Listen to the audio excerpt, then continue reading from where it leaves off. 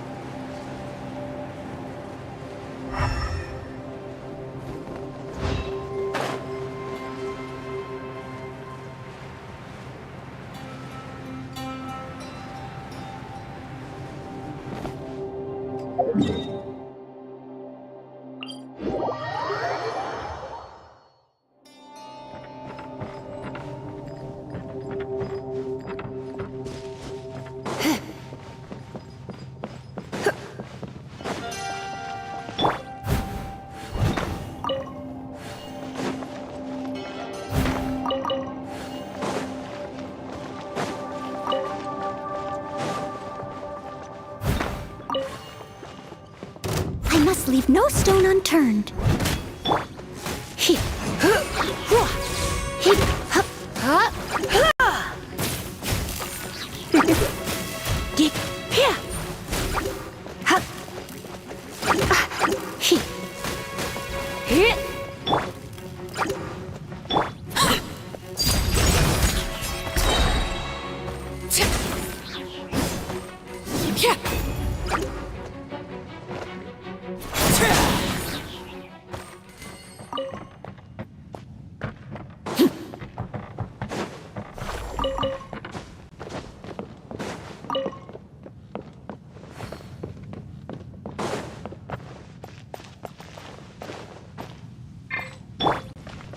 Steady as stone.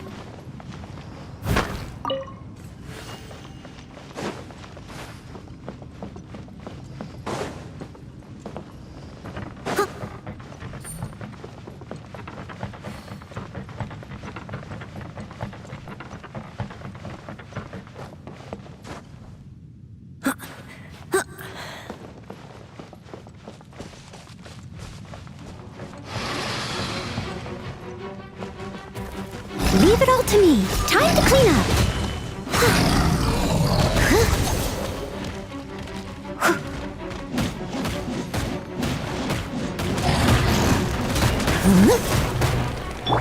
Scatter! laid bare.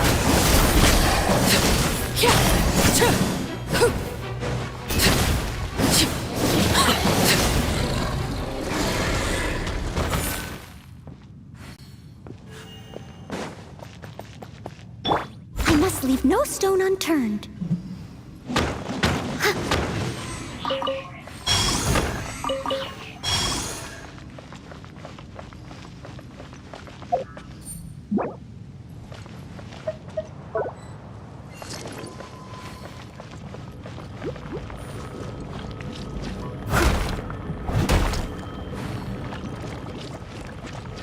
Leave it all to me.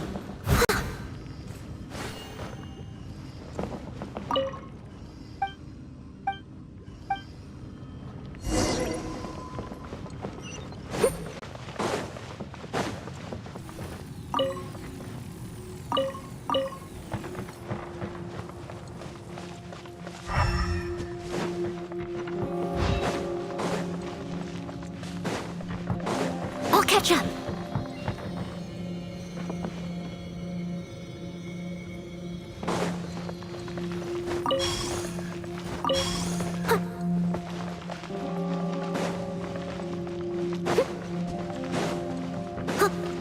I'll catch up.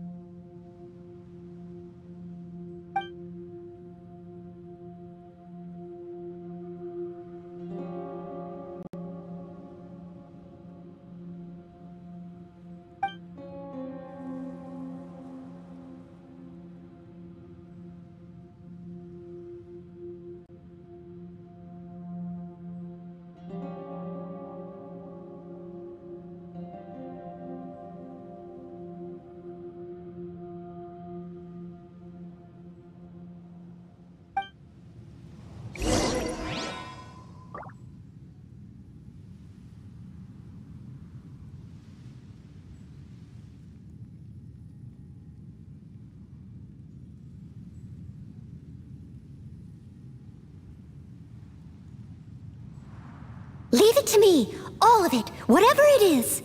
What exactly is it? I didn't quite catch your request.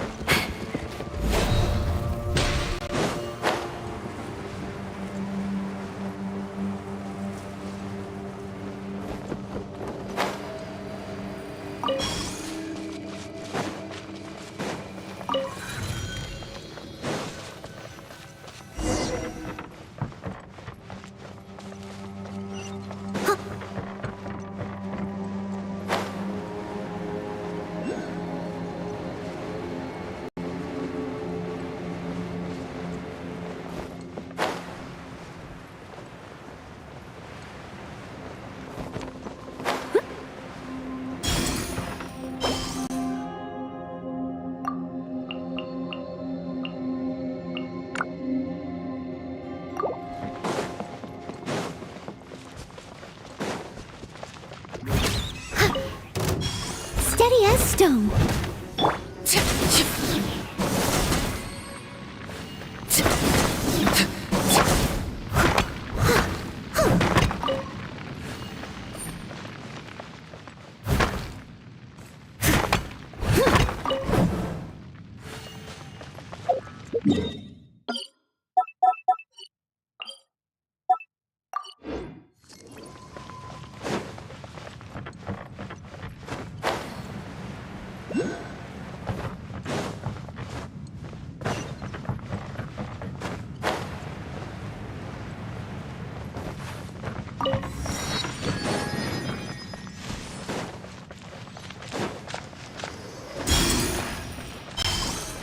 catch up.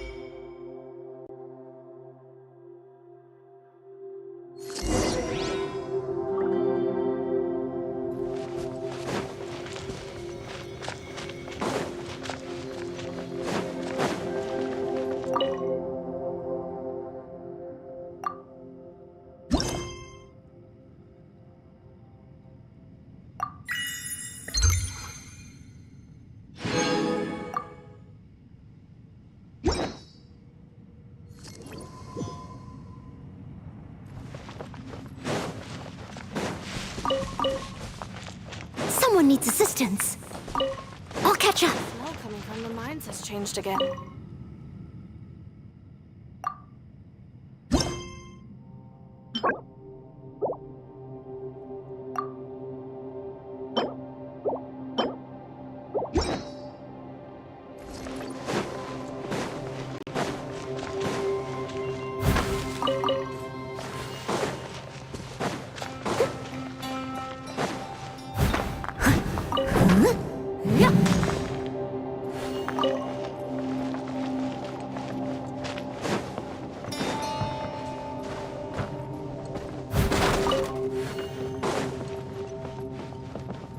catch up.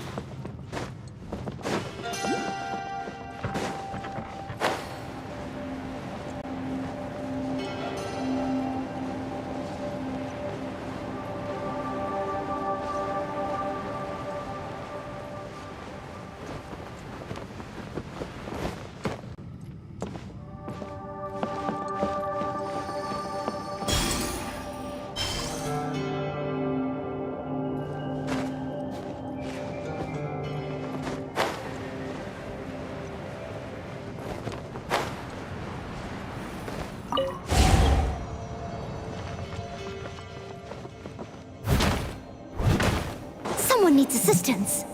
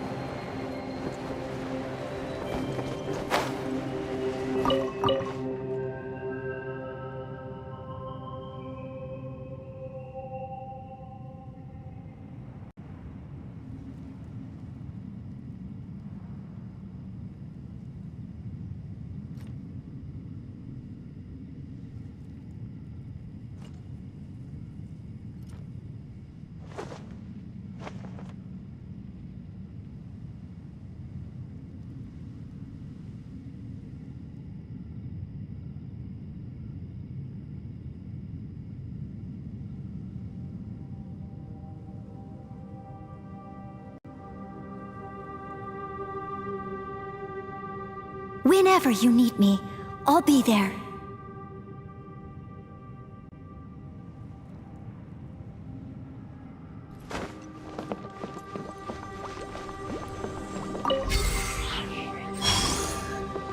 I'll catch up. I must leave no stone unturned. Overruled.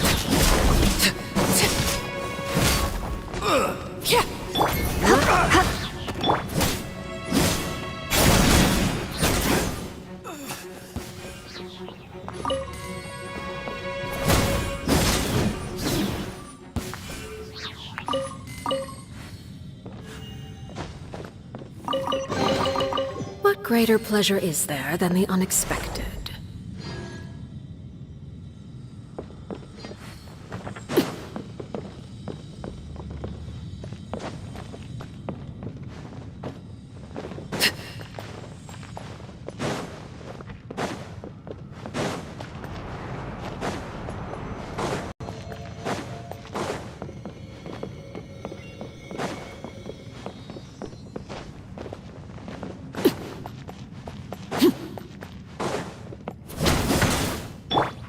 Steady as stone.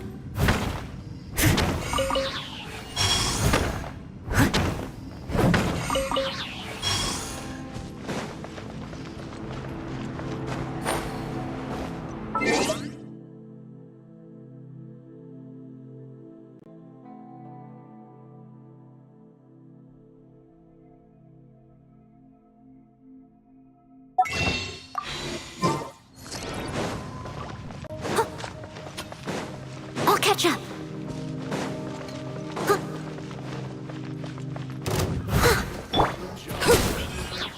Heep.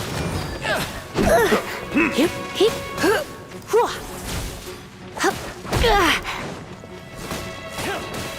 Transfixed! This is where you fall. You're open!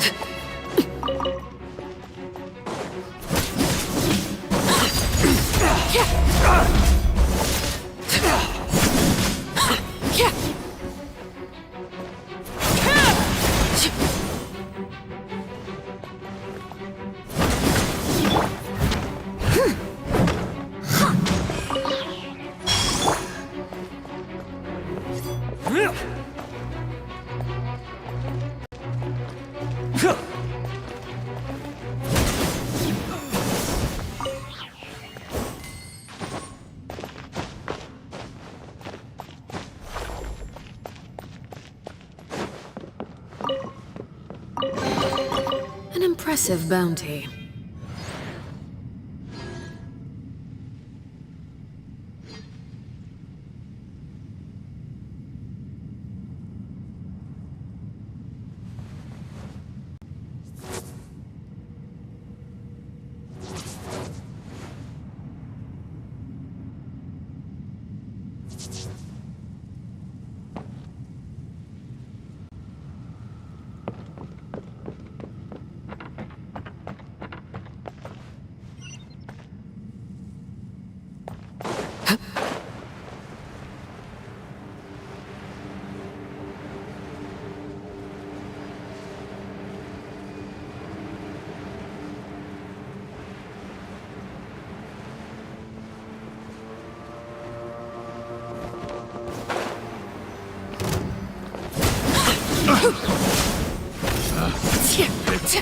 The wrong test subject. Laid bare.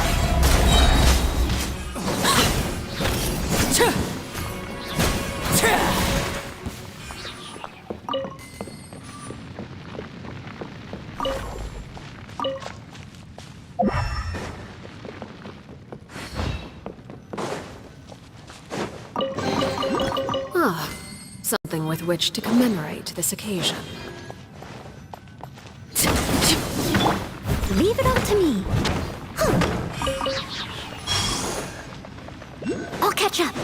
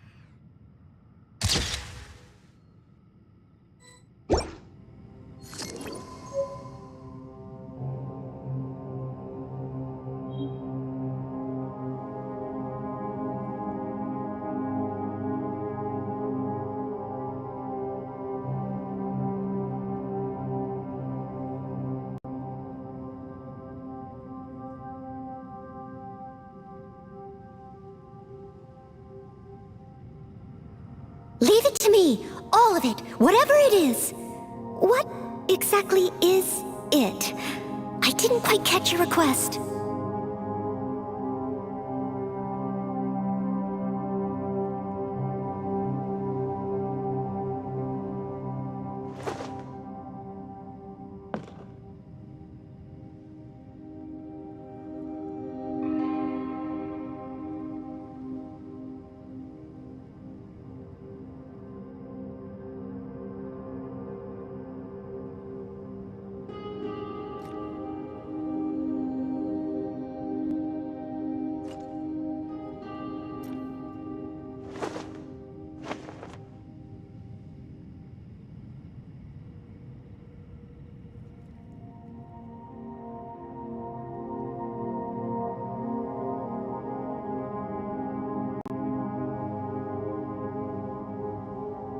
Whenever you need me, I'll be there.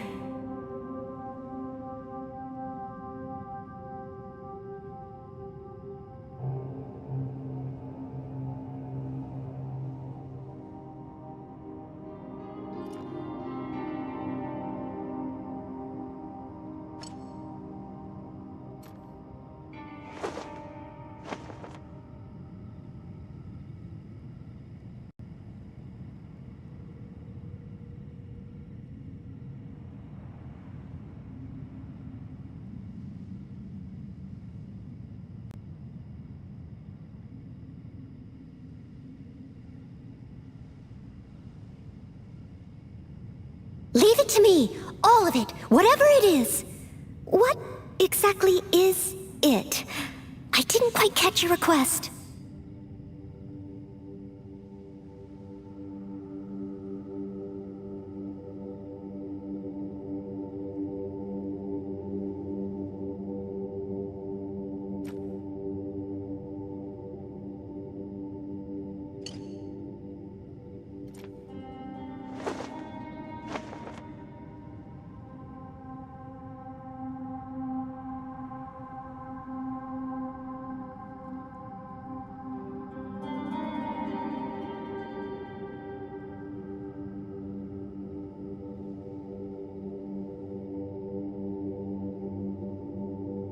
You seem tired. Would you like some tea? I'll brew you some. Do you take sugar? 1 cube or 2?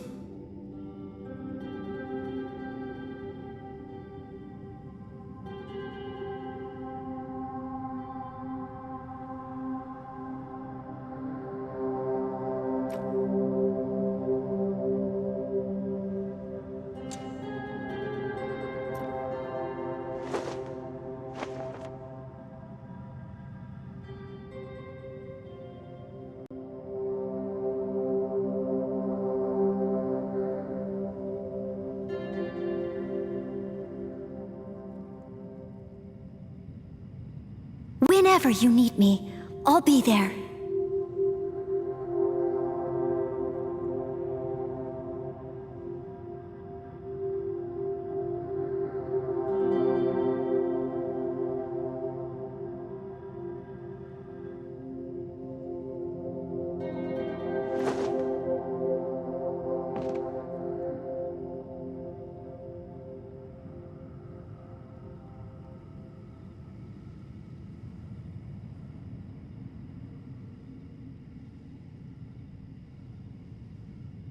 Leave it to me! All of it! Whatever it is! What exactly is it? I didn't quite catch your request.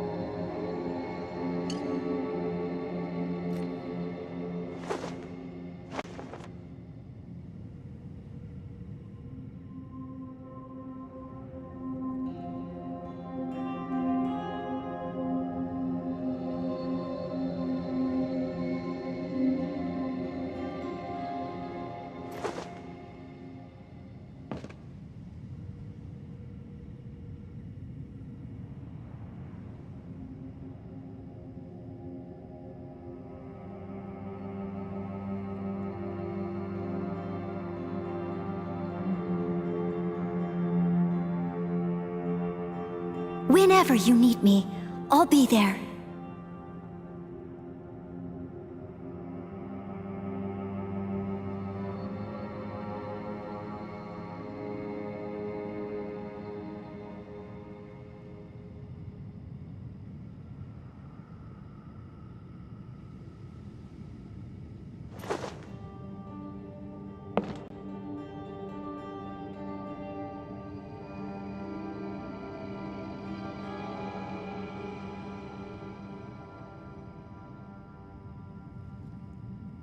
Leave it to me, all of it, whatever it is. What exactly is it? I didn't quite catch your request.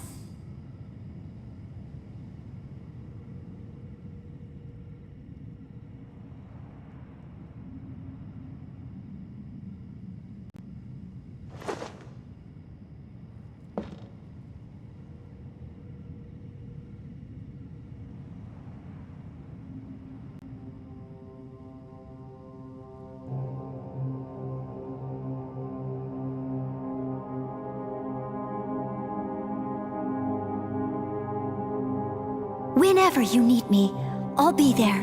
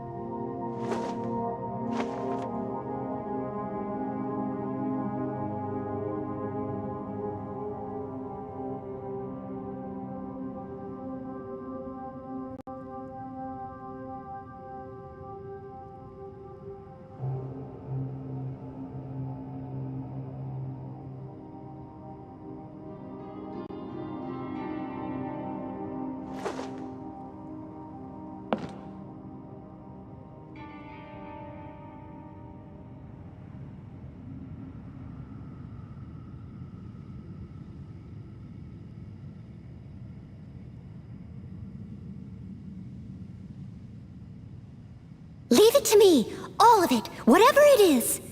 What exactly is it? I didn't quite catch your request.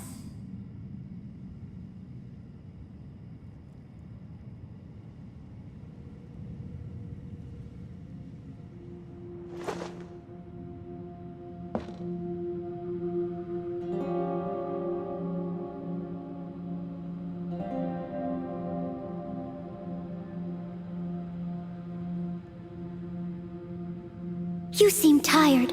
Would you like some tea? I'll brew you some. Do you take sugar? 1 cube or 2?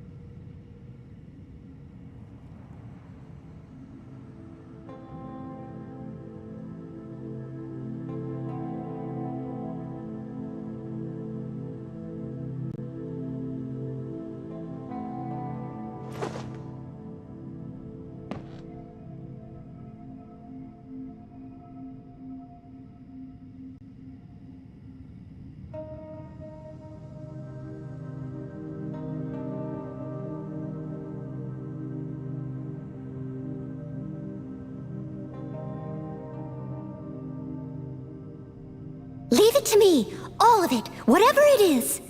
What exactly is it? I didn't quite catch your request.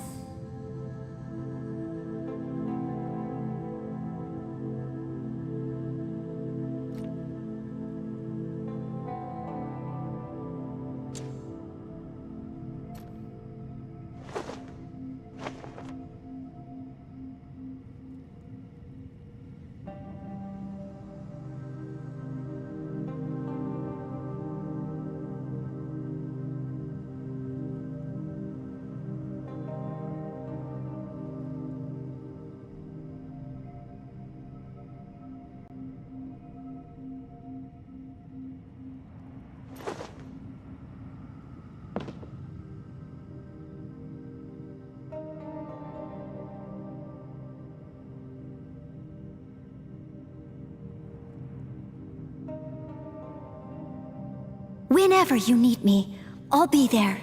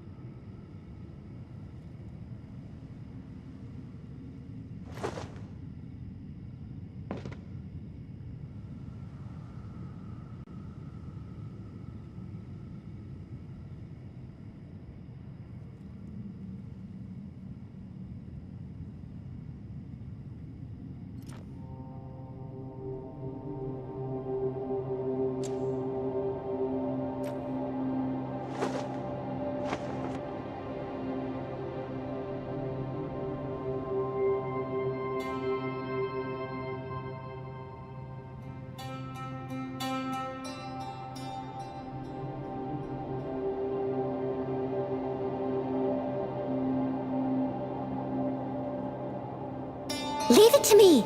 All of it. Whatever it is. What exactly is it? I didn't quite catch your request.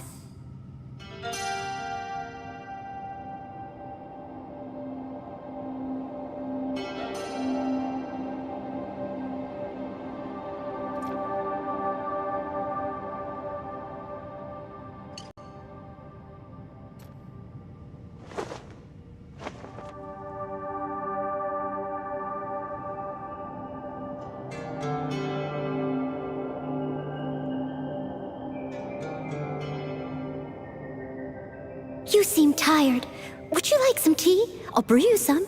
Do you take sugar? 1 cube or 2?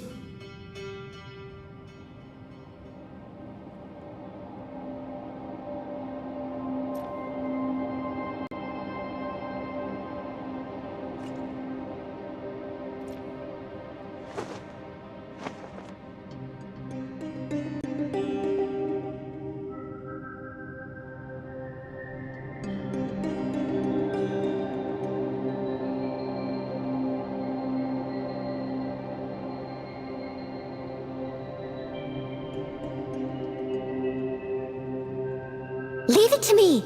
All of it. Whatever it is. What exactly is it? I didn't quite catch your request.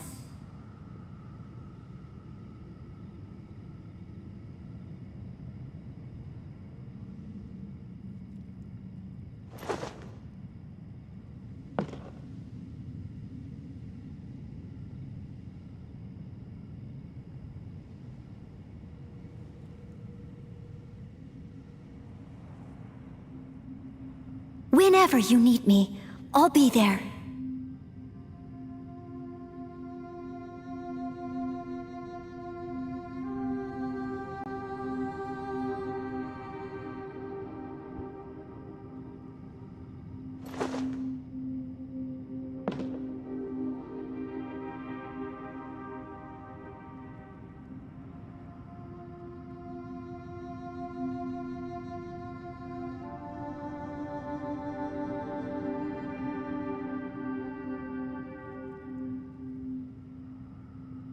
You seem tired.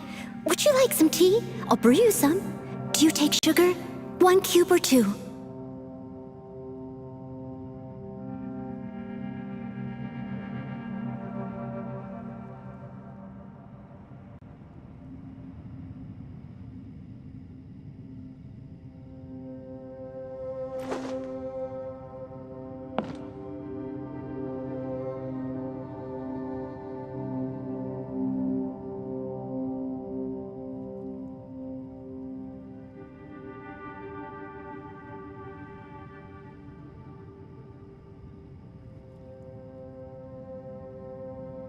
it to me! All of it! Whatever it is! What exactly is it? I didn't quite catch your request.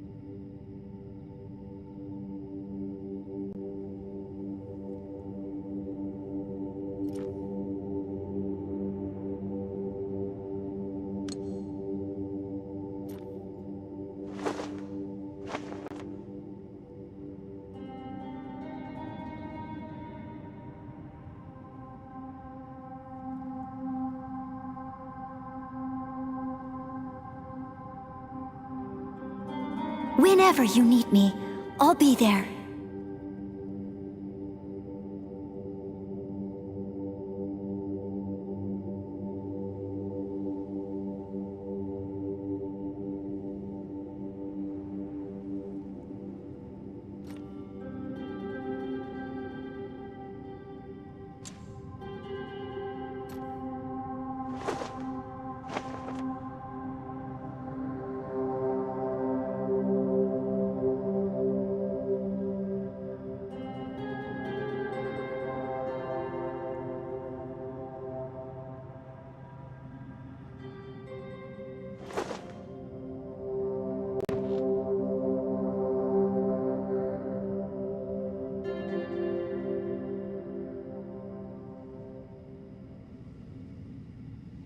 Leave it to me! All of it! Whatever it is!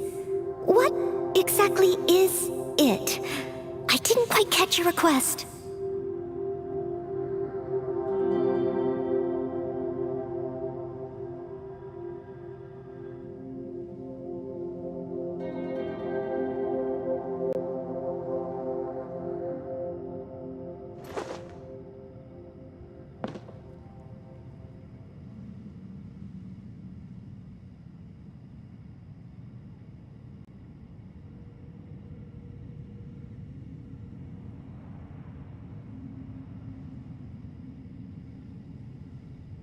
Whenever you need me, I'll be there.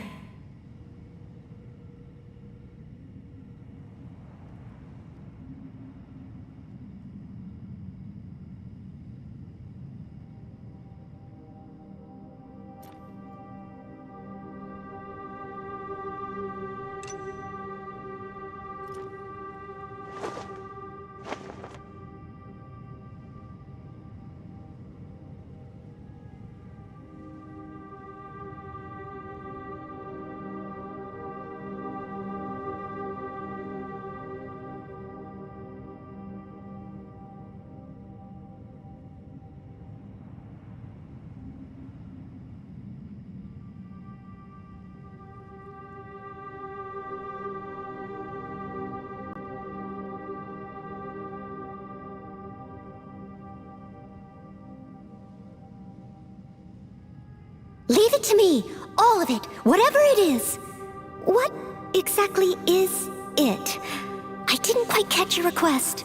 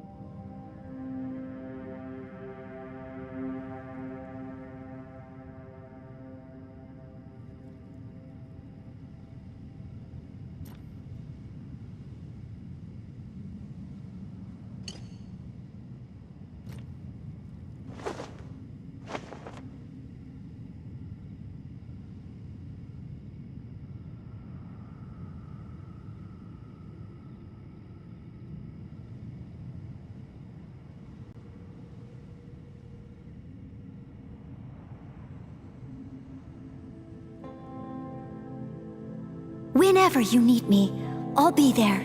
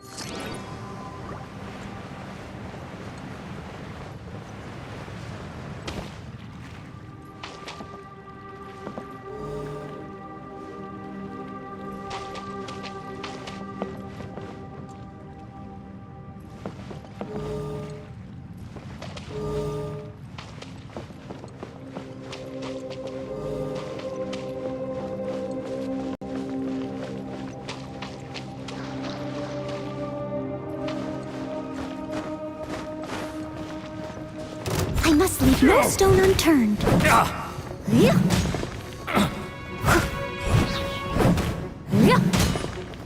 As a good knight should.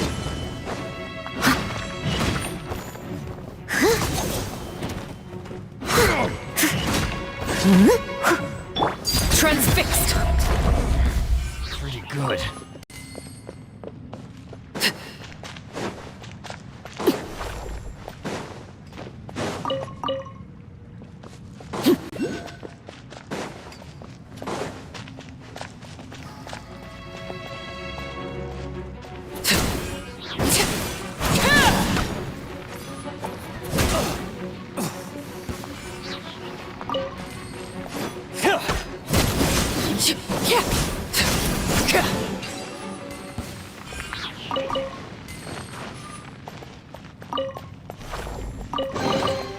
Ah, something with which to commemorate this occasion.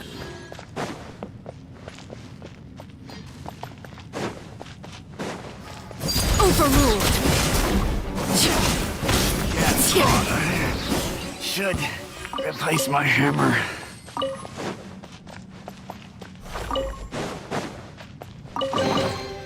An impressive bounty.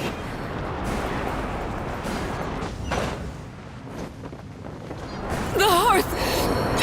Now it's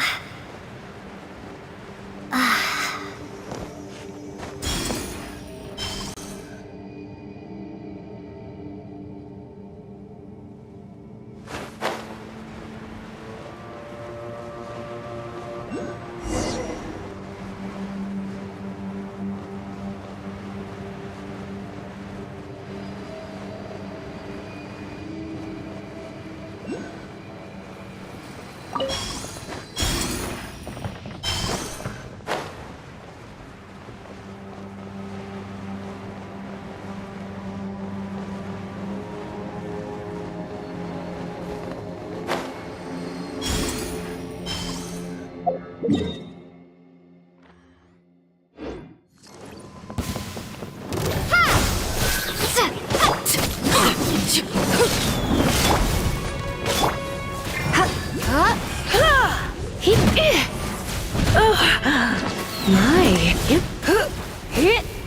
Surrender and I'll be gentle.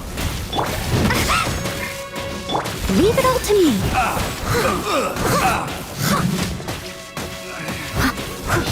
That tingle? I got careful.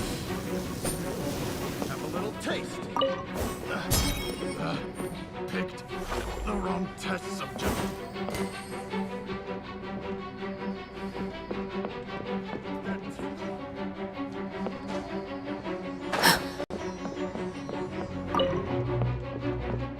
That tingle?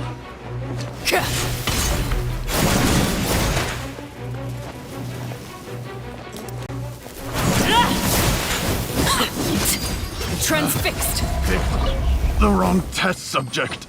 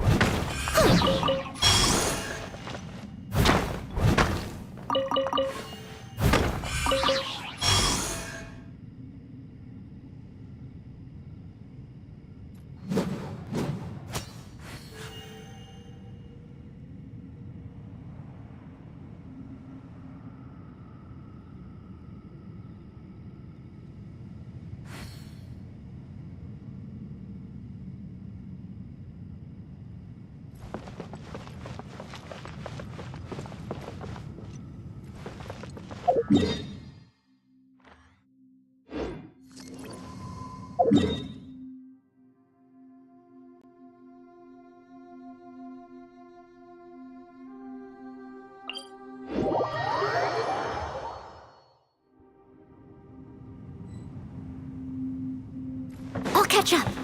Someone needs assistance.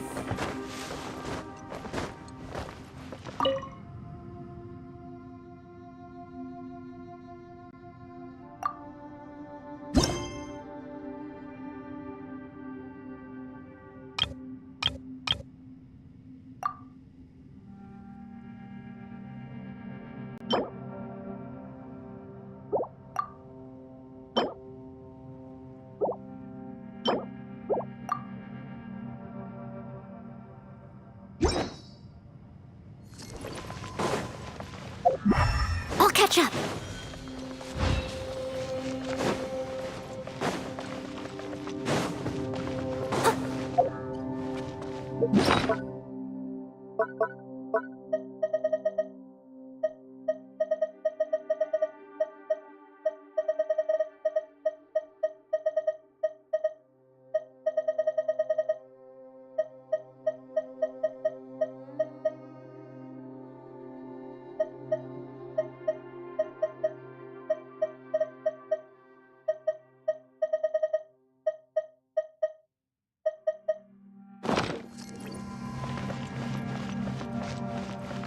Someone needs assistance.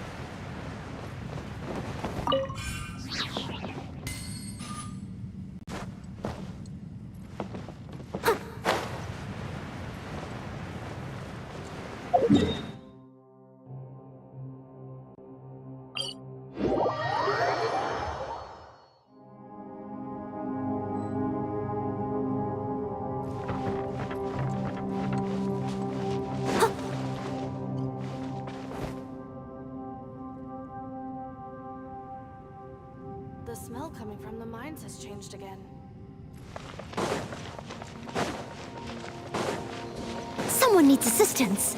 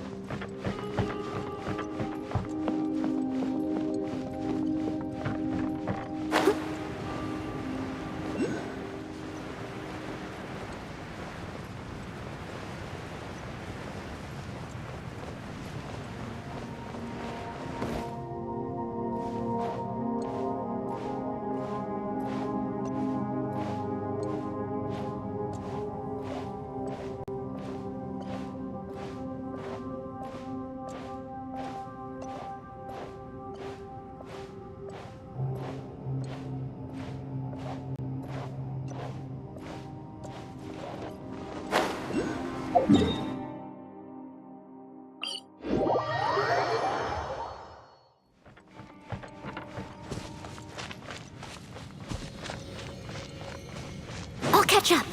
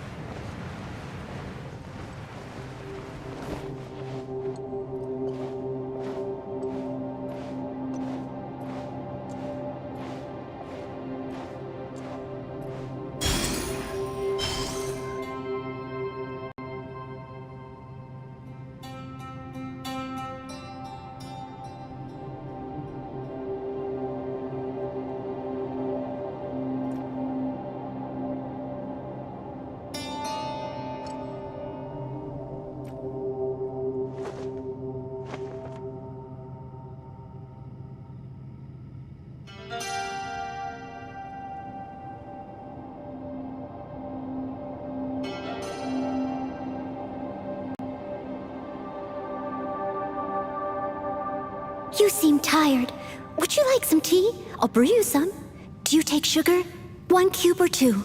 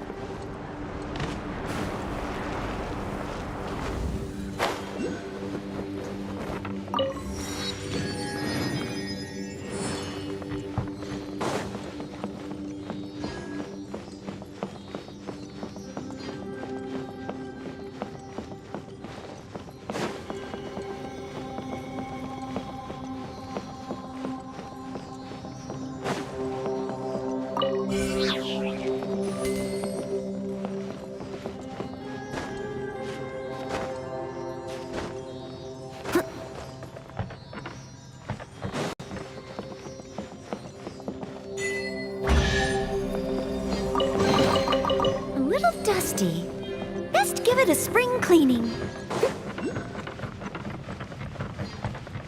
I must leave. What you got? Laid bare. You're...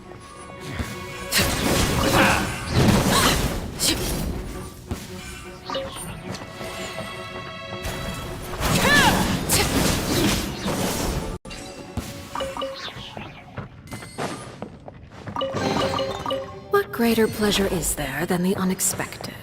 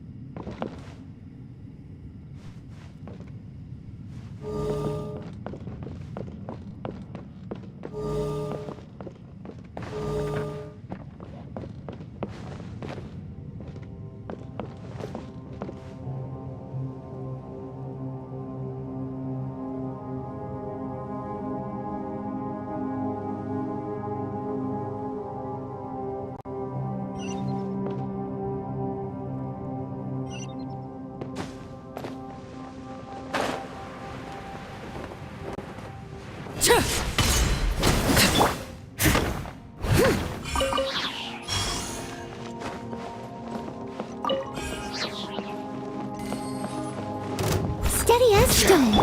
That single... Transfixed! I got careless. Picked the wrong test subject. Should replace my hammer.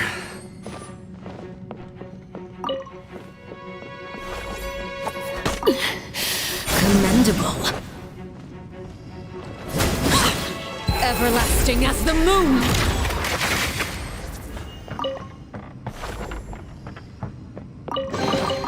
Ah, something with which to commemorate this occasion.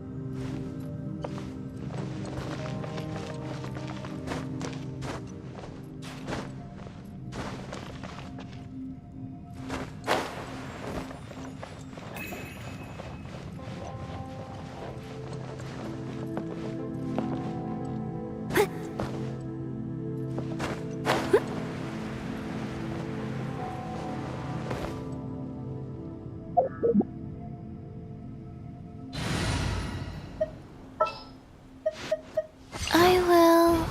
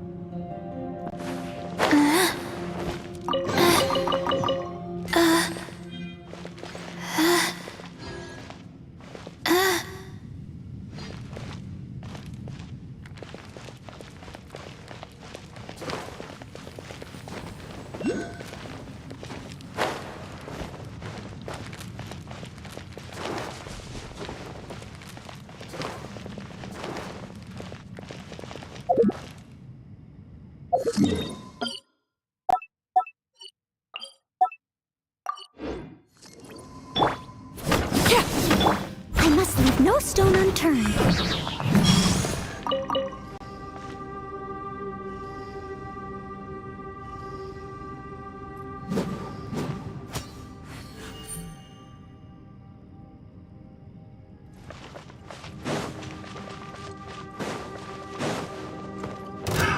Another test subject. Steady as stone, as a dutiful maid would. Come a little closer. Here. He. Try! He. That tingle! Let's spark things up a little. Lay to bear!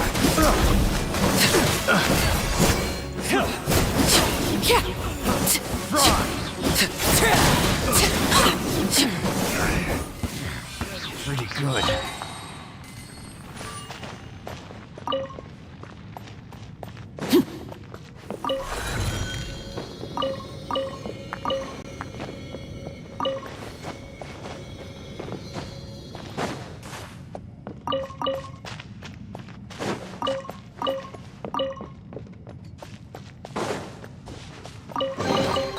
What greater pleasure is there than the unexpected?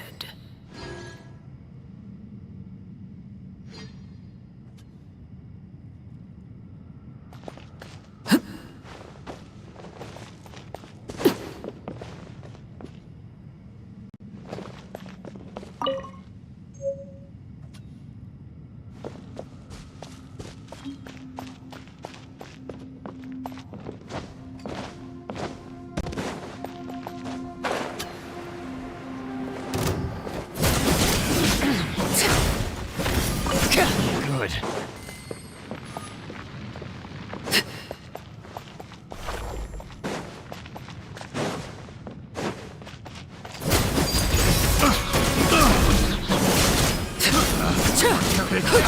The wrong test subject.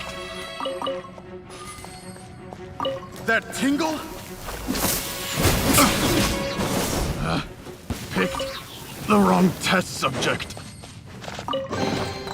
An impressive bounty.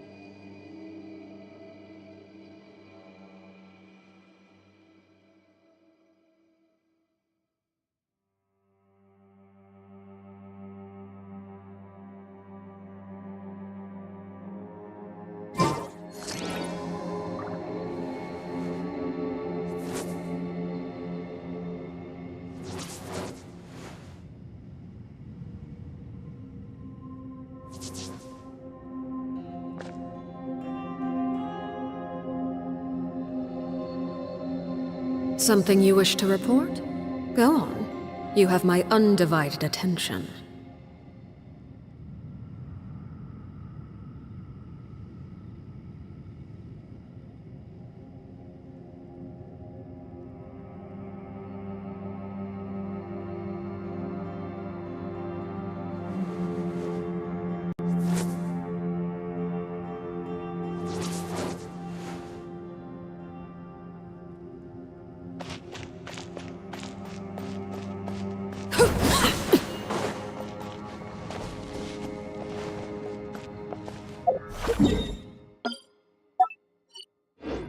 Witness my rise.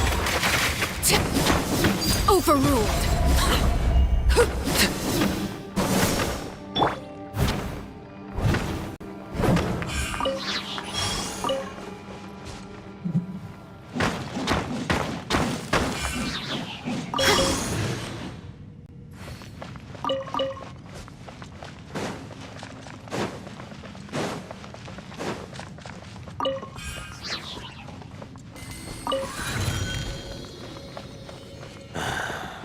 I must Another leave no test stone subject. unturned.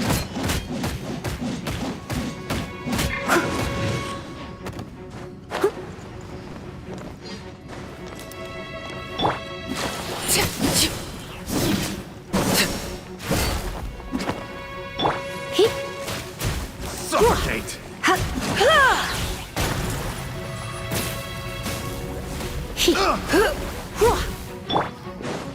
Transfixed!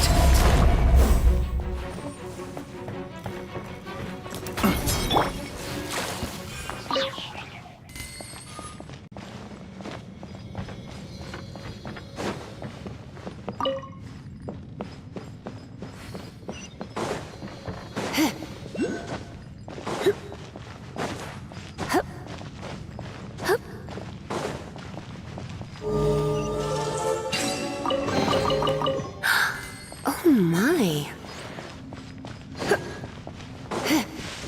You.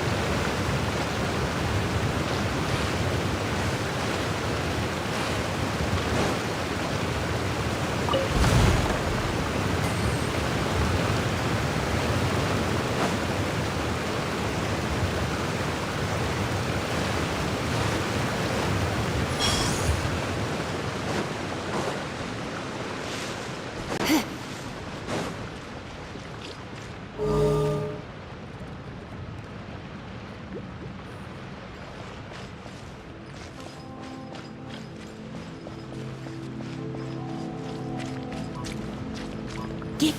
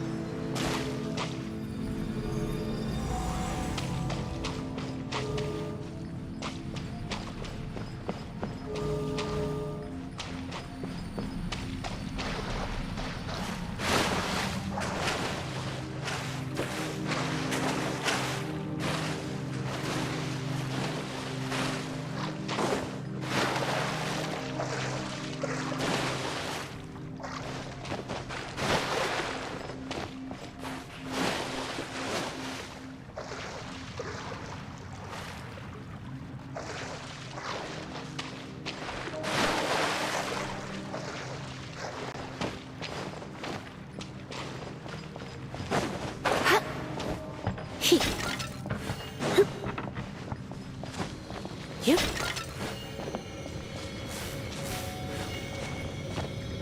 Get... Hip.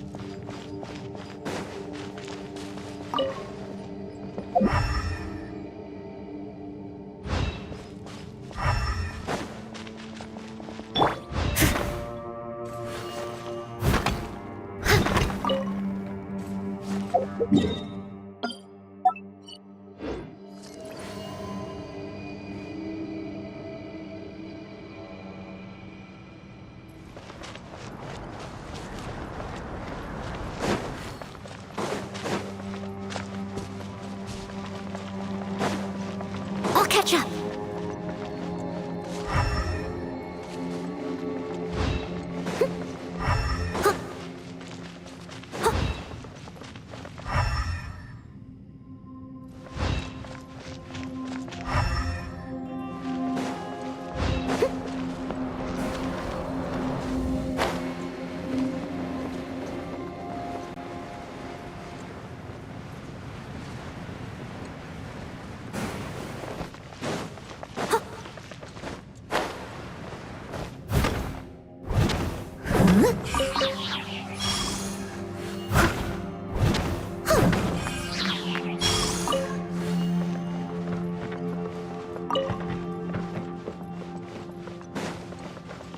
Someone needs assistance.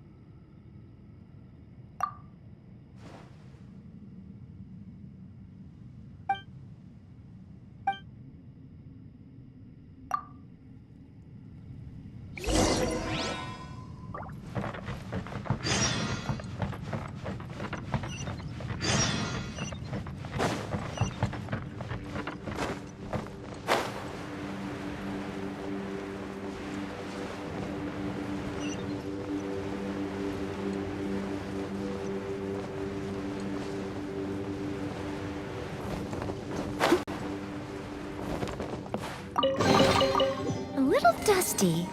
Best Just give it a spring cleaning.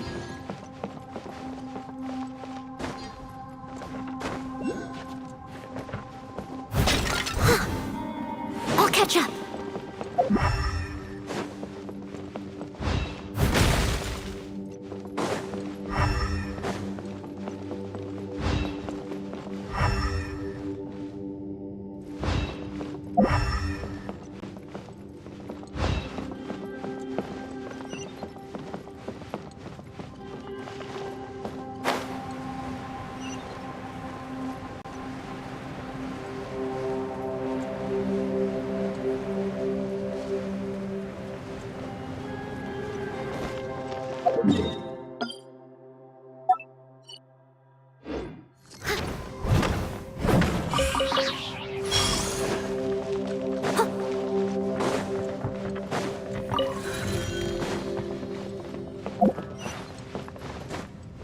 Someone needs assistance.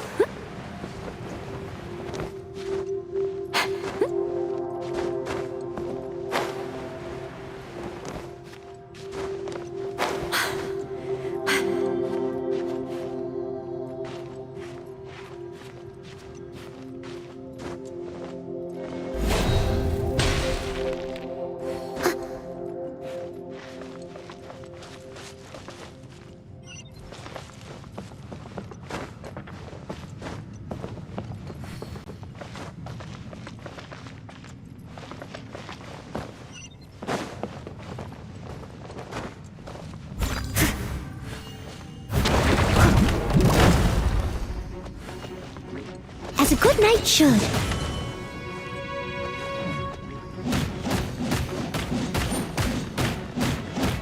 Overruled.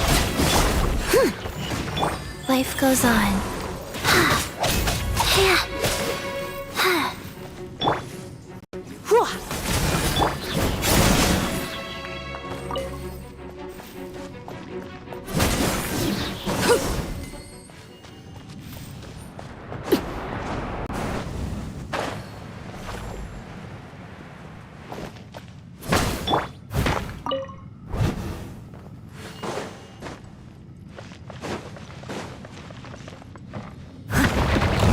Leave it all to me. I'll catch up.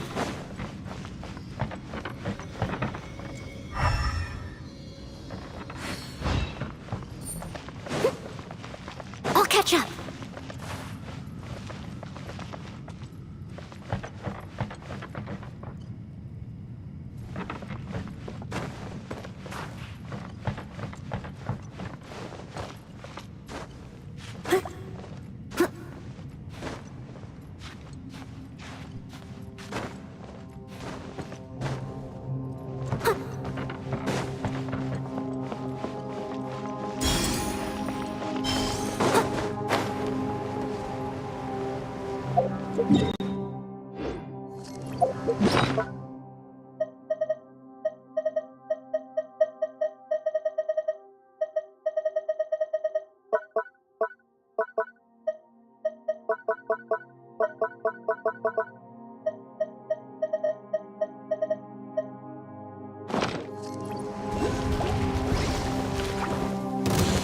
I must leave no stone unturned. Transfixed!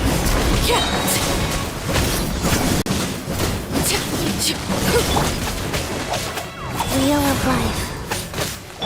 He, you. He.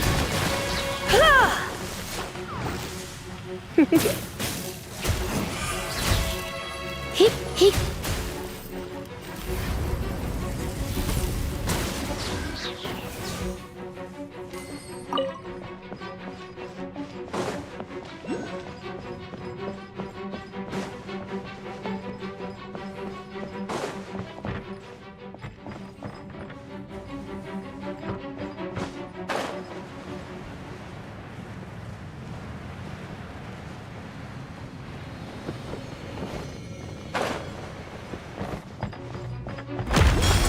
Come a little closer.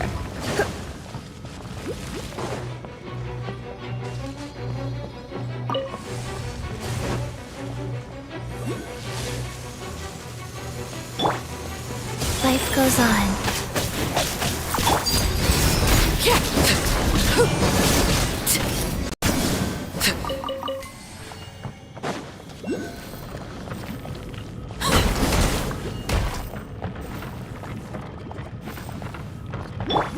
Hit!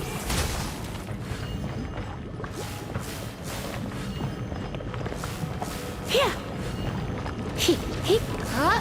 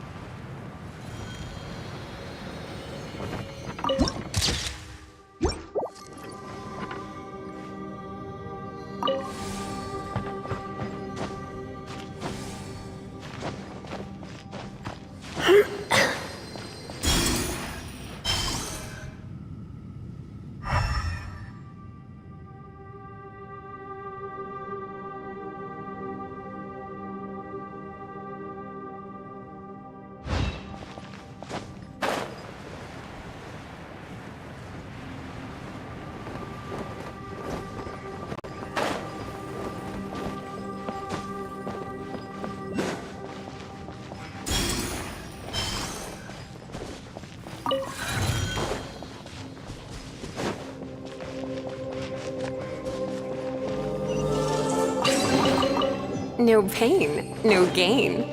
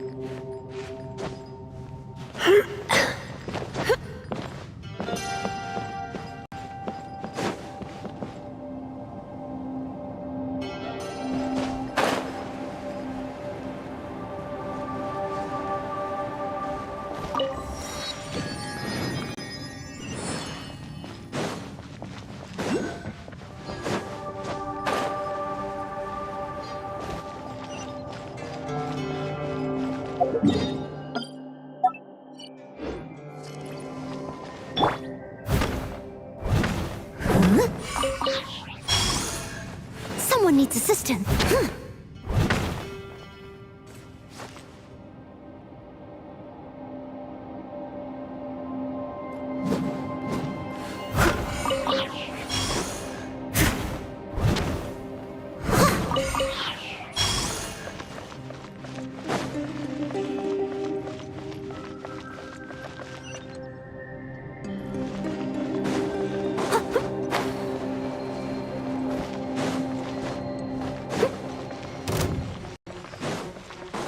Leave it all to me. Laid bare. Go.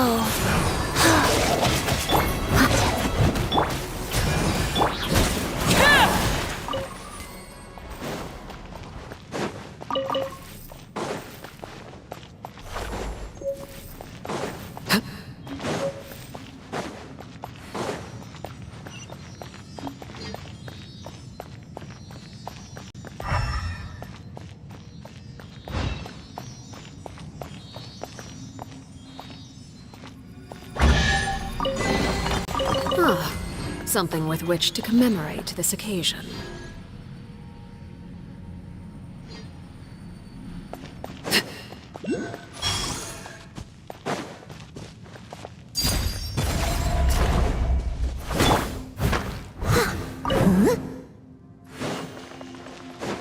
Steady as stone.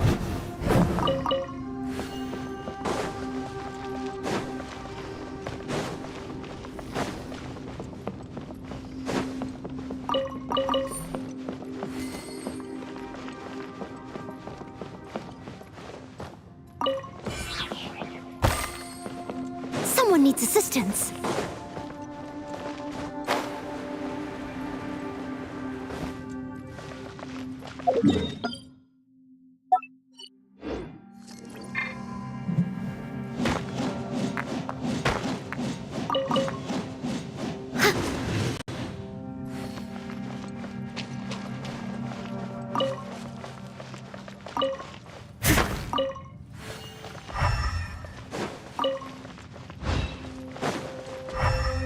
I'll catch up.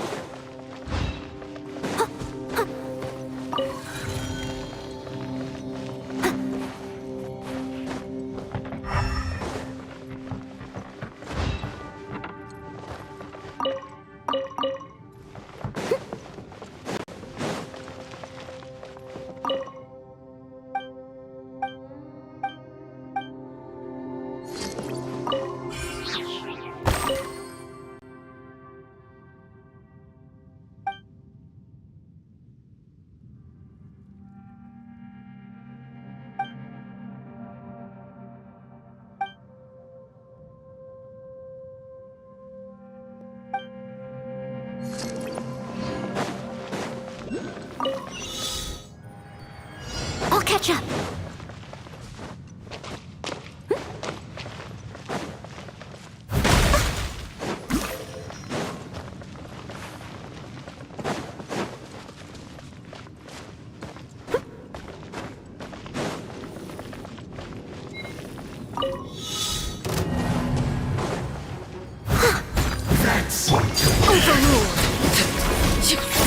Load of this! Should've been careful, Cass.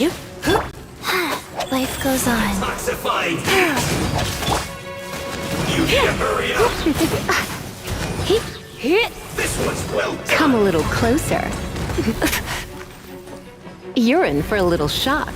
You've been a naughty boy. Roast and fried! You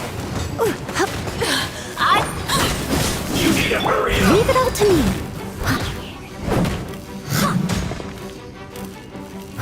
This one's well done!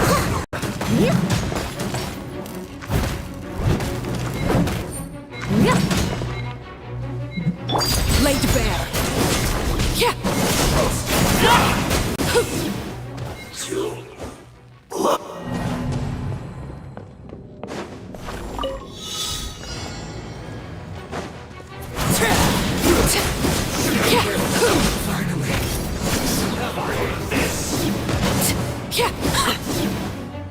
Overruled. Wheel of life.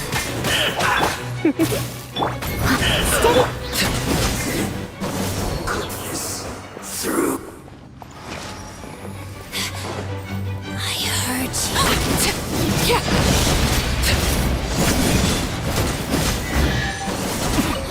Winter. What greater pleasure is there than the unexpected?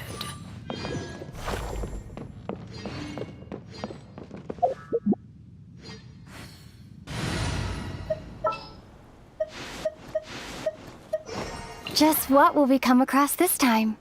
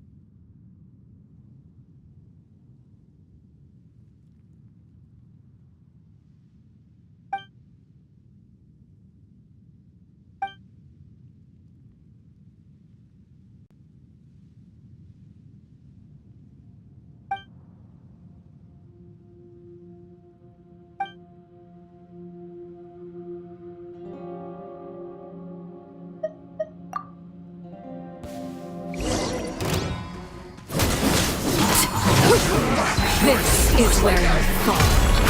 Laid bare. Scatter! Germinate!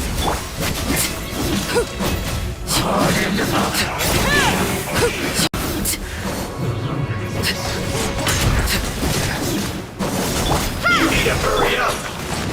Surrender and I'll be gentle.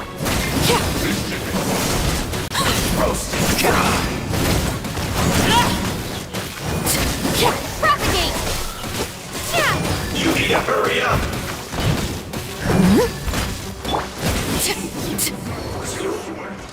Overruled. Everlasting as the moon. Transfixed. Scatter! He... Time to clean up.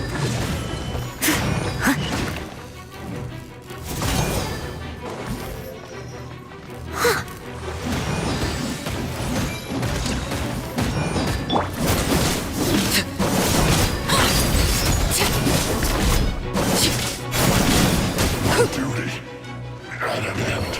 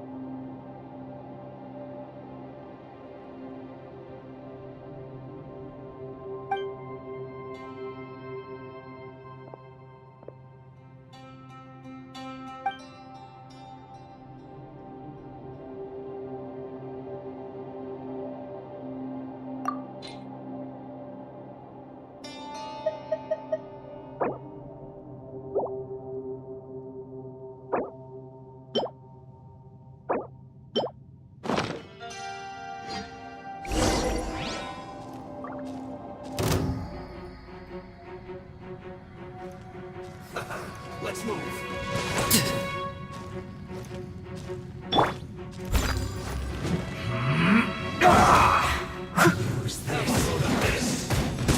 Stay right there. Laid bare. You're in for... Come a little closer. Let's end this quickly. This is where you fall.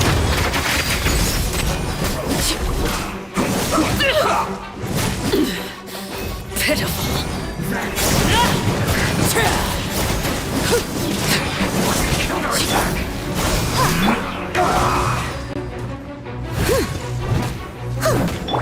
Spring forth!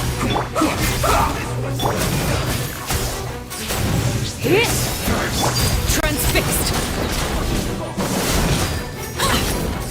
Let's end this quickly.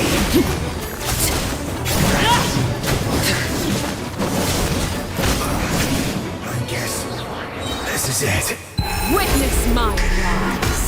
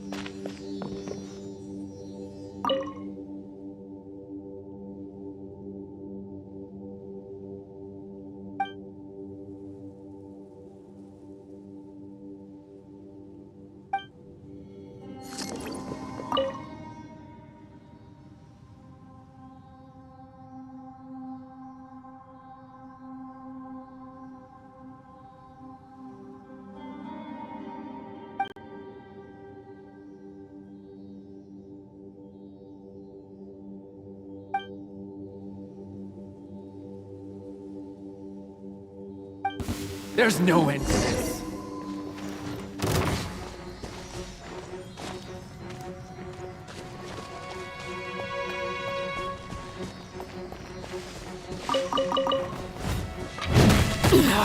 Go on.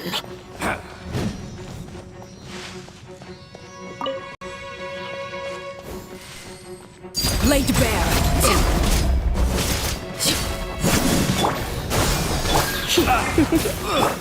I must leave no stone unturned.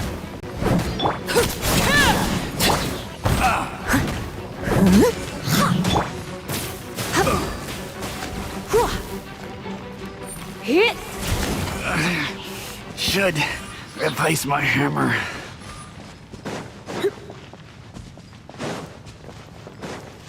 There's no end to this. You're in for a little shock. As a dutiful maid would.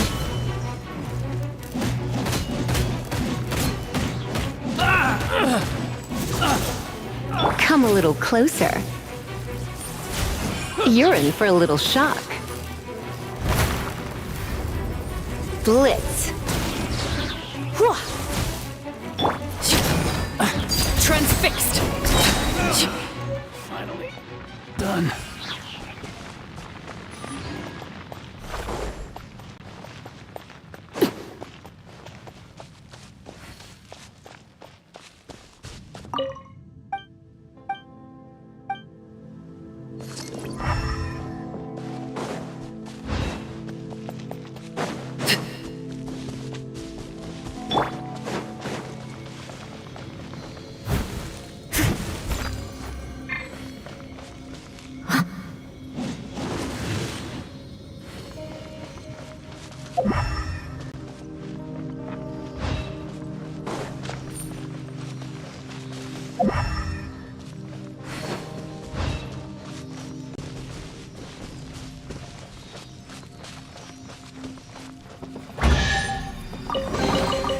Ooh, wonderful.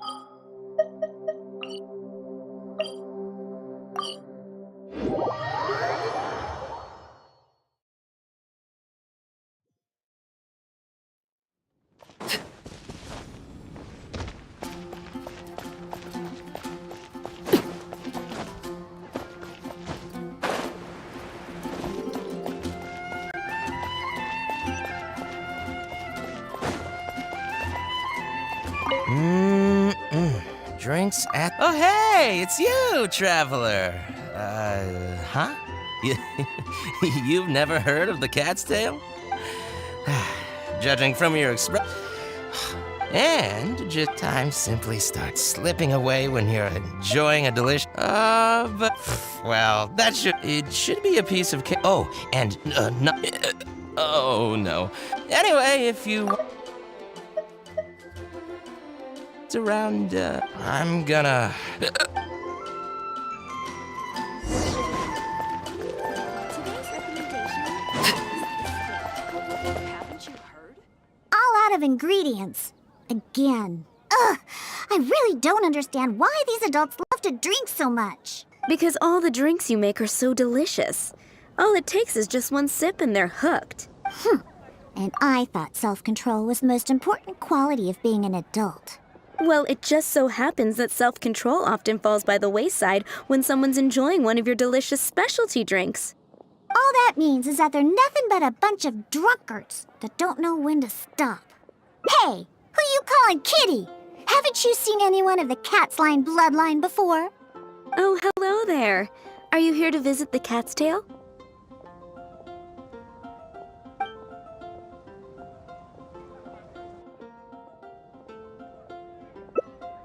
Here for the kitties, huh?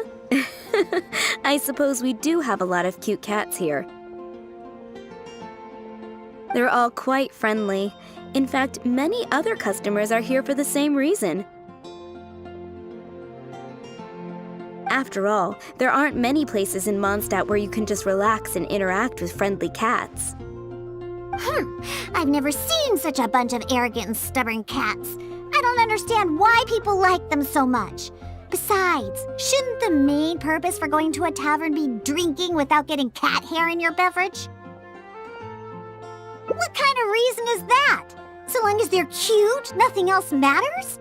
Well, judging from the customers, that seems to be the case. See? This traveler is here for the cats as well. However, you've come at a most unfortunate time. Our cats seem to have snuck out to play somewhere. If you're willing to wait, Diona here should be able to bring them back shortly. Huh?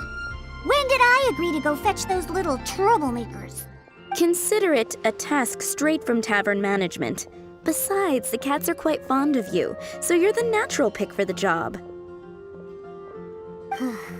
They're probably just bored and wandering off to get people's attention. Is that so?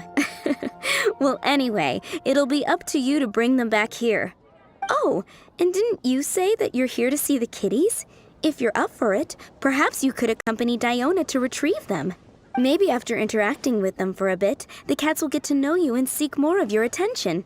The 3 cats that snuck out are Roger, Nelson, and Paisley. Diona, you usually take care of them, so you should be quite familiar with these 3, right? Ugh, them again. And they even dare to sneak out during working hours. Don't they have any sense of duty as tavern cats? Come on, not every kitty can be as reliable and caring as you, Diona. I am not a cat! Whatever. So all we have to do is bring them back to the tavern, right? That shouldn't be a problem. Let's scurry out of here. They love wandering around the center of town, so let's check there first. I'll leave you to it. In the meantime, I'll keep an eye on things here at the tavern. Once you've found the little rascals, please bring them right back.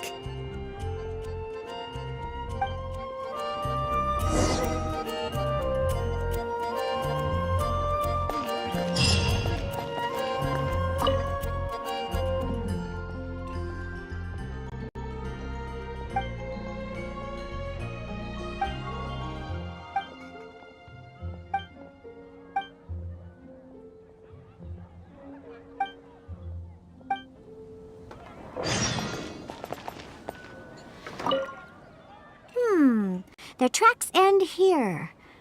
Looks like they ran off somewhere else. Don't worry. Those cats are very stubborn. But it's because they're stubborn that they're also easy to understand. I have another idea. Let's pay a visit to Marjorie With Wind Comes Glory.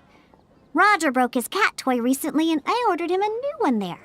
Maybe he snuck out because he didn't have anything to play with. I only know these things because I want them to do their job and not mess around. Come on, let's head over to Marjorie's store.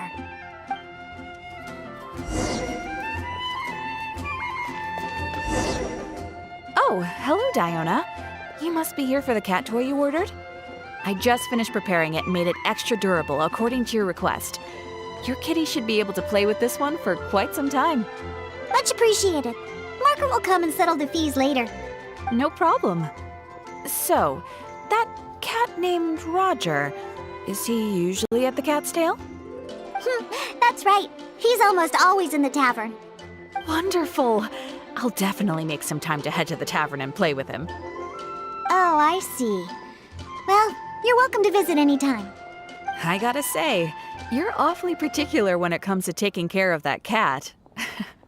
You even provided me a list of materials to use for his cat toy.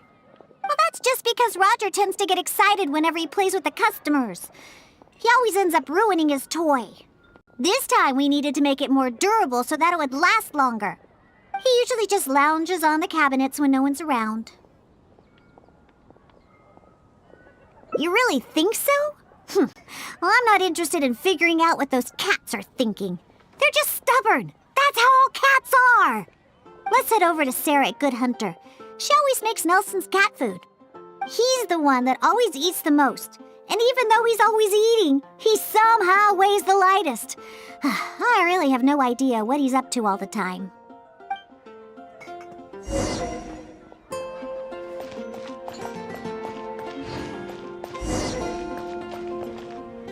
Welcome to Good Hunter. Oh, hey, Diona. How can I help you? Hello, Sarah. I'd like some more of that cat food I bought last time. Oh, is my favorite kitty Nelson hungry again? Hold on one moment. I'll have the kitchen prepare it for you. All right, here's the cat food. It hardly takes any ingredients to make, so it's on the house. But please, if you can bring Nelson with you next time, everyone wants to pet him. Sure, I'll see if he wants to come. Nelson's not usually very fond of people, but as soon as he smells some dried fish, he'll do anything you say. And once he starts eating, he doesn't ever stop. Someone has to drag him away from the food. Kinda like the old drunks at the tavern. But the amount of food isn't too much this time, so it'll be fine if he finishes it all. All right, we have all we need for now. Let's go find Roger and Nelson. We'll deal with Paisley later. Roger always likes to sit in high places. Maybe we should go check the rooftops. Do you know how to get on top of the buildings here? If not, you can just wait down here and I'll take care of it.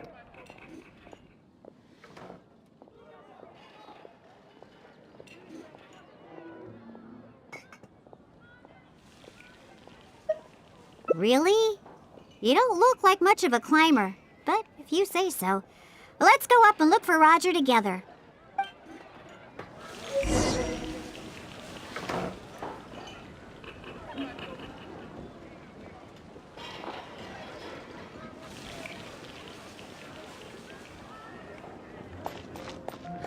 Which should I choose?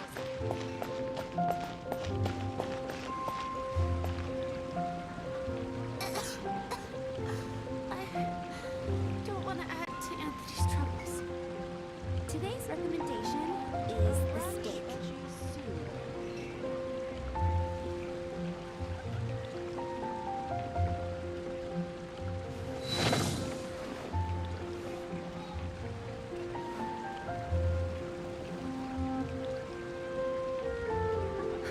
Which should I choose?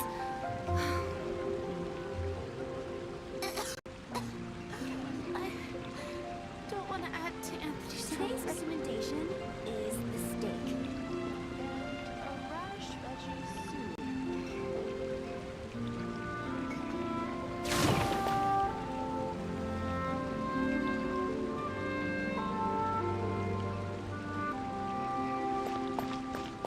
The neighboring nation of Liyue has the most prosperous commercial port in the world.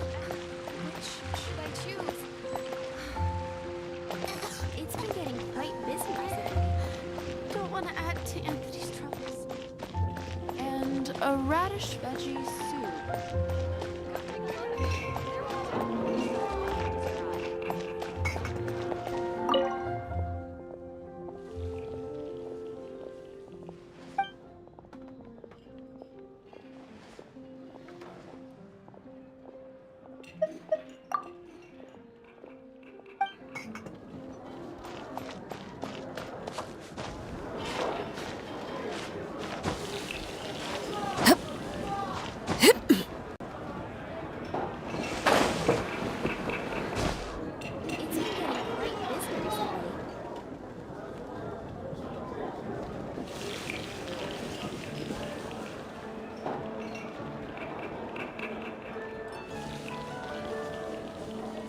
What could the children be up to? Never mind. Let them do as they please. Today's recommendation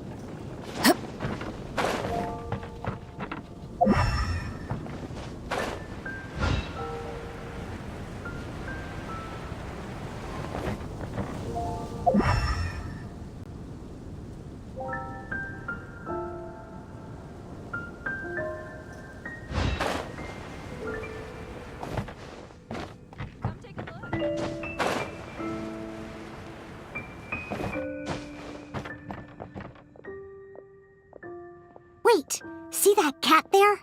That's Roger. Oh, he really picked a high place to sit this time. But don't get too close. If we startle him, he might run away. Okay. Remember all the things we prepared? Now is the time to make use of them. So, do you remember what would be better for attracting Roger?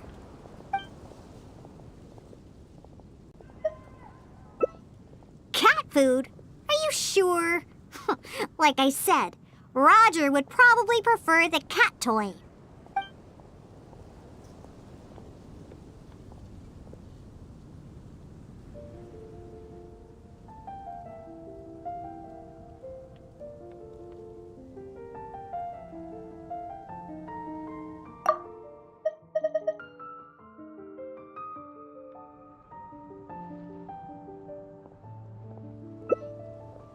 So you do remember. Well, hurry up and take out the cat toy then.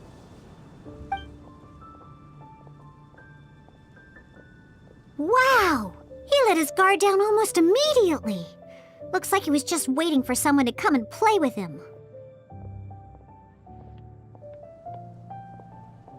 Oh, that little rascal. He always looks so smug, but the moment he sees people, he suddenly becomes all loving and affectionate. No wonder the customers like him so much. The first thing they ask when they visit the tavern is if Roger's around. Eesh.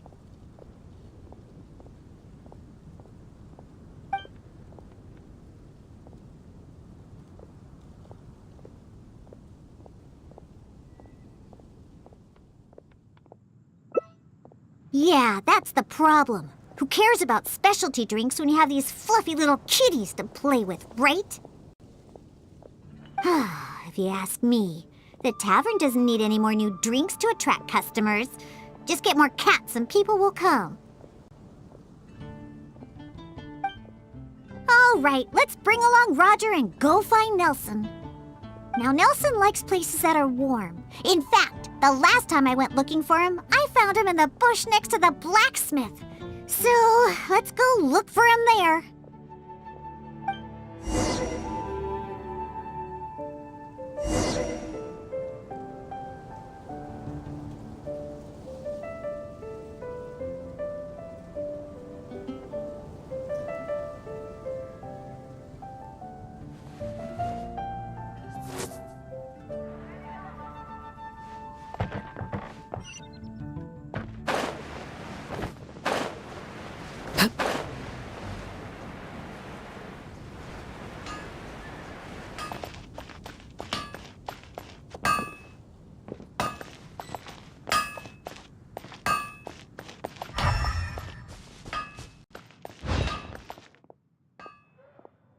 Yep, I knew we'd find Nelson here. And he looks like he's about to fall asleep. Huh. Could it really be more comfortable than in the tavern?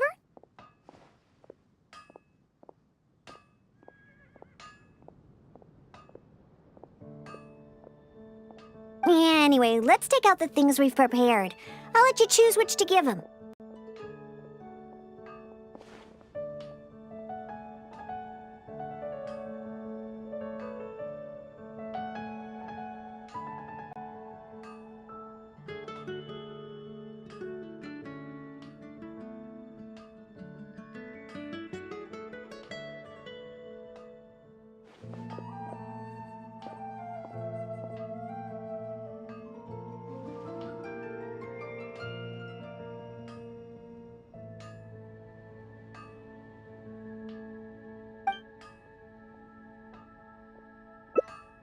That's right. Nelson loves eating this stuff. The cat food will definitely make him happy.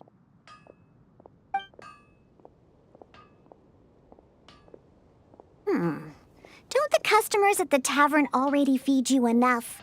How can you still be so excited to see food all the time? Oh, and there you go, snarfing everything down as always. Why do customers like you so much? They even fight over who gets to feed you. Are you just pretending to be hungry all the time? Just to get the customers to come take care of you? What a cheeky little guy. No wonder customers completely forget about their drinks after seeing him.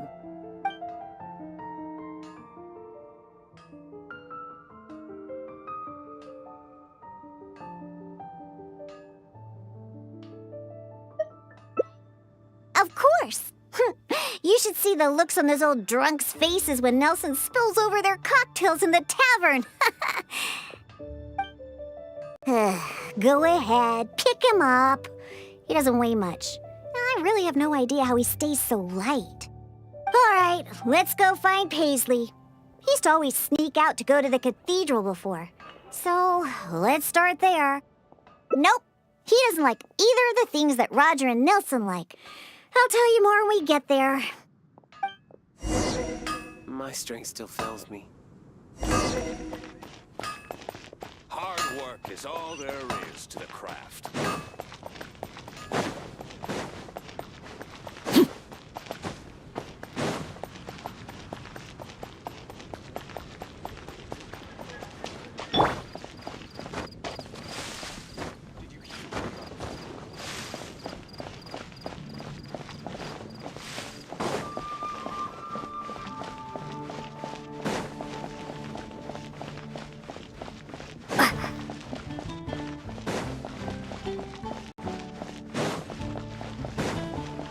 I'm gonna sing it one more time.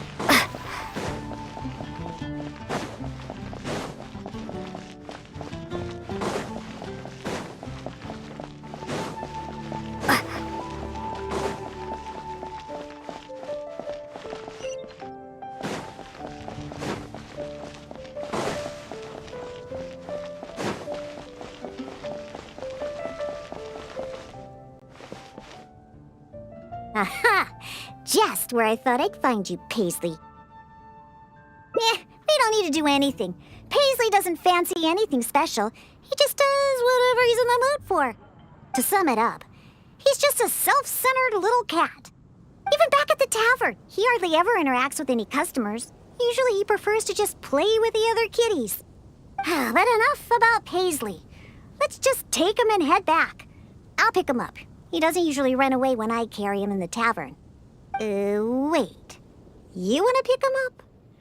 I'm telling you, Paisley just ignores strangers. See? No response at all. Here, just let me do it. Listen, Paisley, just be good and stay there, okay? Aw, good kitty. That'll do. You really are pretty cute when you're being good. Hey! Why are you looking at me like that, huh? He only listens to me because I feed him all the time. That's all. For some reason, many customers actually like his personality. Once Paisley bobbles his head at them, they all start looking like they'll be willing to buy him cat food for the rest of his life. If only we got a few more cats at the cat's tail, then I wouldn't need to spend all my time making drinks anymore. All I'd have to do is take care of the kitties and let the customers come and pet them.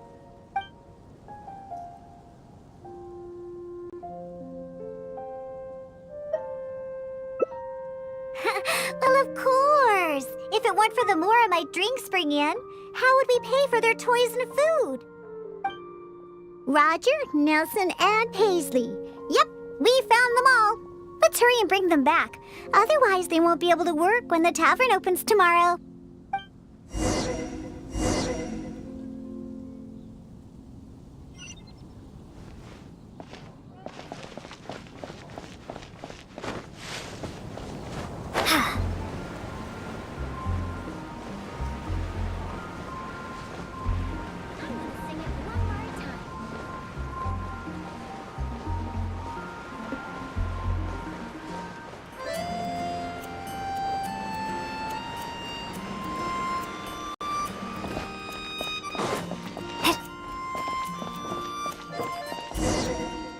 Oh, it looks like the kitties are back, as well as our customer. Hey, I'm not one of the cats.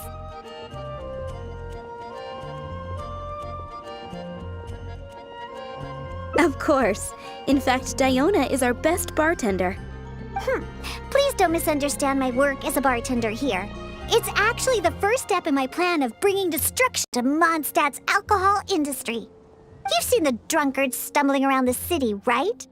No matter how well dressed or honest of a person they actually are, once they start drinking, they become terrible people. Nothing good comes of alcohol. It makes people foolish, lazy, and ugly. That's why I plan on making the most disgusting drink there ever was. Everyone will realize how terrible alcohol really is. That way, Mondstadt will finally be rid of alcohol and freed from its snarling teeth. Of course, and that's why I became a bartender in the first place. I must understand anything and everything there is to know about alcohol. This is the first step in my plan.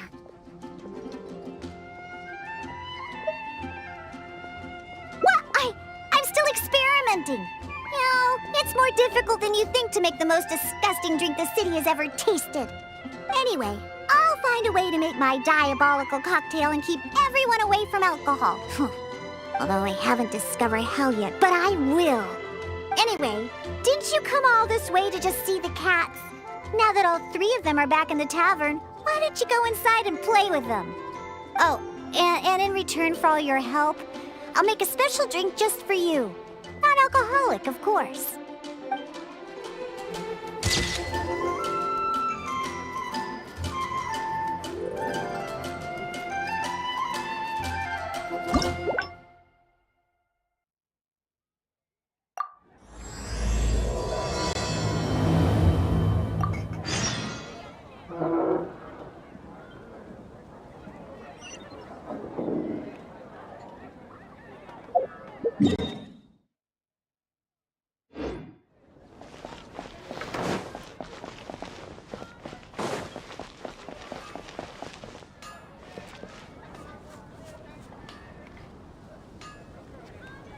Ad Astra Abyssosk.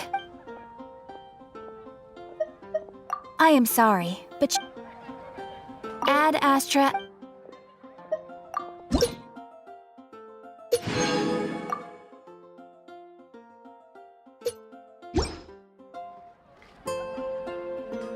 Ad Astra Abyssosk.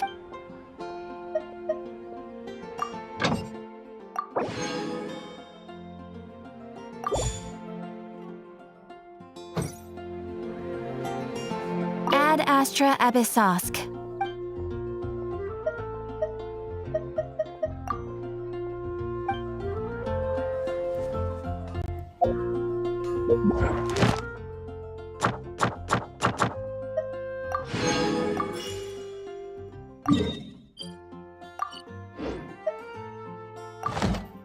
Ad Astra Abys. Thank you for completing today's commissions.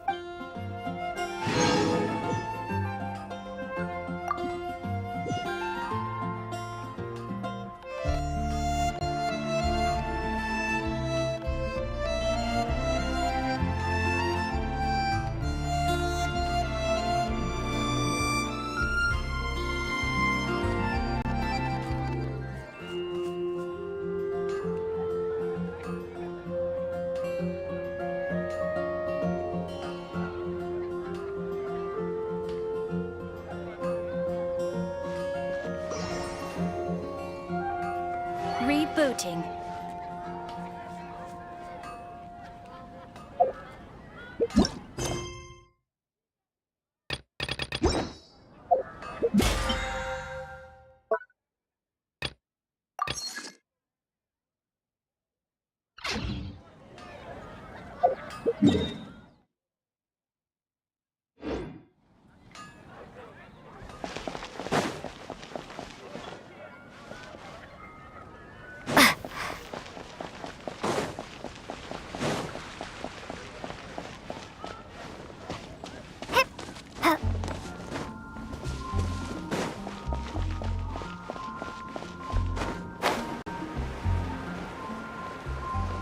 Transfers of supplies must be reported.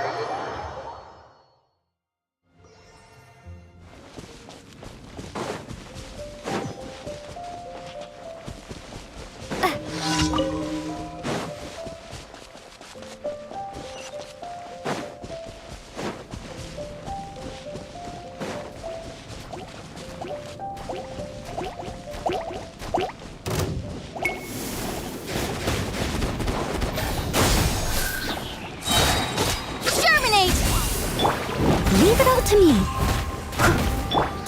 Laid bare.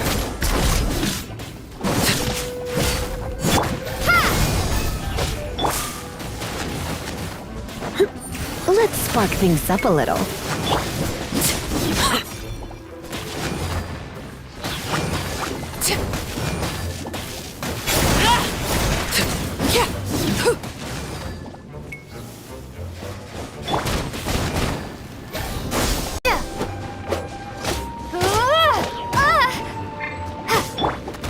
Steady as stone.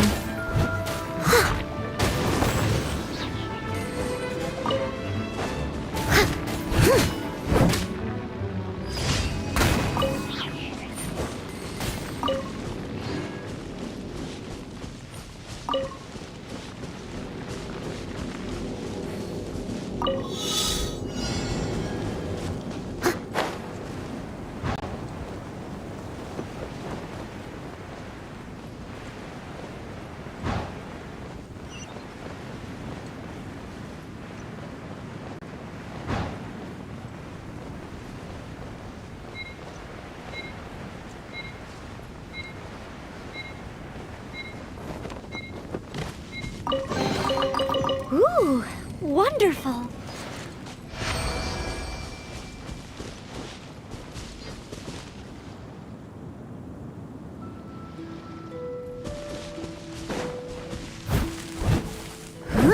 Yeah.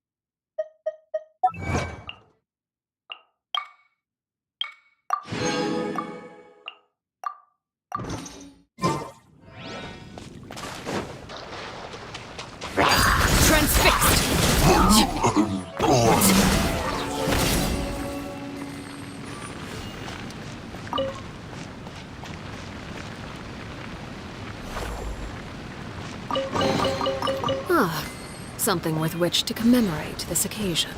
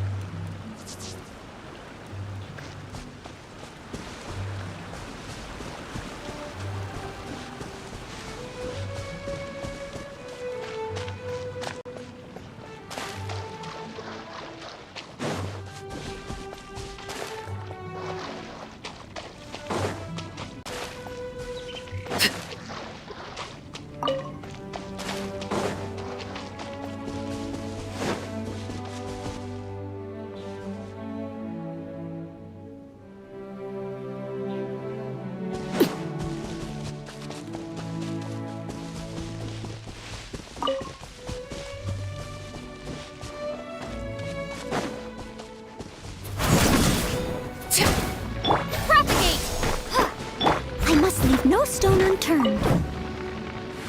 Huh. Someone needs assistance. Huh.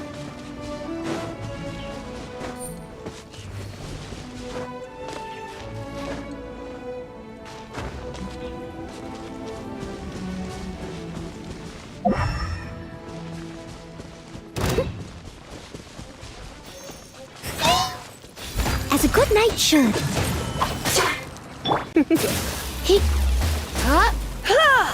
You're in for a little shock. Laid bare.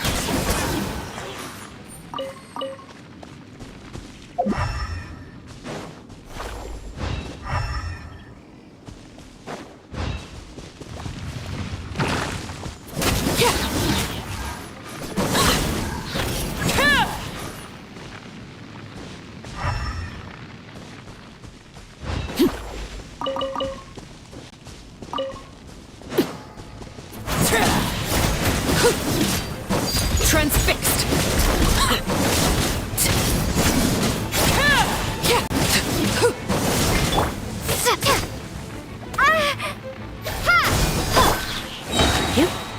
Come a little closer. Hit.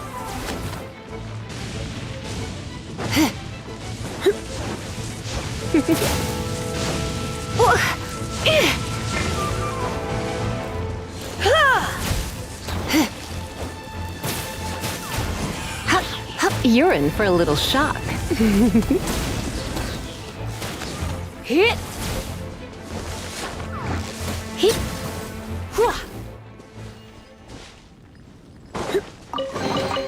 No pain, no gain.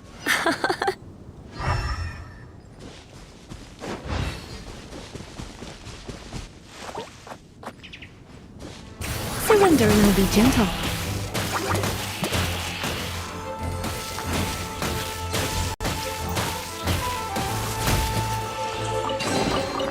No pain, no gain.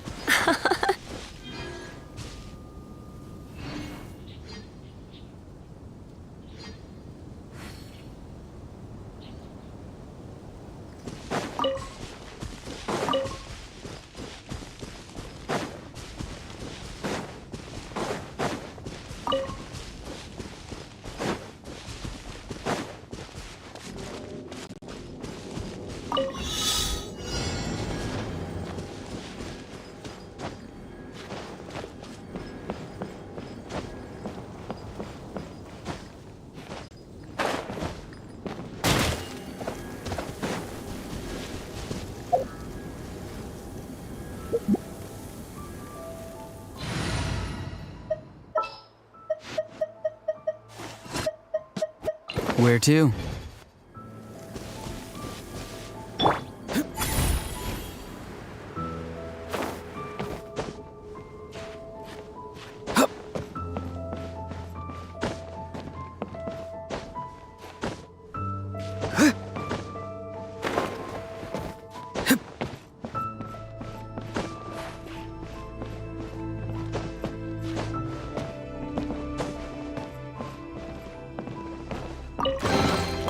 Your passion for treasure hunting is turning these chests into an endangered species.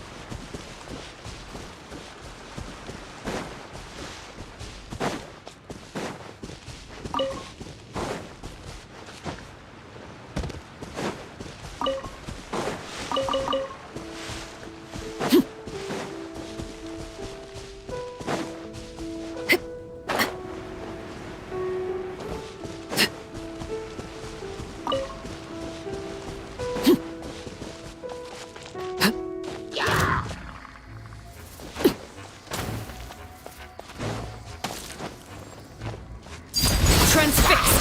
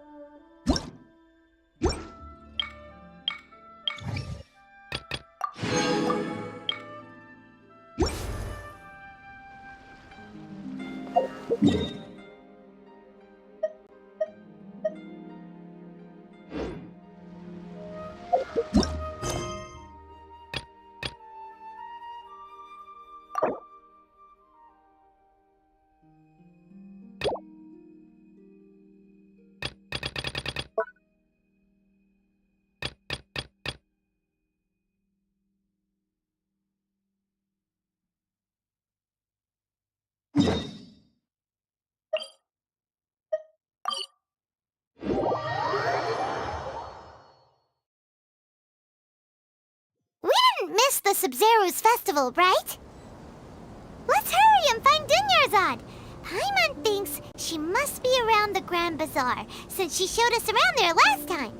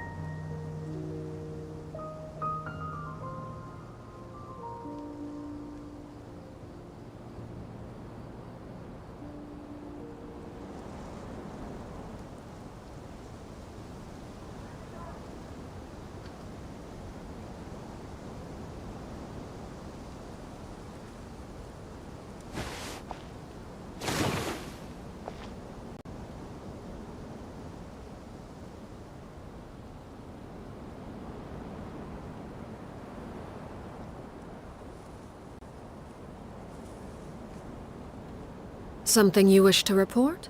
Go on. You have my undivided attention.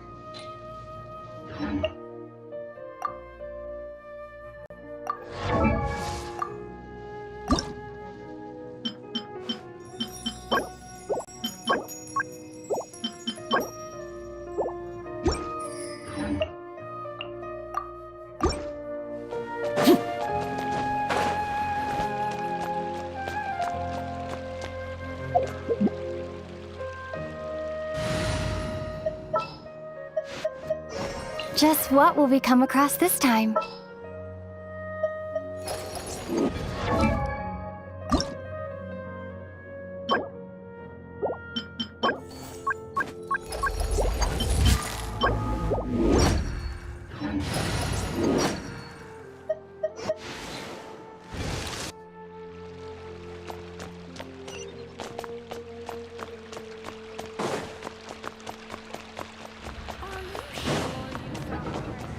Welcome to the Academia.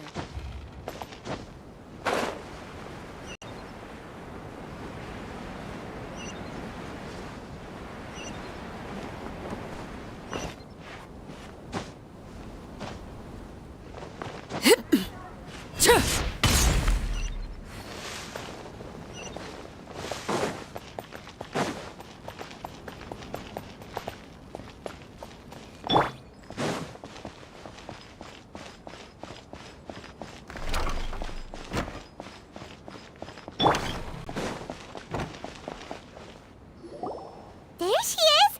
Dinyarzad! We're back! Just as promised, Traveler and Paimon. I'm so glad that you two came back to celebrate Lesser Lord Kusanali's birthday.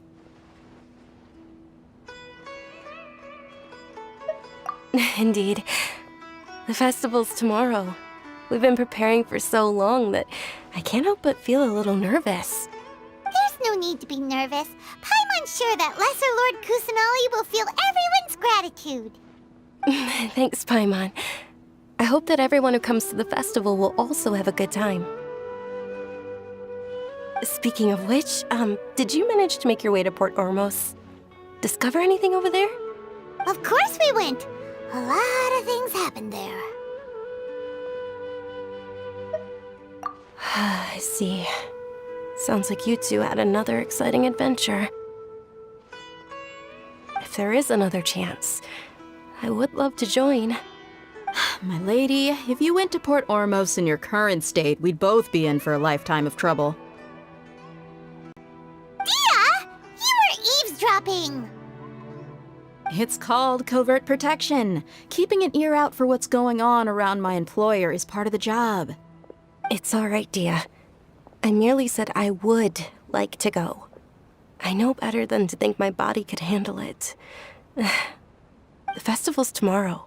I've been doing nothing but causing trouble for you. So, Dia, please take some time to relax. I'll be fine.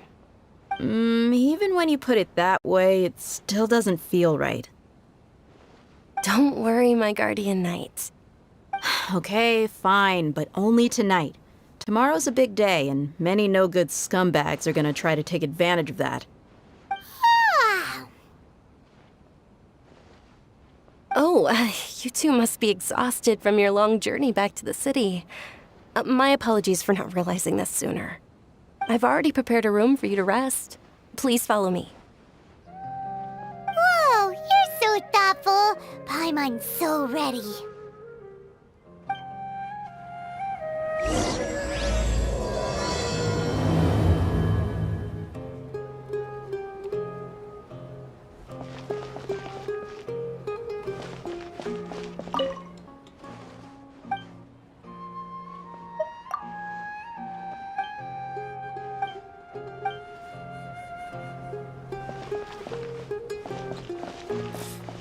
What's so great about Snezhnaya?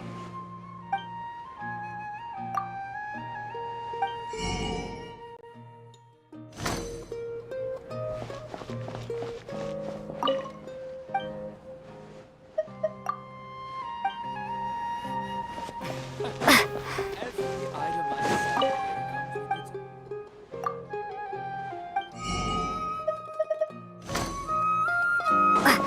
welcome.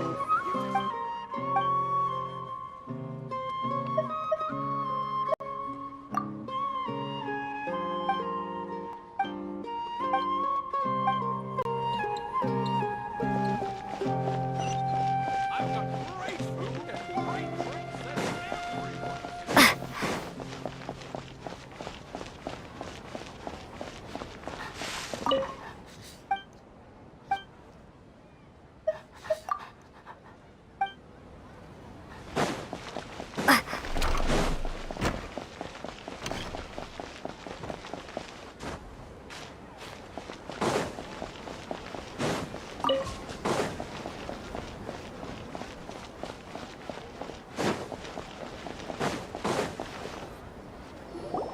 Here we are. It's also fairly close to where I've been staying. It looks really nice.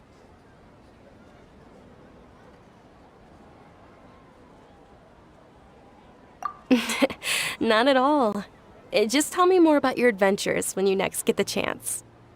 That's Paimon's specialty. Paimon can tell you stories next time. Oh, if you don't mind, how about we all walk around together tomorrow? All of my friends will be working the festival, and Dia is still insisting on her covert protection. Yeah, it'll be pretty hard to relax and enjoy the festival if Dia's constantly hovering over you, right? Then let's meet at the nearby bazaar first thing tomorrow morning. Have a great night. It's a deal. Good night, Dunyarzad. I may be too excited to fall asleep tonight. See you tomorrow. Paimon's starting to really look forward to the Sub-Zero festival too. Will there be lots of yummy food? Oh, no. Thinking about food is just gonna keep Paimon up all night. The earlier we sleep, the better. Let's go inside, traveler.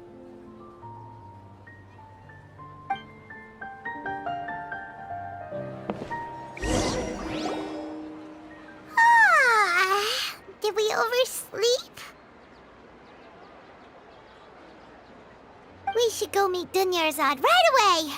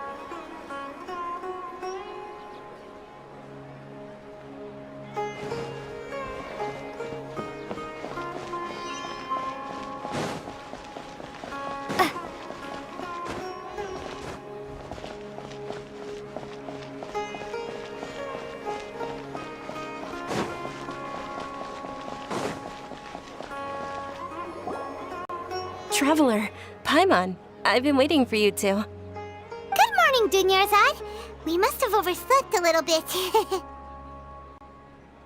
Not at all. I arrived early. Today is finally here. I must cherish every moment as if it were gold. You've worked so hard for this day. You gotta enjoy it to the fullest. You know it. Oh, it's just that, as expected, I had some trouble falling asleep last night. I'm hoping my body won't be too much of an issue today. Well, shall we? Let's start with the stalls over there. Many vendors came out of the blue to support the event, and they insisted on covering costs themselves. Let's go give them some business. They paid for everything out of pocket? Oh, sounds like they're not in this just for the Mora. They all said that contributing to a lively festival atmosphere is more important than money. Especially since we don't often get to celebrate Lesser Lord Kusanali's birthday. Ooh, they're selling food over that way! Let's go take a look!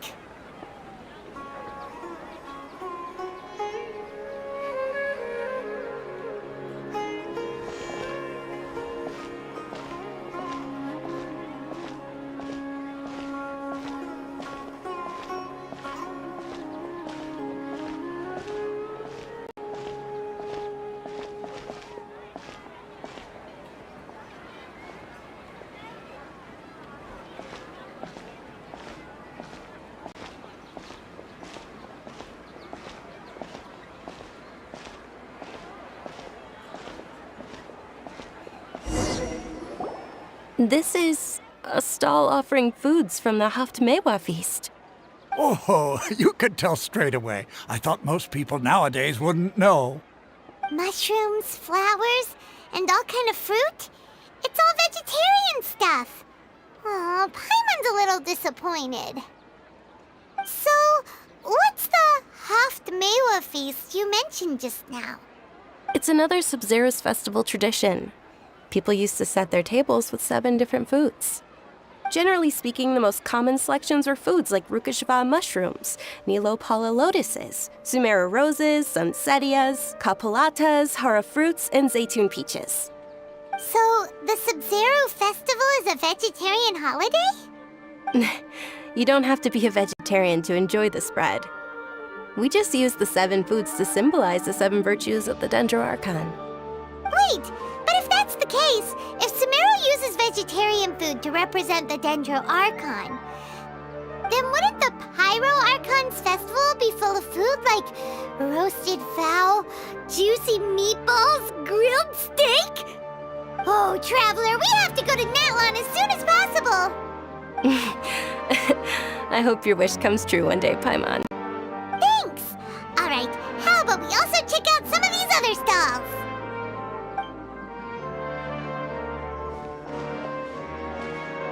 Dear customers, would you like to try your hand at alchemical divination? What's alchemical divination? Those two things sound like they'd be fun to try together. Right? I thought the same when I first heard about it. It is said to be a mysterious craft invented by none other than Lesser Lord Kusanali herself. So, how does it work? It's quite simple. After you give me any 2 alchemical reagents, I'll use them to perform a random transmutation. Sure sounds random. So random that it will probably fail. That is precisely what we need. After the transmutation fails, your one and only diviner here will interpret the remnants.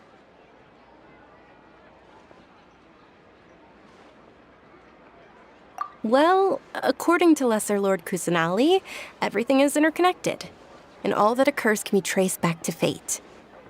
You could say this is a pearl of old wisdom. Why does everything sound so much more credible when Dunyarzad says it? Are you guys working together? So that's the true wisdom behind it. This young lady sure knows her stuff. So, how about it? Want to give it a try?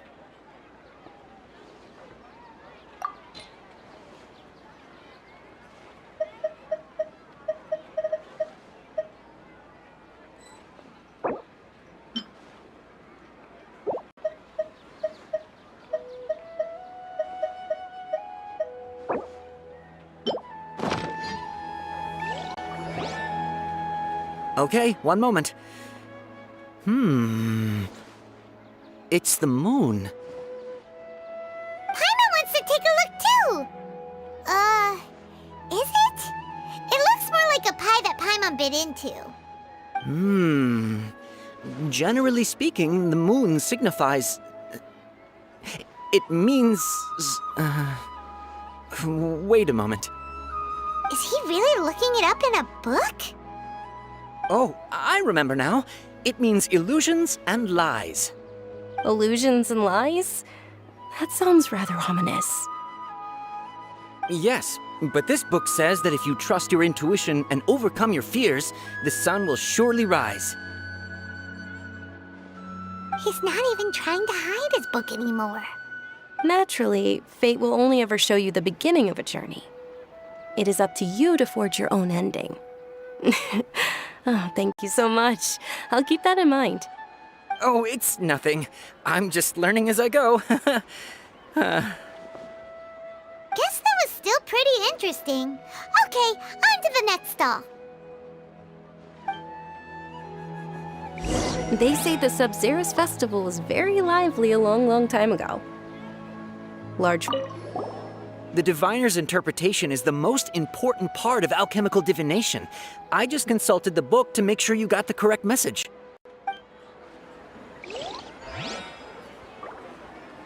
Dunyarzad's eyes are sparkling right now.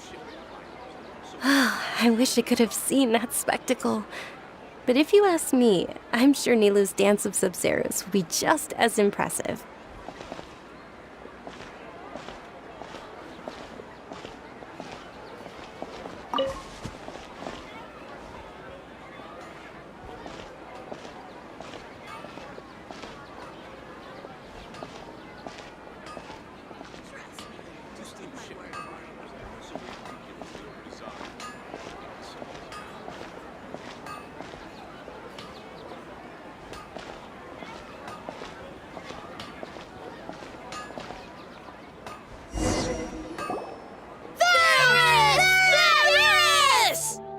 Attention! Soldiers, fall into formation if you want any Yalda candies.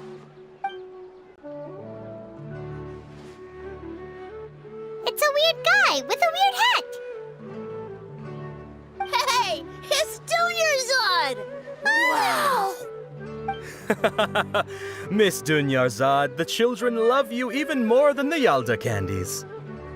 In the few short days it took to prepare for the Sub-Zerus festival, the children have all grown very fond of you. The Hallowed Knight of Flowers. It's an honor that you know my name. Attention! In the name of Ferris, the Knight of Flowers, I commend you on your contributions to the glorious Sub-Zerus festival. All right, little soldiers. Take your Yalda candies and don't forget your loyalty to Lesser Lord Kusanali. Dismissed! Yes, Knight Ferris! Just what is going on here? Ferris, the Knight of Flowers, is another Sub-Zerus festival icon, and one immensely popular with children. In the past, the actor portraying Ferris would also sit on a flower carriage. It's all thanks to Miss Dunyarzad's sponsorship that the children can make such wonderful memories today. As are we to you, Vihar. Oh, not at all. Oh, speaking of tradition, do you want some Yalda candies? They're a festival staple, and I happen to have some boxes readied here. Take a look and pick whichever one you want. Whichever one? Don't these boxes all look the same? That is the fun part. Each box contains a random flavor. It's up to the luck of the draw. Flavors include lavender melon, hara fruit, sunsetia. Ooh, those all sound pretty good. And there's also lizard tail and oni kabuto. Huh? What's up with those two flavors? Oni kabuto is a little spicier than lizard tail. Dunyarzad, you tried them before? Traveler, help Paimon pick one. Paimon wants the sunsetia flavor. It's all right. Paimon believes in you. I also believe in your intuition. These boxes of candy are numbered 1 to 5 from left to right. Which one do you want?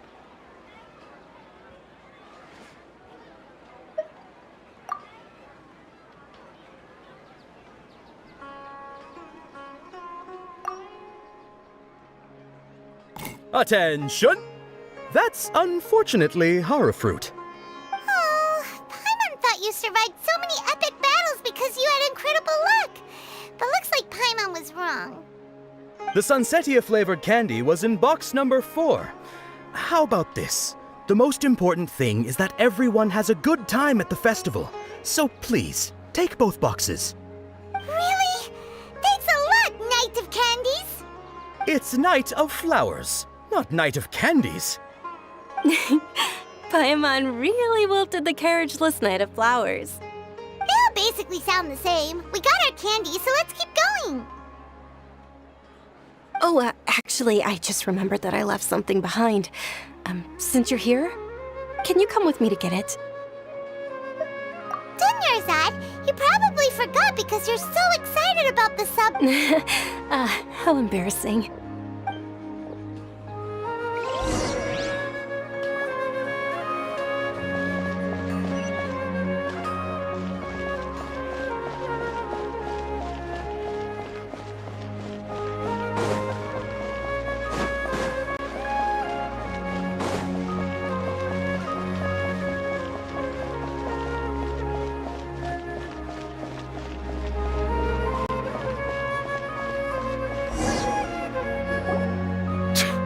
We're too late.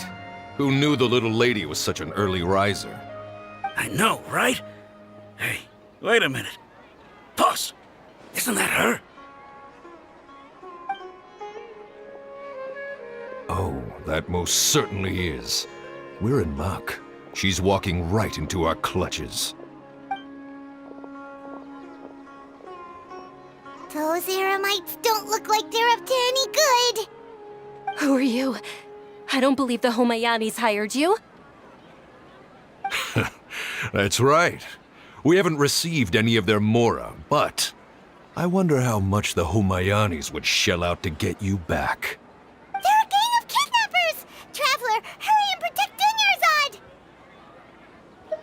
Hey, did you scumbags even consider that the Homayanis might have hired a merc that outclasses you? You're... Dia! Dia the Flame Mane! No wonder we mercs haven't heard anything about you for so long. You sold your unruly mane to the highest bidder. Don't speak so disrespectfully. My family started working with her as gratitude for her past kindness to us. Don't worry about it, my lady. Just some friendly banter between mercs. One punch and those rabid dogs will expose themselves for what they really are. Aren't your claws all dull by now? Don't get too cocky!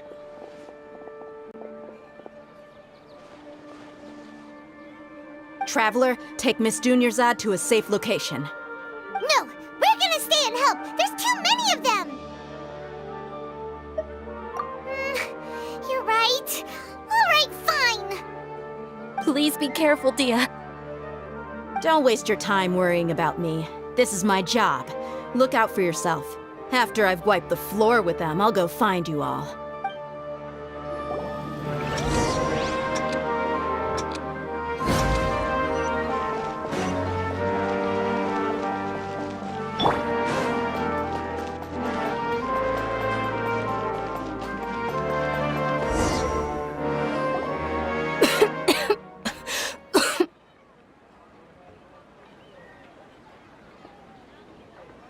Dunyarzad, are you okay? You look a little pale. Are you in shock? Yeah, I'm fine. My body always reacts like this whenever I exert myself too much. You sure you're okay? I'll be fine after some rest. I'm more worried about Dia. After all, none of this would have happened if I hadn't insisted on coming out today. Yeah, don't worry.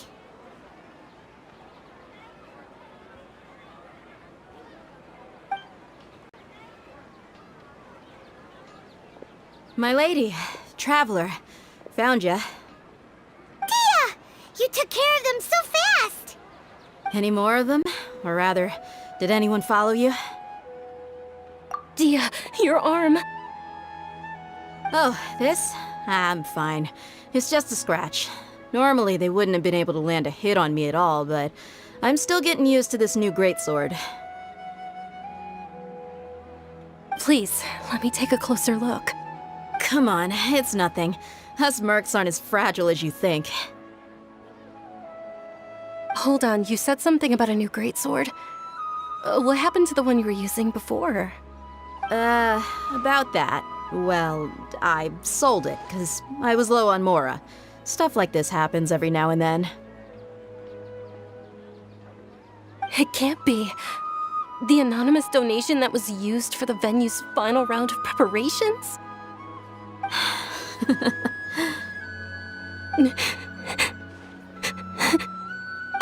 Hey, Miss Dunyarzad, I wasn't trying to make you cry.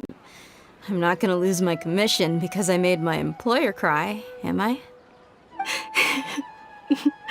Okay, making your employer cry won't affect your commission, but selling your weapon without permission and getting hurt? I'll have to reevaluate your performance.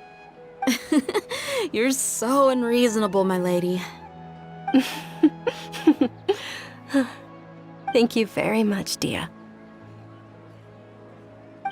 Don't be like that. I get embarrassed really easily.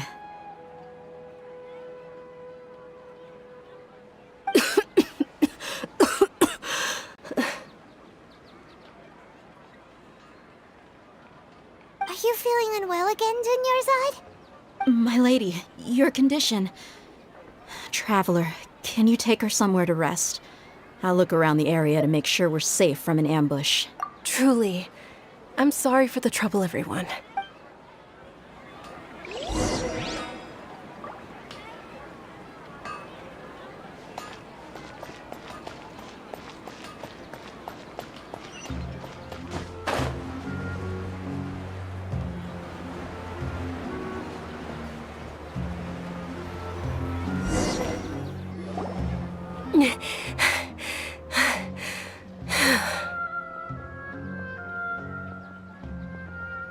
Are you feeling better, Dunyarzad?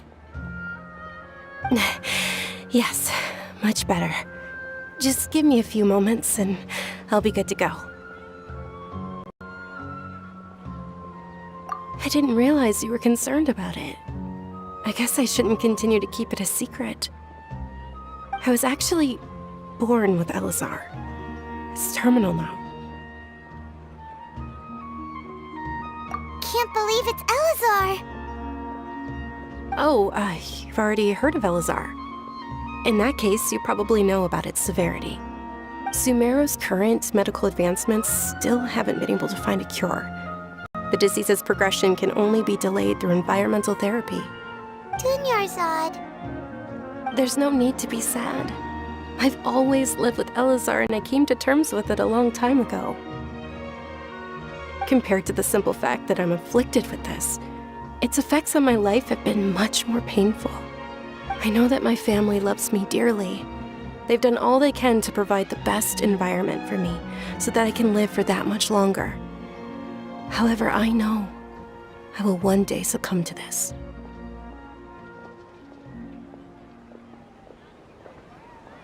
Did you know? Before I ran away from home this time, the world outside of my home didn't even know that I existed. Since I was a child, all I could do was sit on my bed and stare at everything outside of my window. I'm sure my family's worried and disappointed in me for running away, but I just didn't want to have any regrets. I wanted to meet other people. To me, there's nothing more beautiful than being able to meet and speak with others. Not to mention the incredible time spent preparing for the festival. The joy on everyone's faces here, and all the support I've received from friends like Dia. This way, when my final day does arrive, it will be less sorrowful. At the very least, many people will remember that I once existed in this world, right?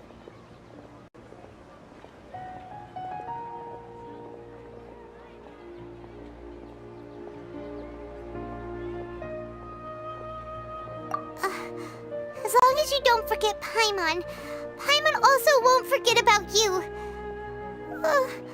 No, even if you forget Paimon, Paimon will still remember you. Thank you two so much. I apologize for the depressing conversation. This is out of character for me. To be honest, Lesser Lord Kusanali gave me the courage to do all of this. If it weren't for her encouragement, I wouldn't have taken that first step.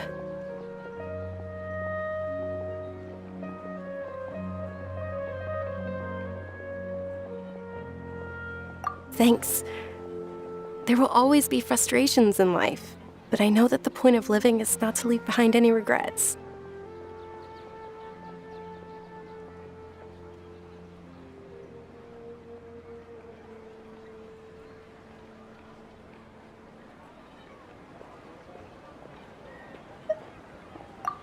Oh, right.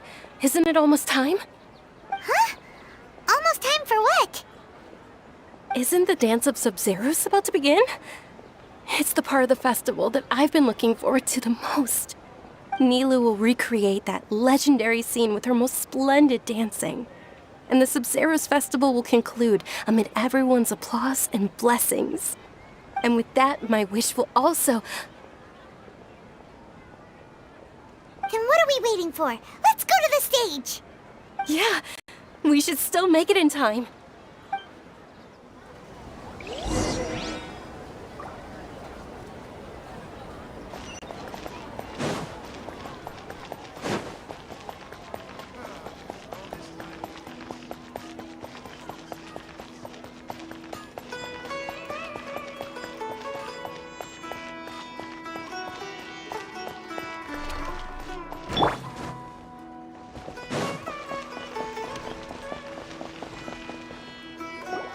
Were you not aware that the law prohibits this type of performance from taking place without prior permission? Over there! Someone's yelling at Nilu! I think I just saw the Academia's Grand Sage. Why is he here in person? But the Dance of Sub-Zeros is one of the key parts of the Sub-Zeros Festival. If we can't perform it...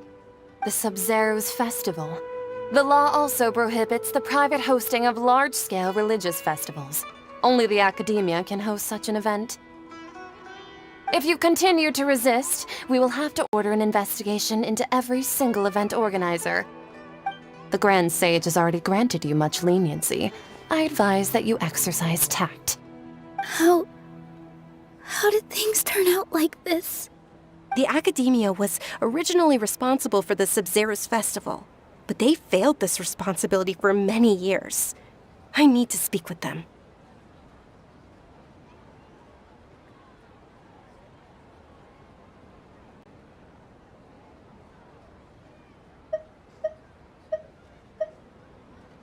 This is a hard pill to swallow, but you're right. Things would only get worse. Art, dance. Aren't you ashamed of pursuing such frivolous and meaningless activities in this land of knowledge and reason? Our Archon created the utopia that is Sumeru City for all scholars who sought validity, verity, and truth, while people like you wish to defile it. No. I believe that our Archon never rejected the arts. Even the goddess of flowers dedicated a dance to her. With your lack of intellectual credentials, I do not believe you are qualified to debate with me. What you should be doing is finding workers to tear down this ridiculous eyesore.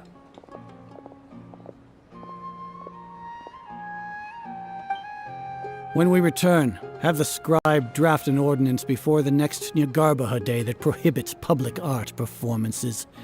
We will announce it to the public later via the Akasha. Understood. I will inform him when I return.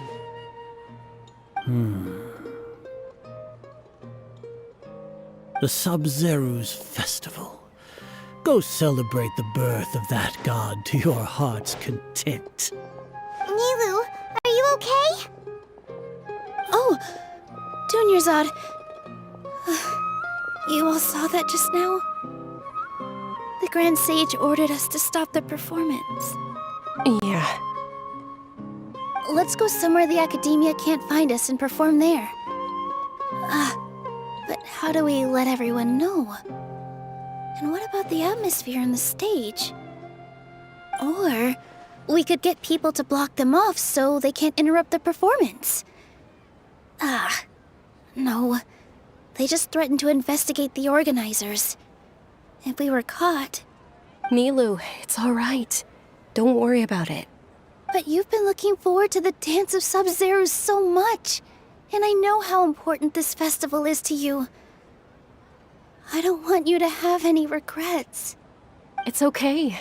Seeing you care this much about my feelings is more than enough. It would be too risky to continue the Sub-Zero's festival at this point. I don't want to get everyone in trouble. If you say so. But you can sneak out for the next Sub-Zero's festival, right? We'll make sure the next one is a smashing success. The next one. Yes. Okay. It's a promise. It will be a smashing success. I can't believe this is how things turned out. Those heartless geezers.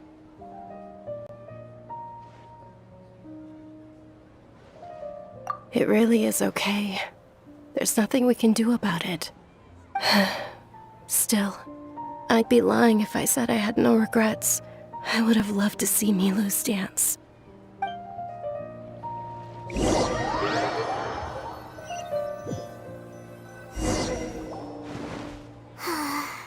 A lot happened today.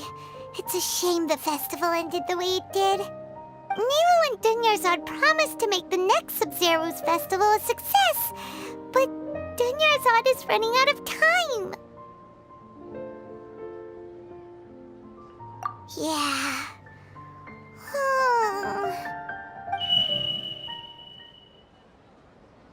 All connections have been secured to construct the most stable framework possible. The project has entered its most critical phase. Power has begun to flow from...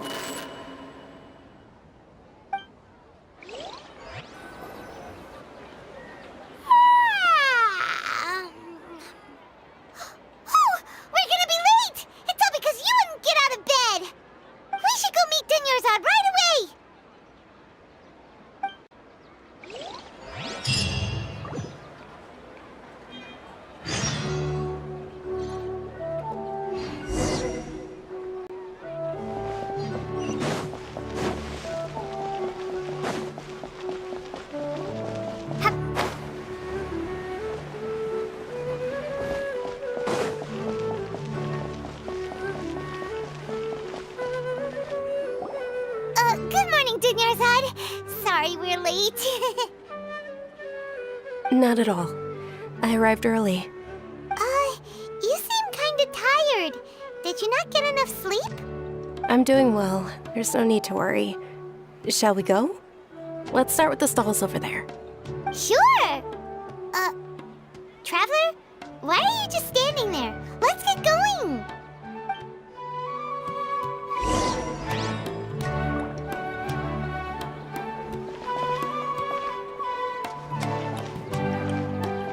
Ooh, they're selling food over that way! Let's go take a look!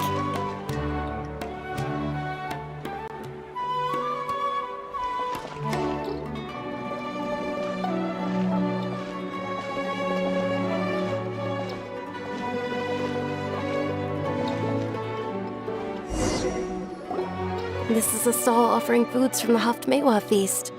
You're quite well informed, miss. I thought most people nowadays wouldn't know. They're all plants! Oh, Paimon's a little disappointed. Actually, what is the Haftmewa feast you mentioned just now? It's one of the Sub-Zero's festival's traditions. People used to set their tables with 7 different foods to symbolize the 7 virtues of the Dendro Archon. Appear to be in the form of the moon. Really? Paimon thought it looked like some kind of food. The moon signifies... It's escaping me for now. Wait a moment. Is he really looking it up in a book? Oh, right. It means illusions and lies. But if you trust your intuition and overcome your fears, the sun will surely rise.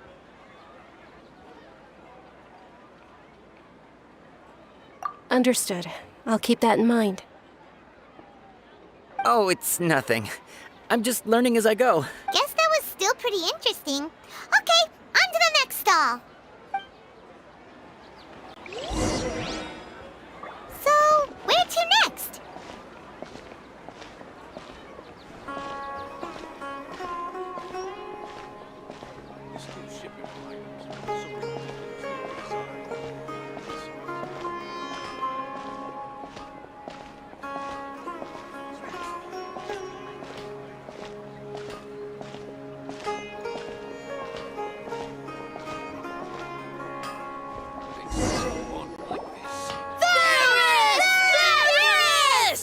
All right, soldiers. Now that you have your Yalda candies, don't forget your loyalty to Lesser Lord Kusanali.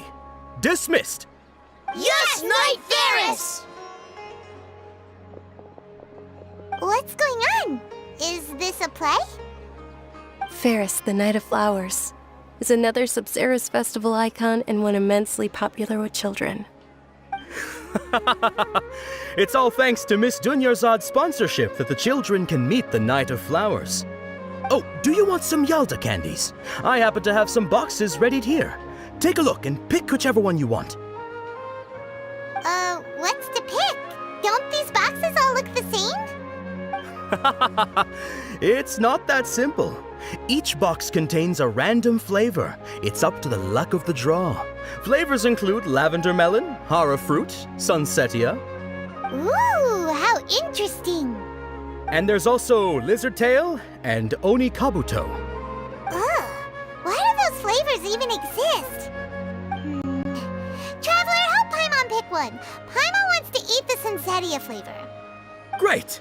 These boxes of candy are numbered 1 to 5 from left to right. Which one do you want?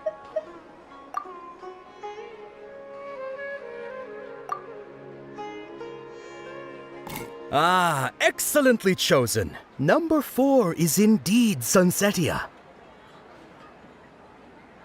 Ha-ha! Paimon bet you had incredible luck, and Paimon was right!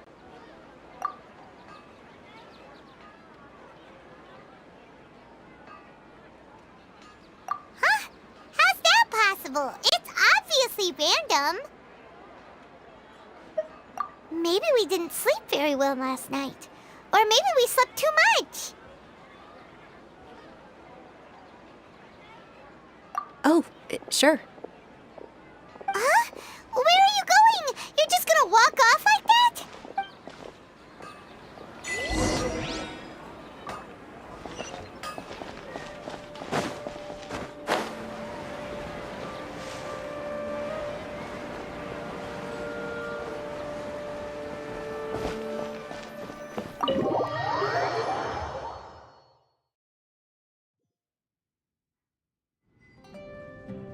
A feeling of deja vu? Oh, Paimon knows what that is. It's when you feel like you've already experienced whatever is going on.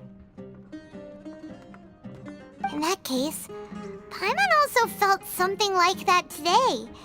But that's just our brains playing tricks on us, isn't it? So why'd you run here in such a hurry?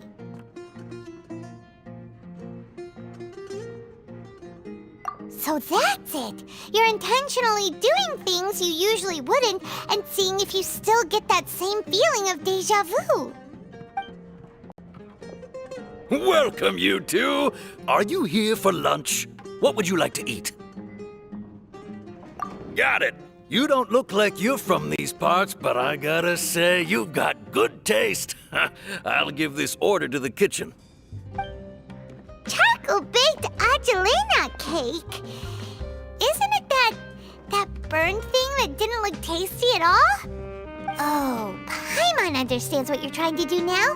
You'd never normally order something like this.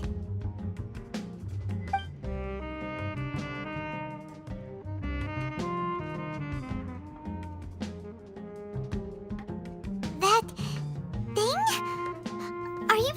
eat it? Isn't this going a bit too far?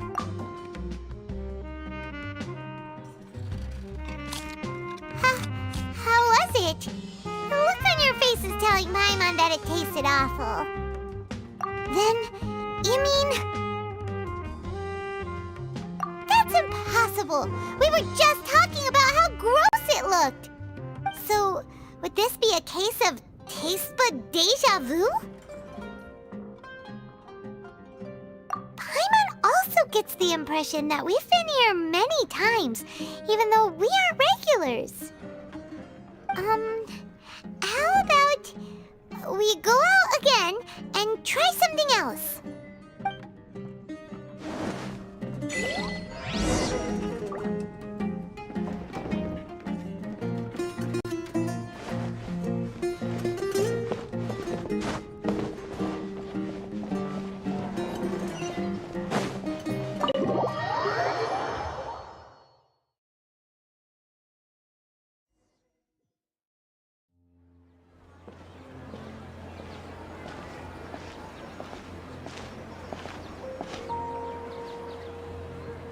Hey, Dunyarzad is sitting by herself on that bench over there.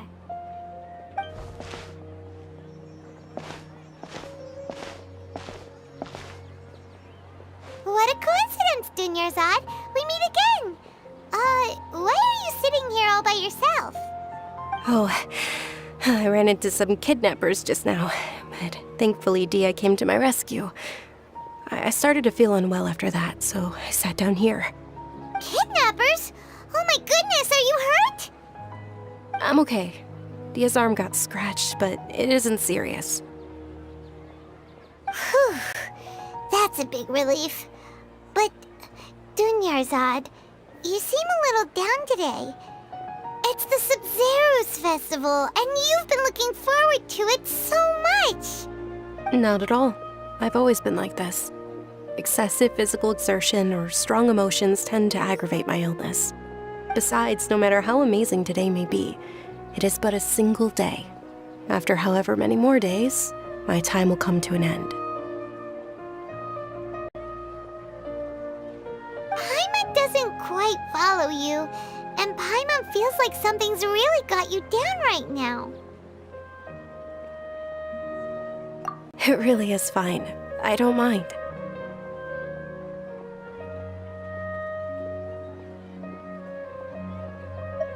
Huh? Did something happen?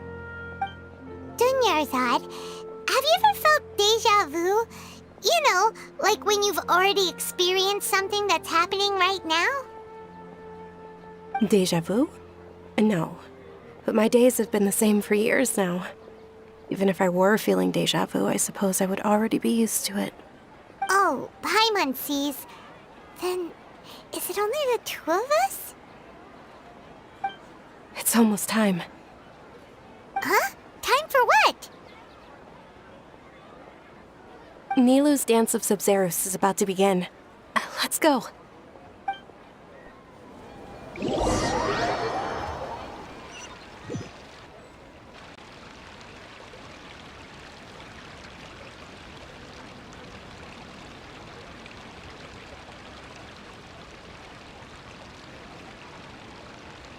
With your lack of intellectual credentials, I do not believe you are qualified to debate with me. What you should be doing is finding workers to tear down this ridiculous eyesore. When we return, have the scribe draft an ordinance before the next Nyagarbha Day that prohibits public art performances. We will publicly announce it later through the Akasha. Understood. I will inform him when I return. The Sub-Zero's festival. Go celebrate the birth of that god to your heart's content.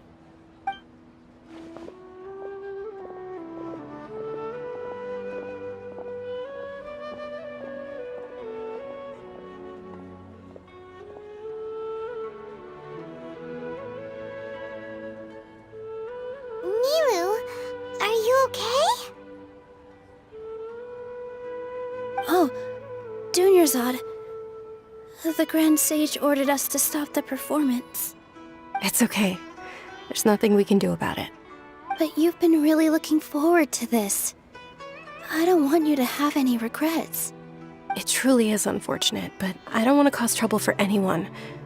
Didn't the Grand Sage say that he might investigate the organizers? True, but... well, okay.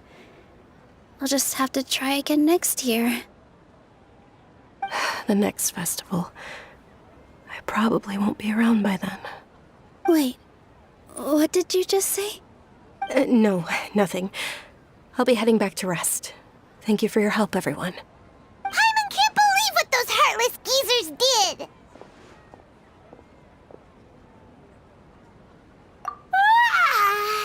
Did Dunyarzad already go back? We should also return and get some sleep.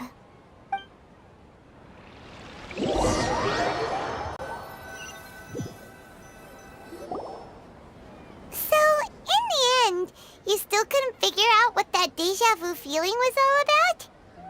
Maybe it really was because of exhaustion. Same here. That's why Paimon stopped thinking about it halfway through the day. Then, how about we settle in and get a good night's sleep? For now, we can chalk things up to exhaustion. We can do more thinking tomorrow. Observing a modest drop in the output of jnana energy, but values still remain within normal parameters. Continue to monitor for variances in the data and find the cause as soon as possible.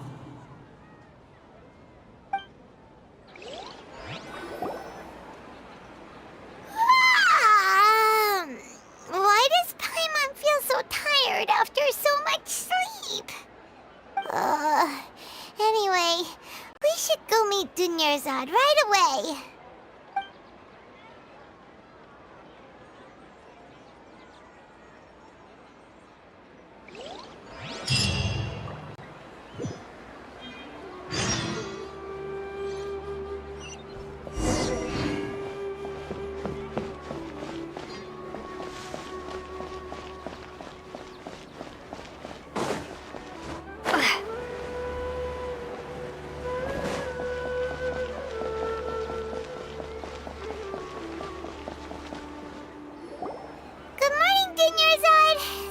Keep you waiting. Not at all. I arrived early. Huh? Paimon thinks you sound kinda tired. Did you not get enough sleep? I'm doing well. There's no need to worry. Shall we go? Let's start with the stalls over there. Great idea! Let's get going! Traveler? Hey.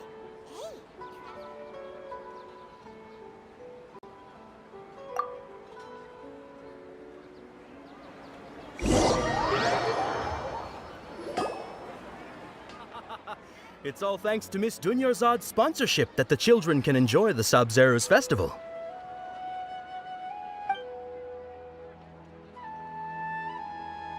Oh, are you interested in Yalda candies? I have some boxes of candy here. Pick whichever one you want. Not much. It's not that simple. Each box contains a random... They are... And there's also lizard tail... Huh? What was... She'll help me choose. No problem. These boxes of candy are numbered 1 to 5 from left to right. Which one do you want? Oh, I like your confidence. No hesitation at all. Oh, congratulations! Number 4 is indeed Sunsetia.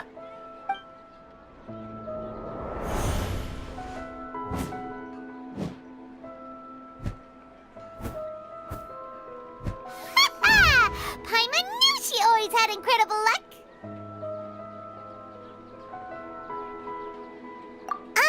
Paimon's not really interested in the other flavors. Wait. How did you know? Don't tell me that you already knew which flavor was in each box. What? She was right about all of them? That couldn't have been luck. How is this possible? I packed all those boxes this morning and they've been sealed ever since. You couldn't have known beforehand. Mind reading? X-ray vision? Or some kind of magic trick? This is way too freaky. Tell us what's going on! Since when did you get superpowers? Traveler?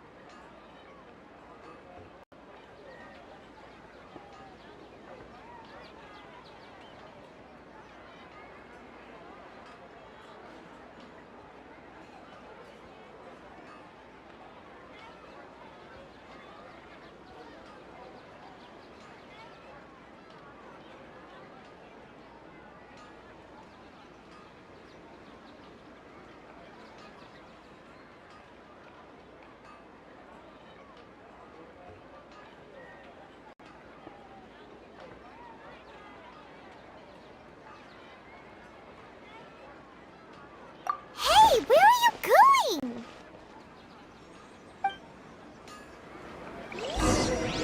What's going on? Did you see something?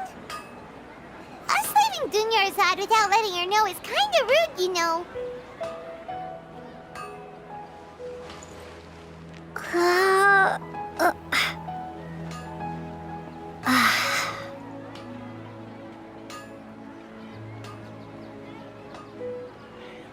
Things can't go on like this.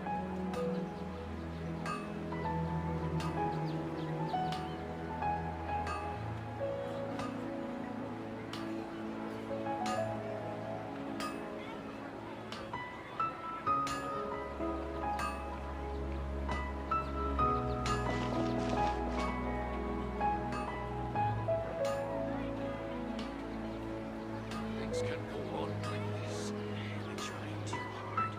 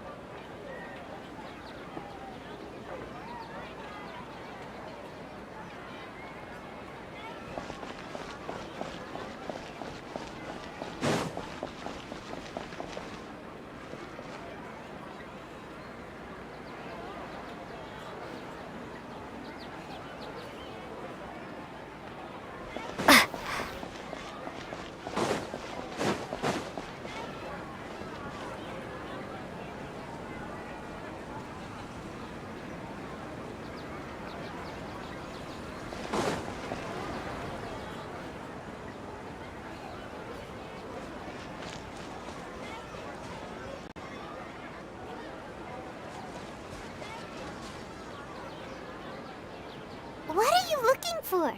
Why did we come here?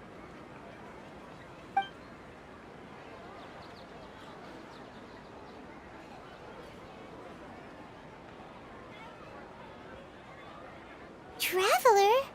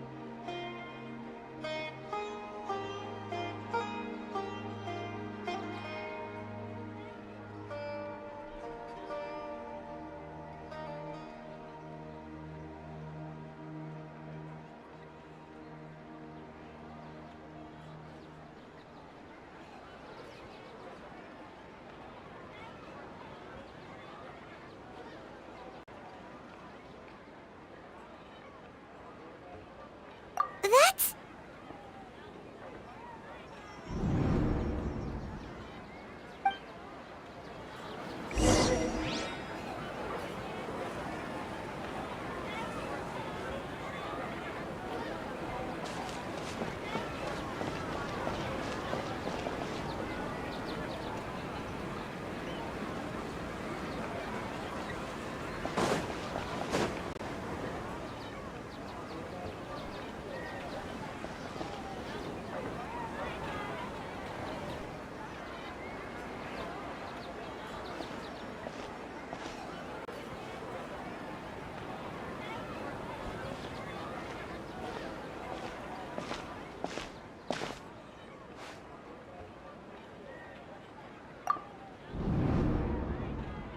Look! That's... Isn't that Dunyarzad? What's happening here? Why are there two Dunyarzads? You already know that this isn't your first Sub-Zero's festival, don't you?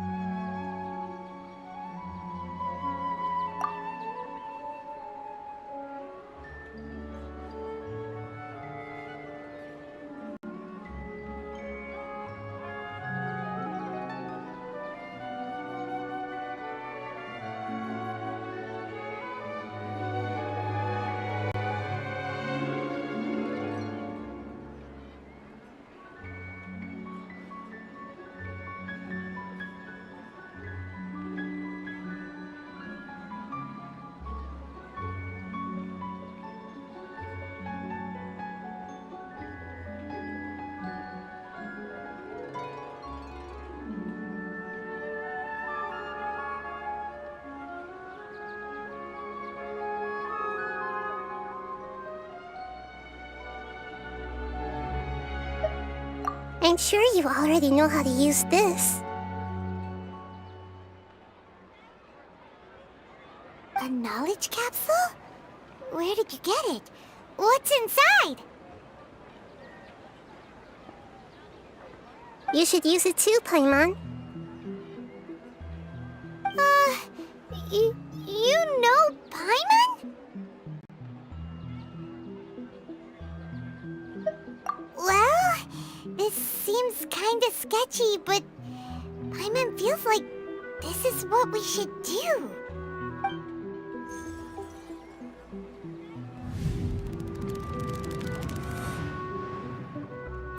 What the?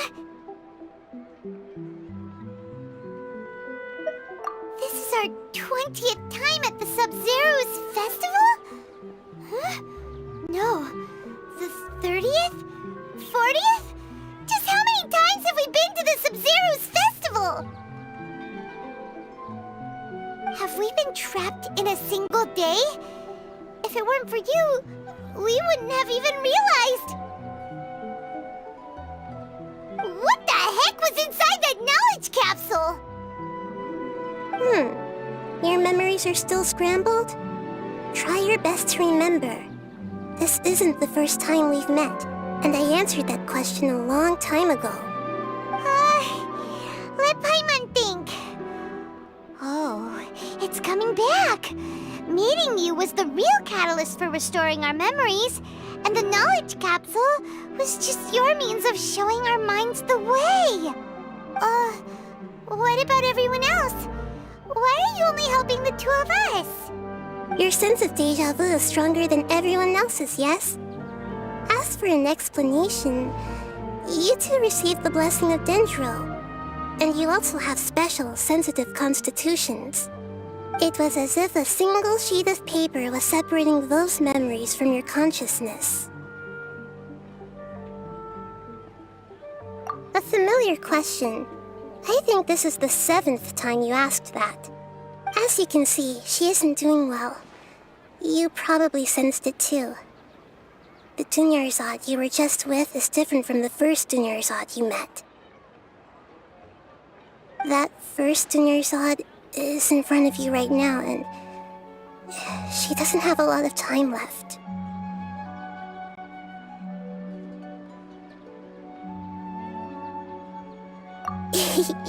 Looks like you're almost done sorting out your brain. Oh yeah, I'm Nahida.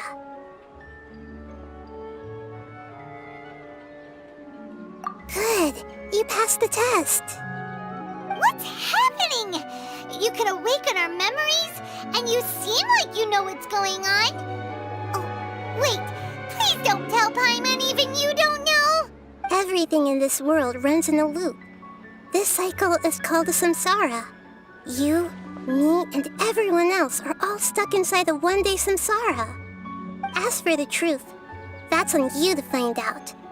If you were told the truth instead of discovering it yourselves, it would literally blow your minds. I don't know how you'd be after that. I can only give you surface-level help, like bits of information and subtle hints. For the rest of the time, I'll be doing all I can to slow down Dunyarzad's illness.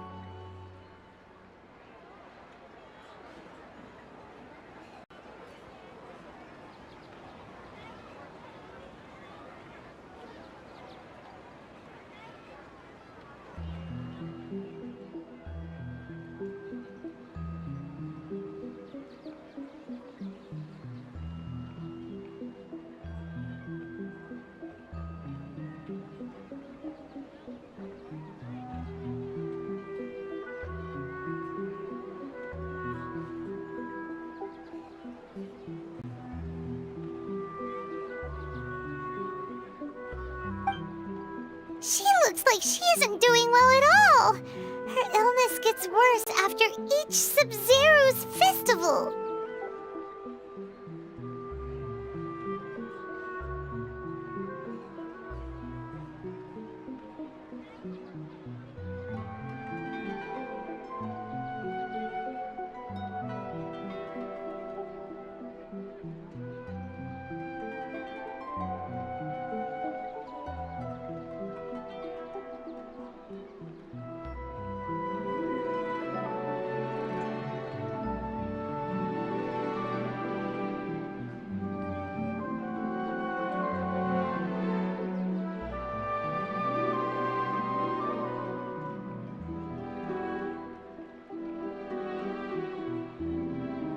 If we can break out of the samsara, I might be able to save her.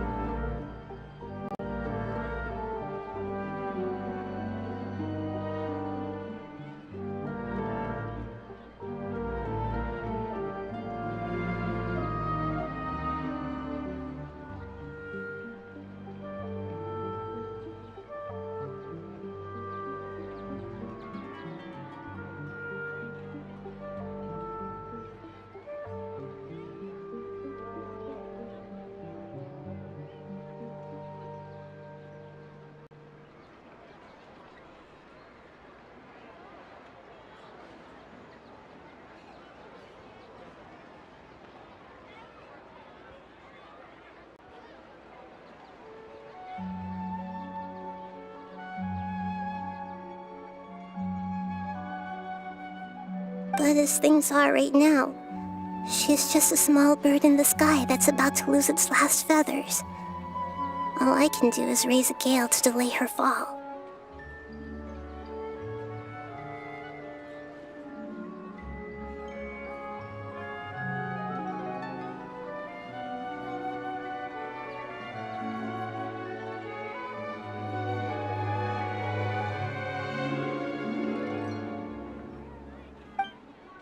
You sure love to use weird analogies.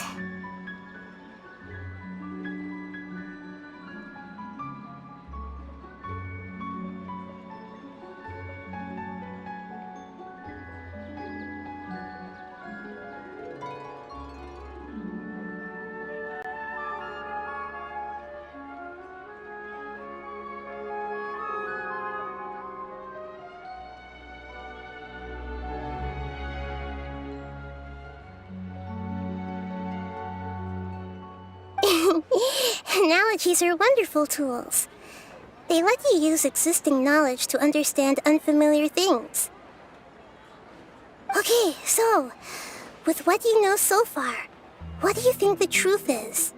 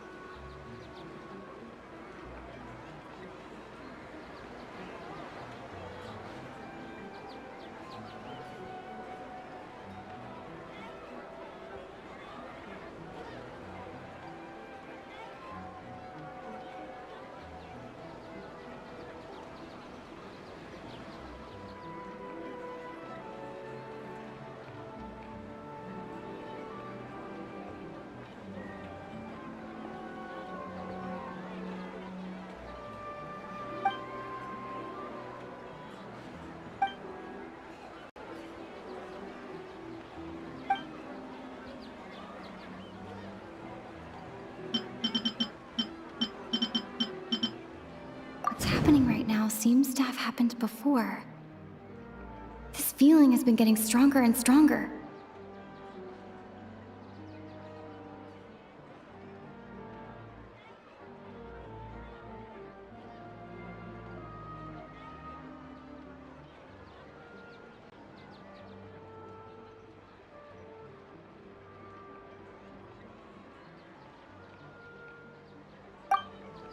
My mind feels exhausted, even though I haven't done too much thinking. What is going on?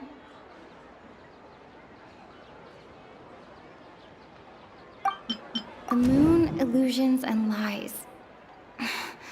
What do they all mean?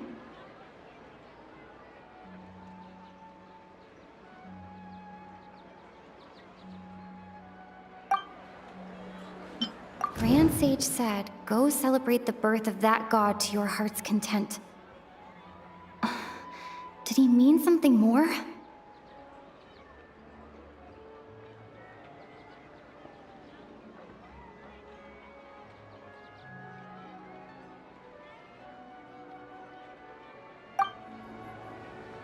Grand Sage said, go celebrate the birth of that god to your heart's content. Did he mean? We've already experienced the Sub-Zeru's festival many times. And the day of the festival seems to be in a perpetual samsara.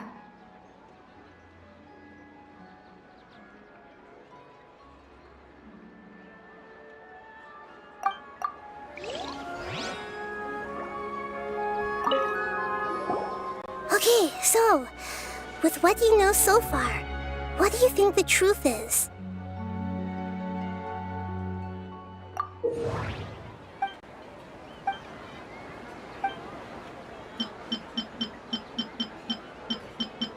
My mind feels...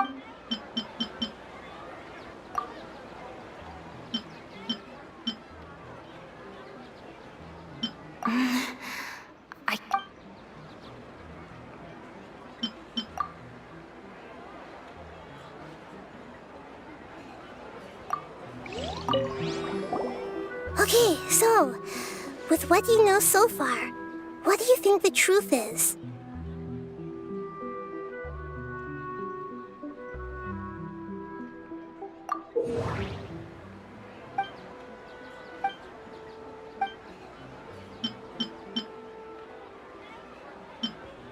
Grand Sage said, go celebrate the birth of that god to your heart's content. Did he... The moon, illusions, and what's happening right now seems to have happened before. My mind feels exhausted, even though I haven't... The moon, illusions, and...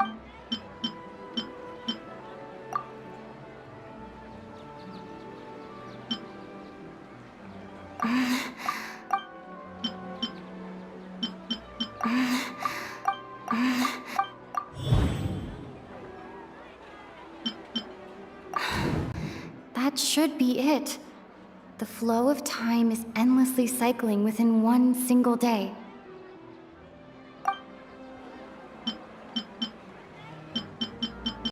We've already experienced the Sub-Zeru's festival many times. And the day of the festival seems...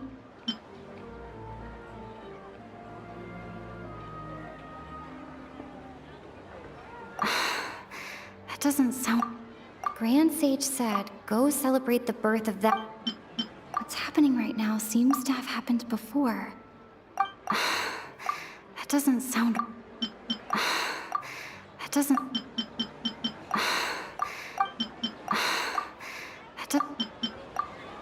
A time loop. You've given similarly wrong answers in the past. A pity.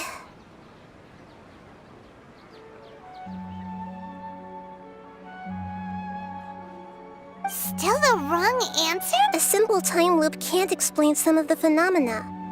You two are still doing yours. The Sub-Zeru's festival is happening every day, but that doesn't mean we can waste an infinite amount of them.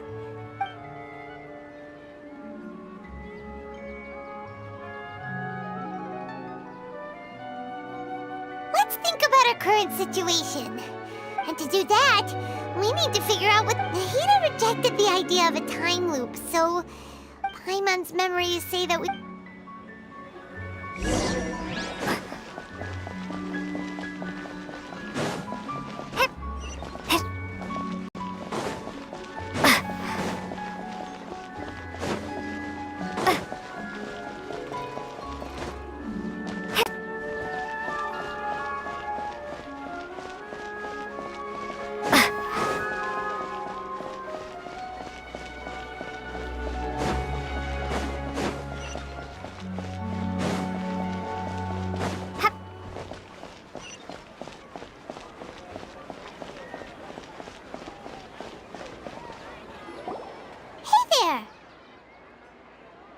Hey, it's you guys again.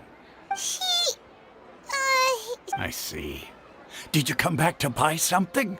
I guarantee the freshness of my products. I harvested them from the forest just yesterday. Huh? What brought this about? I hurried back from the forest yesterday, and I'm selling produce here today. I haven't felt anything strange.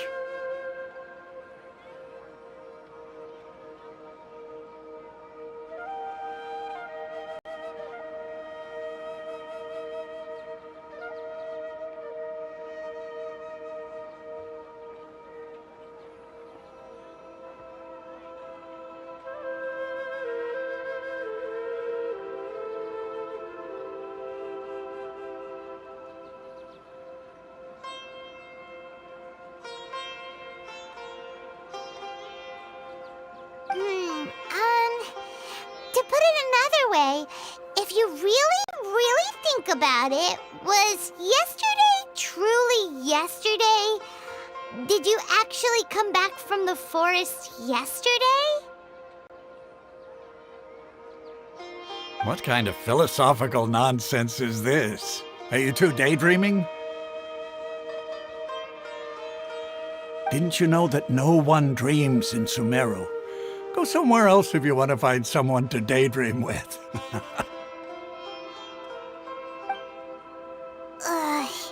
He actually has a point. Is this a dream? Is everyone dreaming? True. It's so weird that anyway, if this all really were just a dream, we would...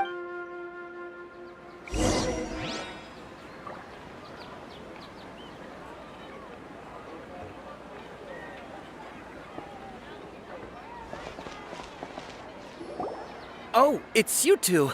Was my divination so accurate that you felt compelled to compliment me in person?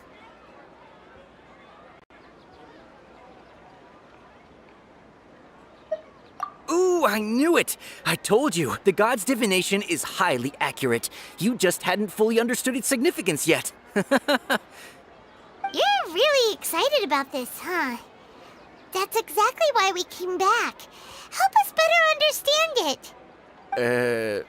Help you better understand it?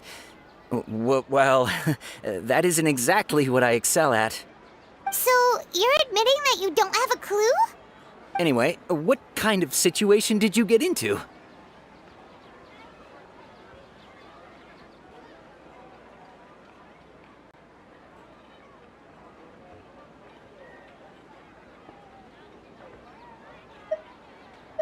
Huh? Hold on a second. I thought you guys just lost your wallet or fell for a scam. What you just said, are you serious? Does that kind of thing actually happen in real life? Paimon knew you weren't going to believe it. Marvelous. Truly marvelous. I believe you. Recall the interpretation of your divination, the moon, illusions, and lies. It really felt like an omen. When you say it like that, the divination does sound like it's related to what's going on. Can you read any more into it? I believe that the Archon's revelations are never more than vague hints. Anything more specific is beyond the reach of mere mortals. The book only says, if you trust your instincts and overcome your fears, the sun will surely rise. So that's how it is. Looks like fortune-telling is just fortune-telling. It's no good for practical problems. We haven't made any progress. Who else can we talk to?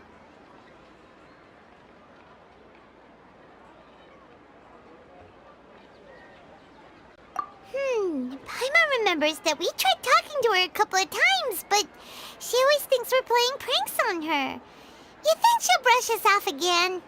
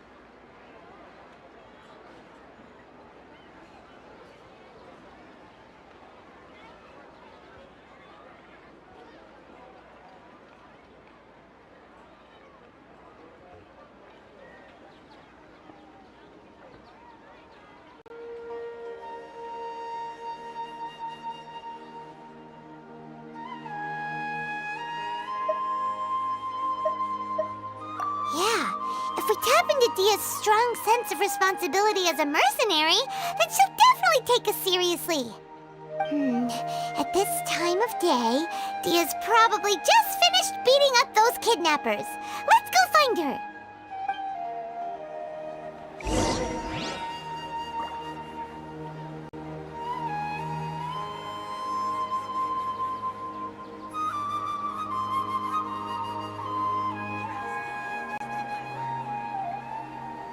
This new shipment of items is so ridiculously overdesigned.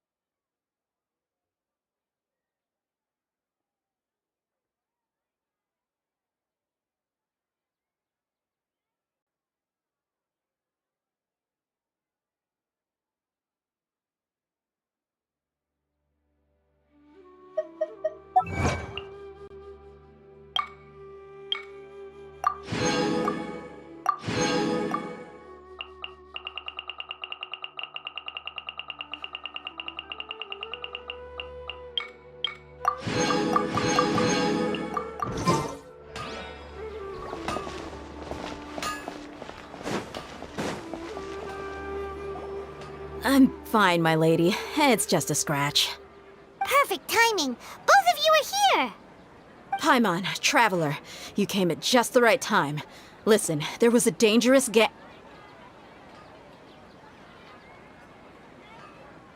Huh? You saw? Then why didn't you jump in earlier? If someone was protecting Miss Dunyarzad, I could've went all out. Anyway, can you do something for me? You want the Traveler to take Dunyarzad somewhere to rest up while you check to see if there's still any kidnappers around. Did Paimon get that right? How did you know what I was going to say? We need to say something convincing.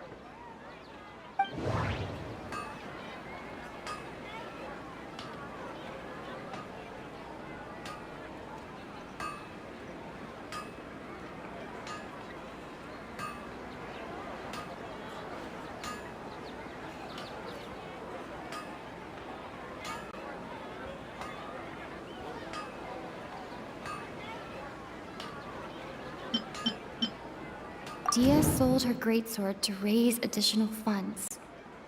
And then she was injured because she wasn't used to her new weapon. Tell her, Traveler!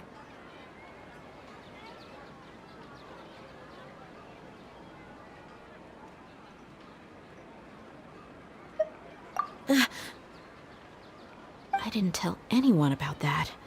Including Miss Dunyarzad. You couldn't have known. And just now, you literally took the words right out of my mouth. What's going on? All right, so this is the situation.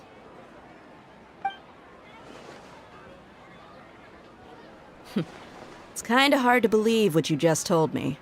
First, let me make something clear.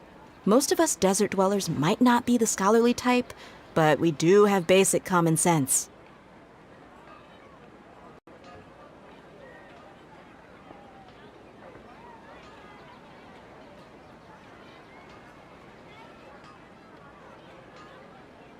She's quieter than usual, uninterested in anything and really gloomy.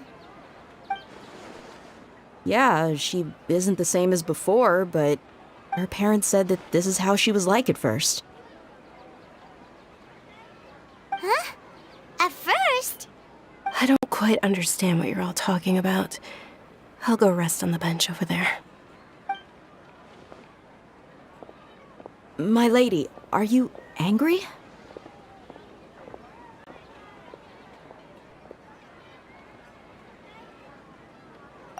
All right, I'll give you the benefit of the doubt since you knew about my greatsword. Let's make this a quick trip. Miss Dunyarzad isn't completely safe here.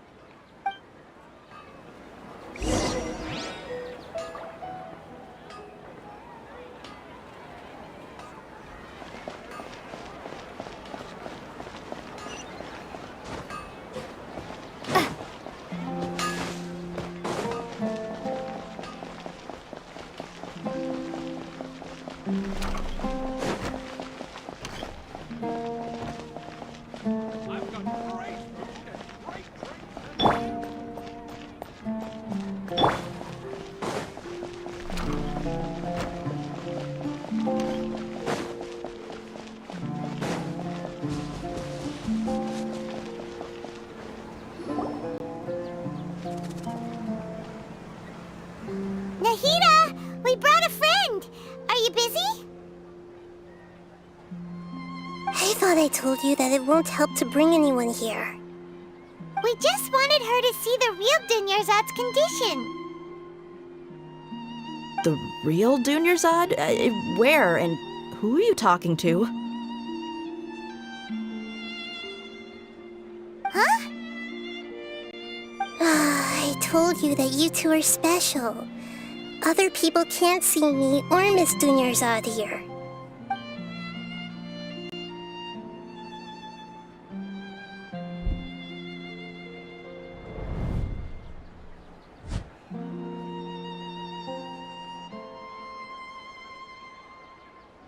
Hold on. Over there. Is that? Wow. How perceptive. Does she have invisible antennae? Miss Dunyarzad, she's lying down here, isn't she? How's she doing? Her condition's really bad, and she's basically in a coma. How did you know she was here? I can sense her aura.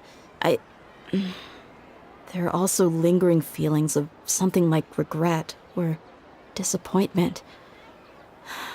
What happened? Do you believe us now? The Sub-Zero's festival has been repeating itself. So, you think the sages are behind this? Yeah, they've always been against us. Wouldn't surprise me if they're using the Akasha to intentionally repeat the Sub-Zero's festival as a sick joke. You have a point. Aside from the Dendro Archon, the Academia's sages are the only ones in Sumeru who could pull off something like this. Maybe there's more to the Akasha than we know.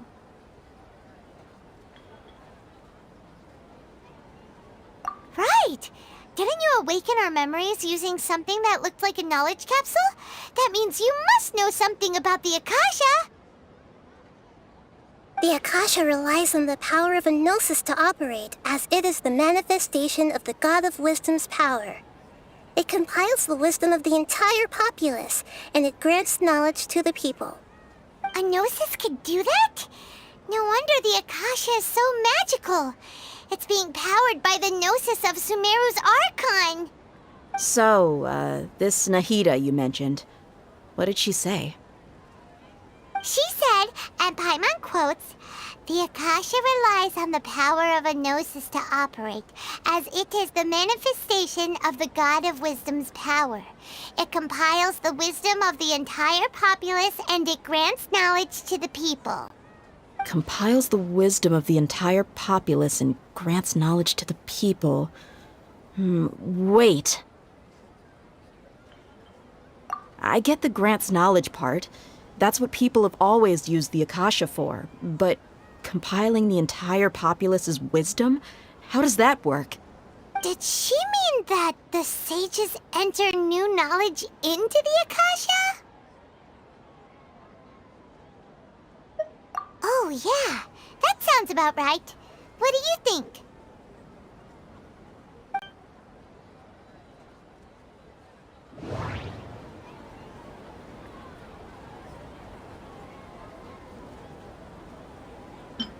Okay. Nahida said, the Akasha relies on the power of a gnosis to operate, as it is the manifestation of the God of Wisdom's power. It compiles the wisdom of the entire populace, and it grants knowledge to the people.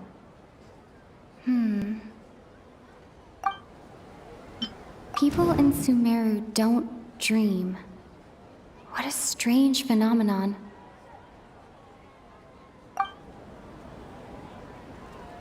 That doesn't sound...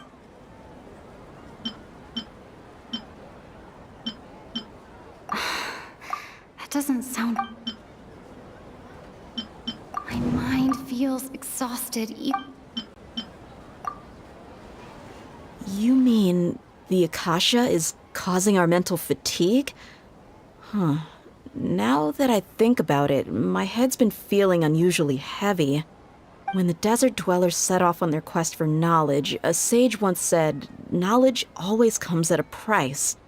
Compiling the entire country's knowledge.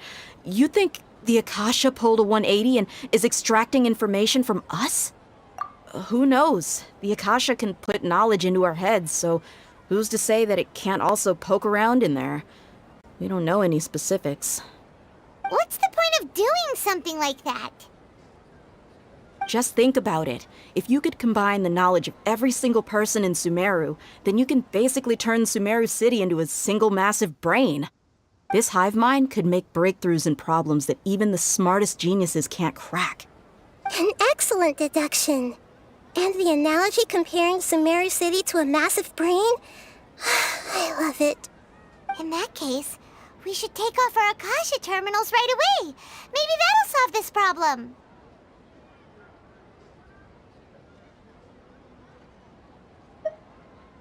Yeah, I was only wearing this for show in the first place.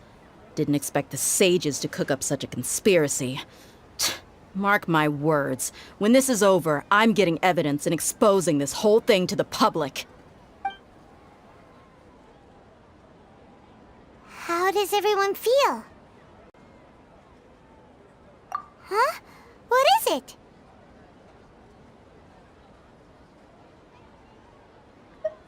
Oh, that!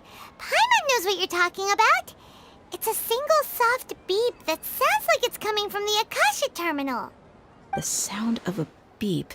Could it be a prompt tone for when the Akasha is operating? That's probably an important clue. We weren't using our terminals, but we heard a beep anyway.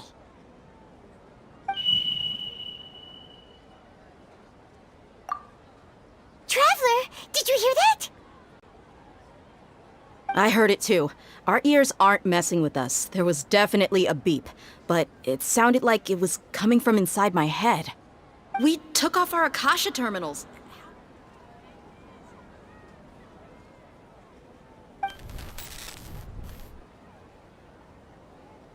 Phase runtime has exceeded its expected length. At this rate, there may be casualties.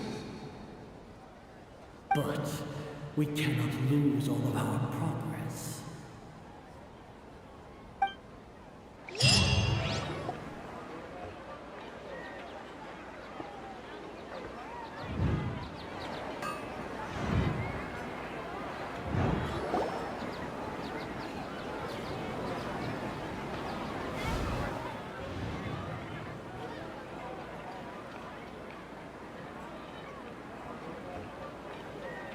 Paimon remembers everything!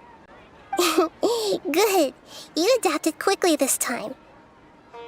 We definitely took off our Akasha terminals last night, but we still heard that beep. Why is that?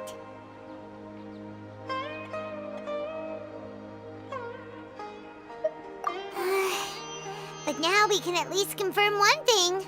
The Akasha definitely has something to do with whatever's trapping us in this cycle. Oh, Paimon doesn't get it. Why would the Akasha go this far if all it wants is everybody's wisdom?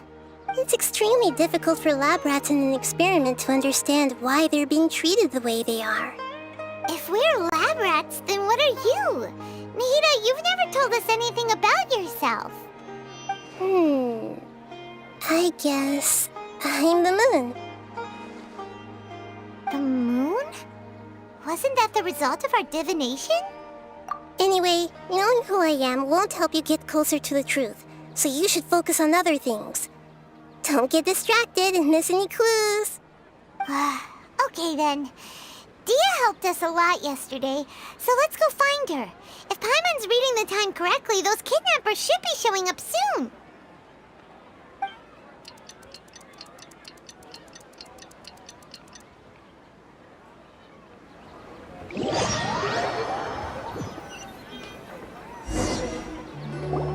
Ah, there you are.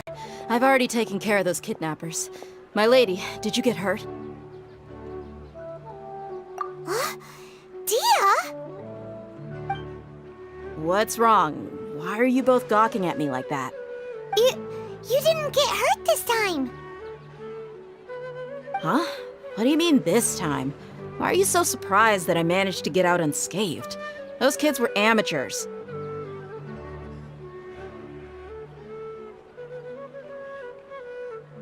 Shh! How did you know about my greatsword? I haven't told anyone about it. Please, don't tell Miss Dunyarzad. So Dia's lost her memories after all. Anything strange? You already know that I got a new greatsword. If I had to say something, it's weird how such a new weapon could feel so familiar. It's as if I've already used it to fight a countless number of battles. You're saying that although you don't remember using it, your body feels like it does? That's right. Both mercenaries and warriors heavily rely on muscle memory. Only knowing the theory of battle won't get you anywhere. Traveler, what do you think? Yeah, Paimon's feeling really hopeful. Oh, you're right! Earlier in the Samsara, something like this would have never happened. I have no clue what you two are talking about, but it's still dangerous here, so... So you want us to take Dunyarzad somewhere else to rest while you check if there are still more kidnappers around, right? How did you know what I was gonna say? Forget it. Go and do your thing.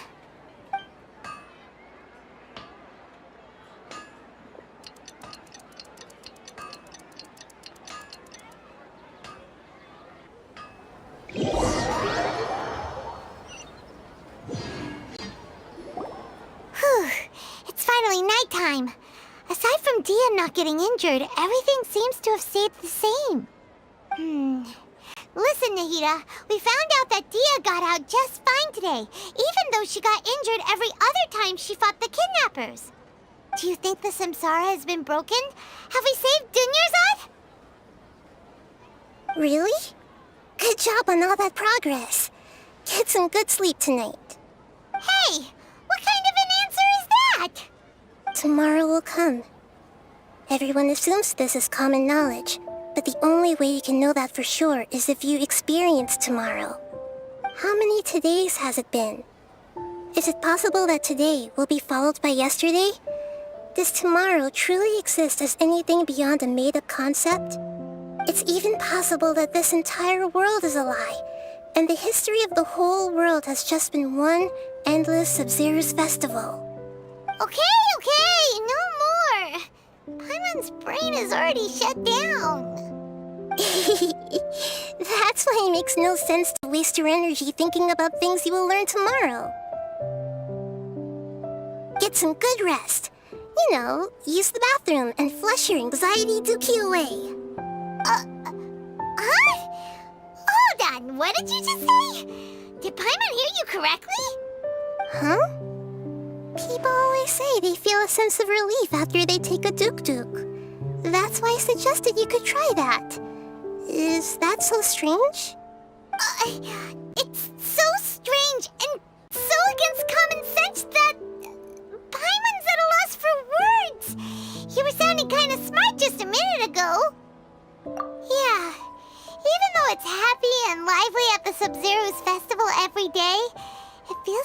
been a long time since we've really gotten to relax. Let's go back to our room. Continue the harvest. Compared to what we stand to achieve, these sacrifices are trivial.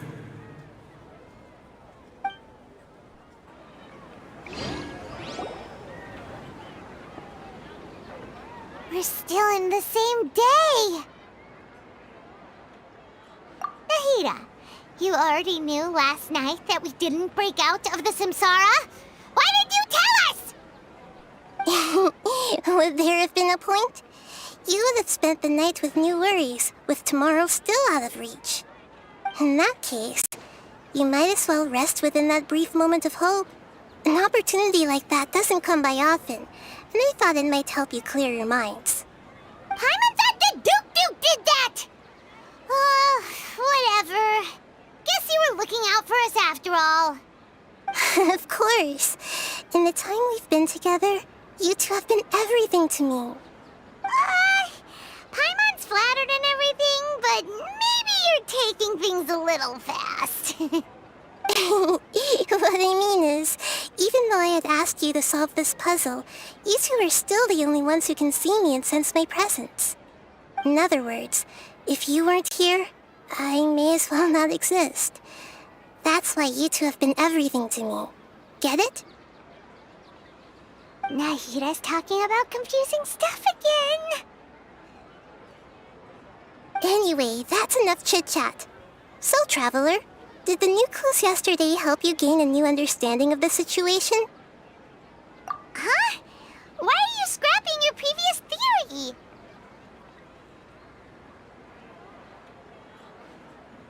Oh, yeah! You're right! Gosh, how did we not notice that? In a simple time loop, people's physical conditions should also reset. So, what's your new hypothesis?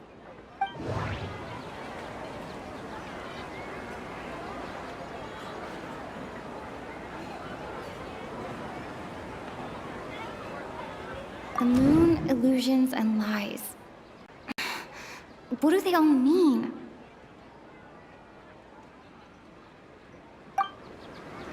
Mercenaries rely heavily on muscle memory. And Dia was able to use her experiences to avoid injury in later samsara cycles.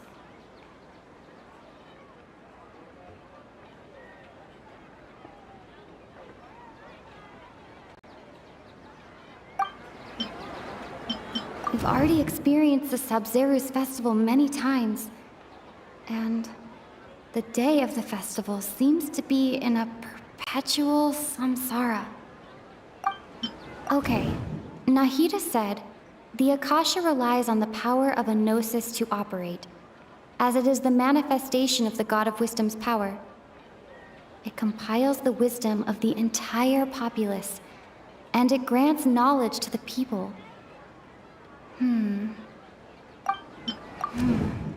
The beep is a prompt tone for Akasha operations. We still hear it every night, even though we removed our Akasha terminals.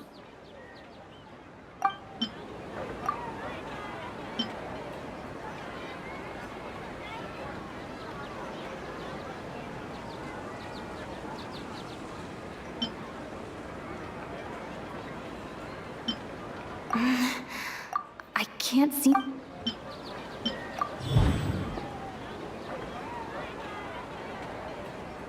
If all our memories of a day are erased at the end of that day, then we would unwittingly relive that same day again and again.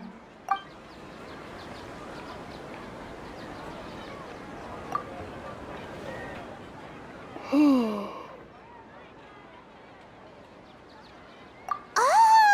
Then the beep we hear every night could just be indicating the deletion of our memories. That's why when we wake up, everyone thinks the Sub-Zero's festival hasn't happened yet. It's already the next day, but everyone still thinks it's the day before. But muscle memory can't be erased.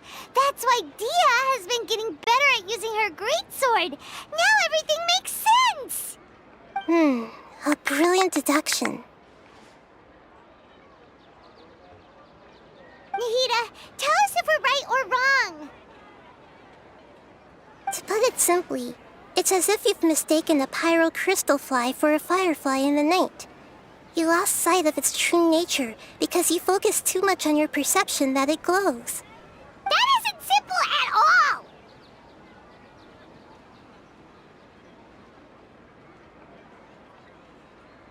Why don't you go talk to Miss Dia again?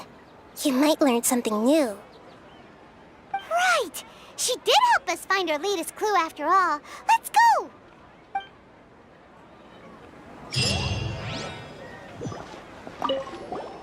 We don't have many more festivals to waste. Hurry and find the truth.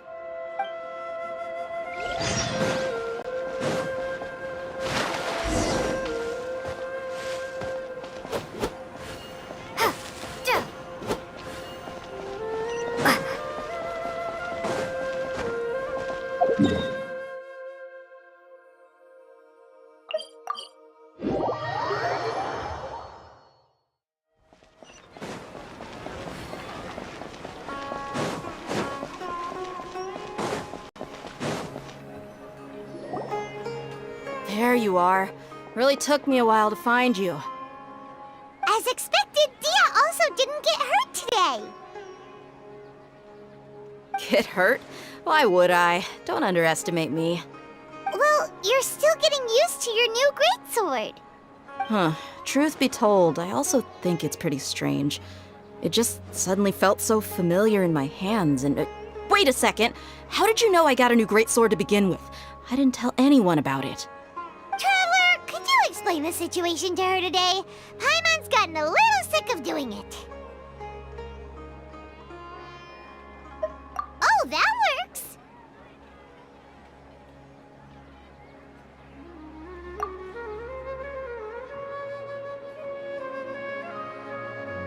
What happened to you guys while I was gone? Did you get brainwashed by some cult?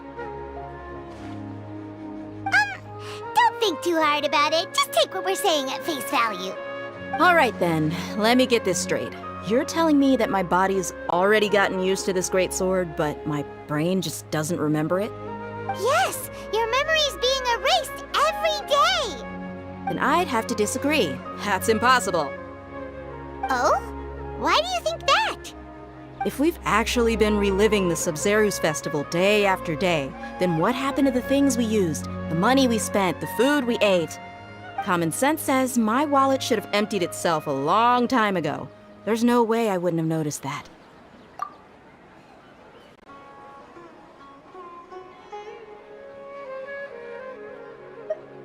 Right! They could use the Akasha to record what everyone did that day, and then use the city's resources to replenish everything! It's not very likely, but it's also not impossible. No, it is impossible. I've got proof. You have proof? Where? You two are surprisingly serious about this nonsensical discussion. Fine, I'll play along for a little longer. Come with me, Miss Dunyarzad. Please come along as well. I still can't guarantee that this area is safe.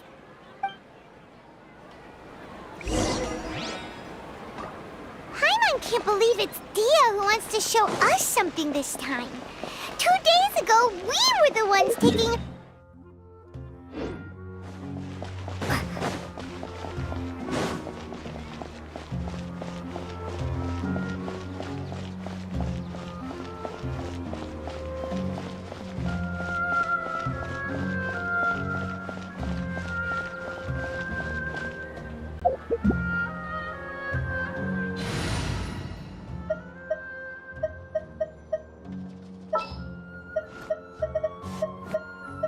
Is it time for a magic show?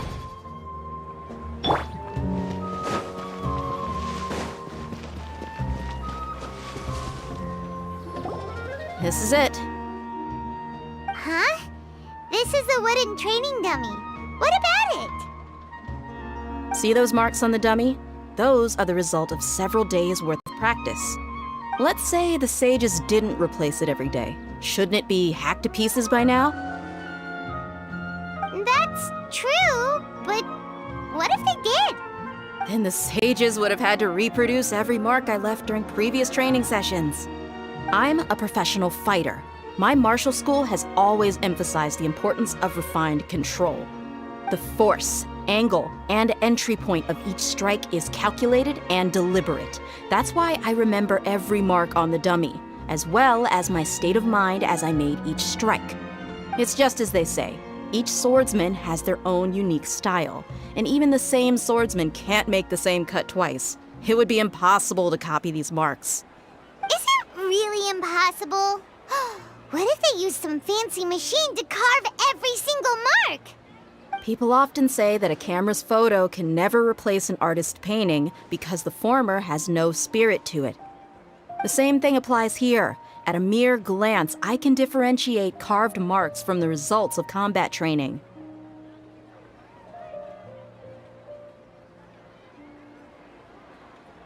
Whew, hope that cleared things up for you. Hey, is this that new brain exercise game that's been super popular with the scholars lately? It's surprisingly fun. Anyway, it's getting late. I should escort Miss Dunyarzad to Nilu's stage. See you later. Well, back to square one. Is our memory deletion theory also wrong? But at least we've reached some other conclusions in the meantime.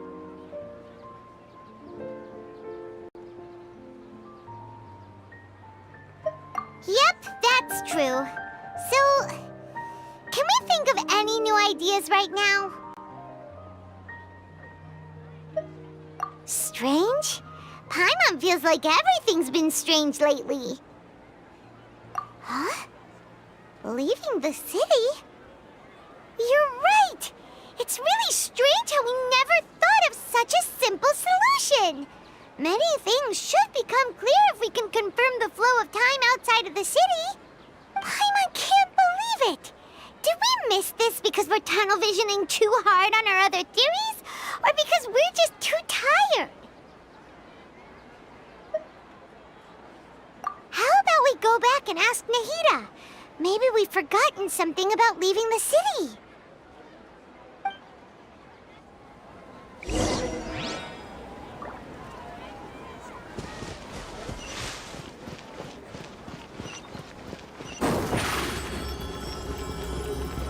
Surprise!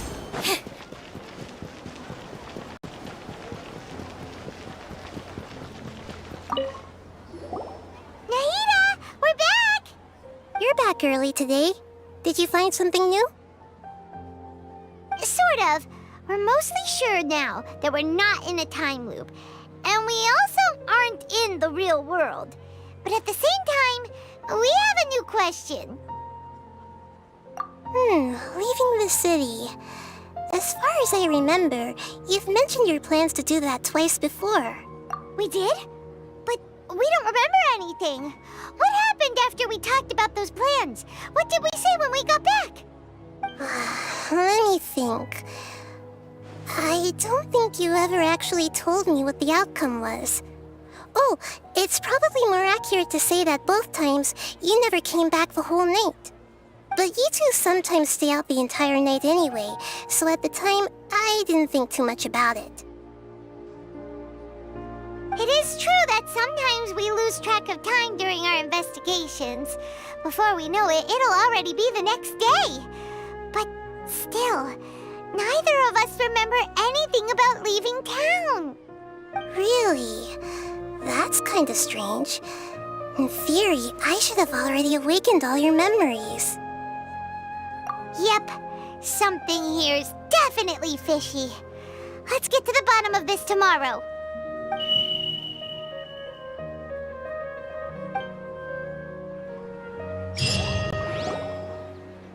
Our memories are back!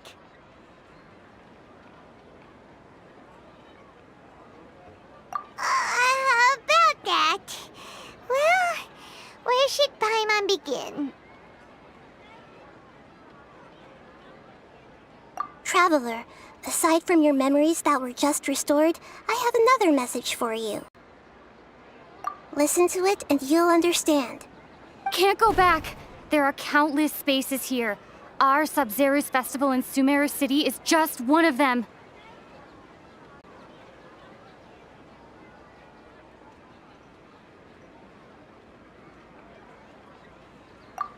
Traveler, you should be missing 2 days' worth of memories.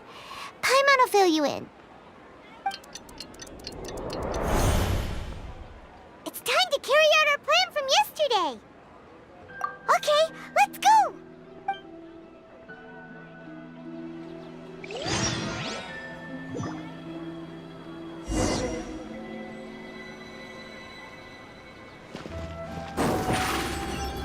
Over here!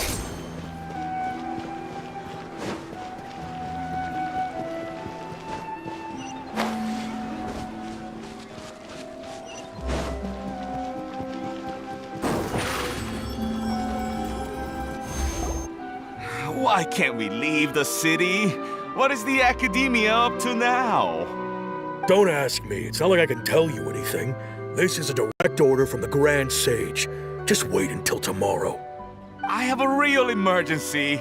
My goods have already arrived at Port Ormos. If I don't hurry, they'll be stolen. That's your problem. Make sure you make a request in advance next time. But it's not like you can just predict business matters in advance. It looks like the Academia already announced a lockdown for Sumeru City today. How completely unsurprising. Let's go and question them. Hello, sir. Why can't we leave the city today? Here we go again. Don't ask me. I don't know either. We just received an order that no one is allowed to enter or exit Sumeru today. They didn't tell us anything else.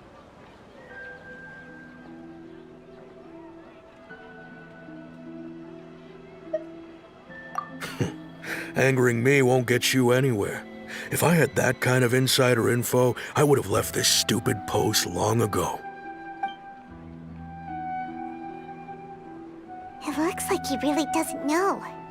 If we can't get anything out of him, let's take matters into our own hands. Why don't we climb over the walls? Those guards can't be everywhere at once. This is a good spot, and the guard hasn't noticed us at all. Let's hurry! Huh? Why? Are you going to leave Paimon behind? But what if things get really weird out there and you get into some trouble? Then Paimon won't be able to help you. Oh, Paimon knows that Paimon can't do much, but we've always been together, haven't we? Okay. Paimon will wait for you. Promise Paimon that you'll come back as soon as possible. Just a quick look. And please, be careful.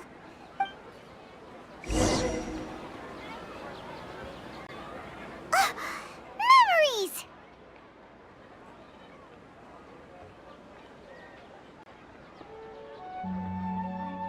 Traveler!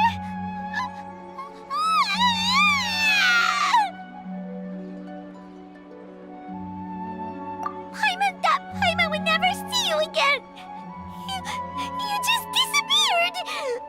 Paimon waited for you for hours and hours at the city wall and you never came back! You promised Paimon that you were only taking a quick look! Paimon, calm down. She's here now. I don't think she understood what you were saying. Paimon doesn't care! Paimon wanted to go look for you, but you also said that Paimon should stay! Paimon was so worried and so scared the entire day!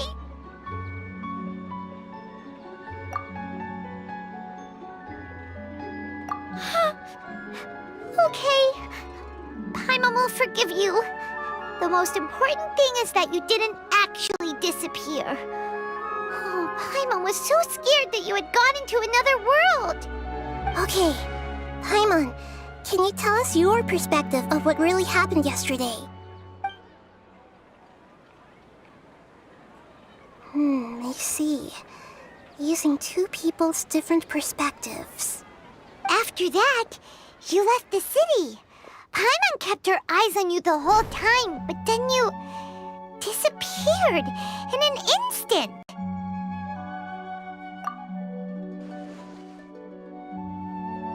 No way! Paimon was watching you with the fullest attention. What's your perspective, Traveler? You sure you don't have any memory of this? I guess that explains everything. You also lost your memories the last 2 times you tried to leave the city. Those days' memories can't be awoken. So, if we leave the city, our memories will be completely erased? It really sounds like something big outside of the city is being hidden on purpose. But this way, we'll also never discover what's outside. Something like a message? But how can we send it back? Don't look at me like that. I'm not used to being stared at. Well... Okay. You want something that can pass on messages, right? Give me some time and take care of Dunyarzad for me. Yep! Now we're talking!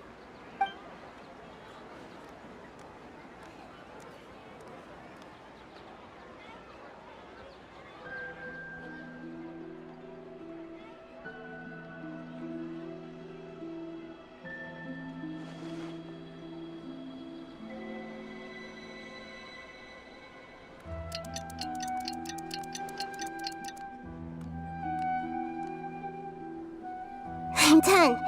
Here you go. What? Isn't this just an Akasha terminal? I made some little changes. Akasha terminals are already capable of sending messages. I just tweaked it so that it can connect to any node. To make something like this? Nahida, you really know the Akasha like the back of your hand. Anyway, we can use this now to record a message, right? Yep. I'll help you save the messages. It should be pretty easy to use. I just can't guarantee the user's status and signal coverage when they're outside the city. We'll never know until we try. At least we're taking the initiative now. Let's go then. Let's expose those sages.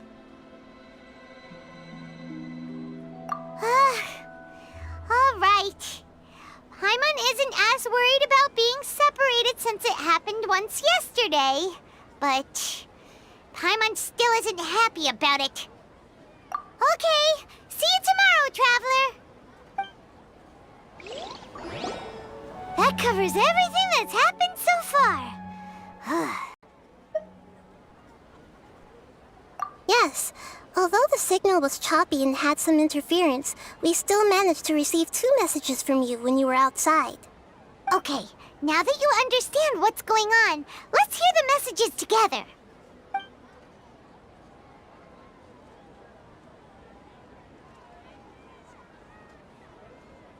Can't go back. There are countless spaces here. Our Sub-Zeru's festival in Sumeru City is just one of them. I've entered another space. Before me are flowing sandstone and howling fish. Impossible and surreal sights. All these spaces are empty, except for the occasional ones that contain mute puppets rather than people. I can't sense any human presence.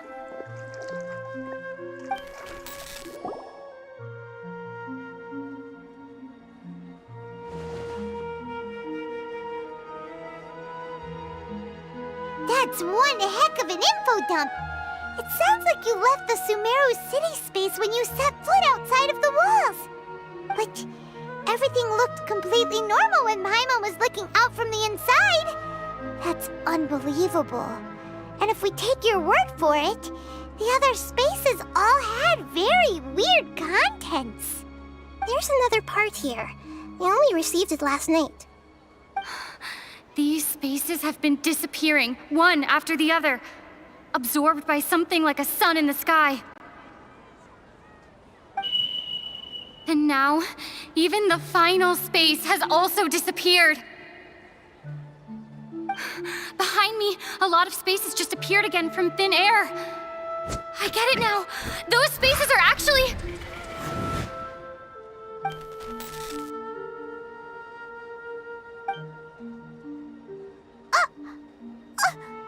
Why did the message end right there? What did the Traveler want to say? What are those spaces? Probably because yesterday just happened to end at that moment. Oh, right. Paimon did hear a beep from the Akasha. Did it come from here or from the message? The message. It should have come from the Traveler's Akasha terminal. After the beep, Traveler said even the final space has also disappeared. Traveler, what do you think that final space could have been?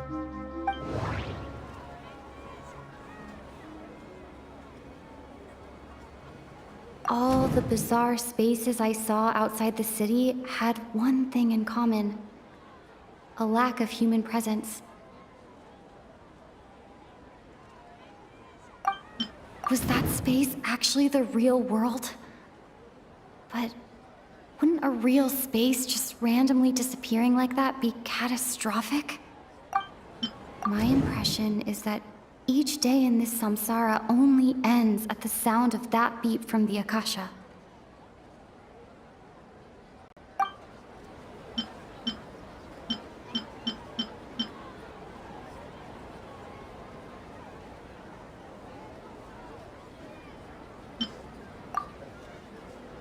Oh, so that's what it is! After the sound of the beep, the final space, the Sub-Zero's festival, also disappears, and we're taken to the next day. Later on, Traveler also mentioned a bunch of new spaces materializing behind them. Do lots of new spaces appear every day? Paimon's head is spinning. Just what are these spaces anyhow? Well, consider this. For all the horrors of the Archon War, at its heart, it was just a game where a bunch of gods fought over 7 seats. So no matter how strange or spooky things may look on the surface, maybe all they point to in the end is a small and simple secret. Wow, the Archon War, huh? That's an analogy and a half.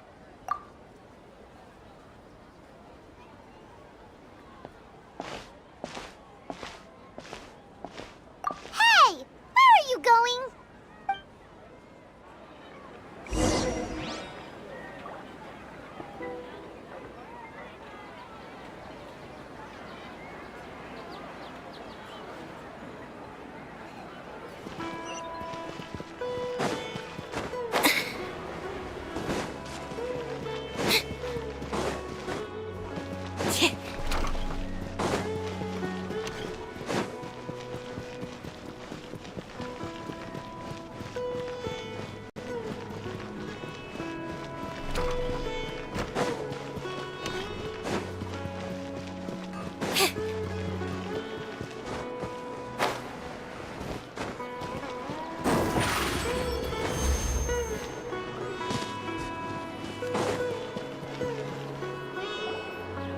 Do you want some alone time to think?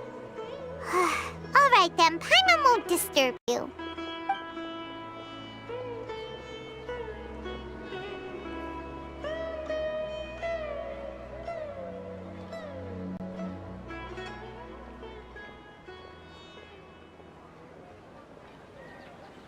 The dance of Sub-Zeros is about to begin. I'm going to go watch it.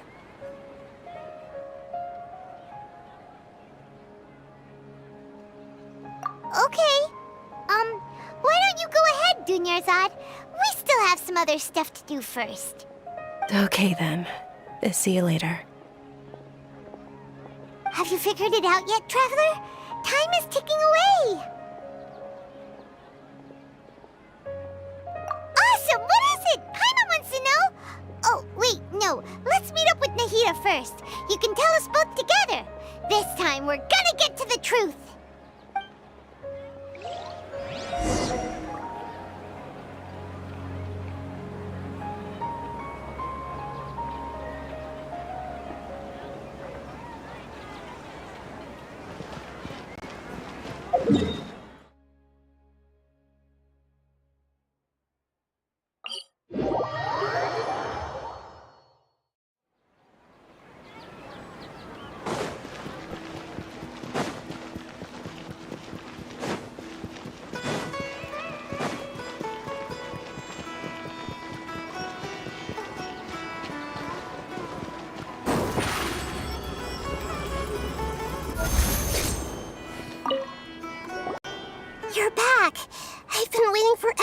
you two.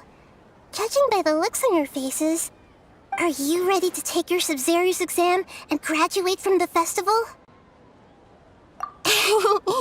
Okay, first off, have you discovered the hidden truth?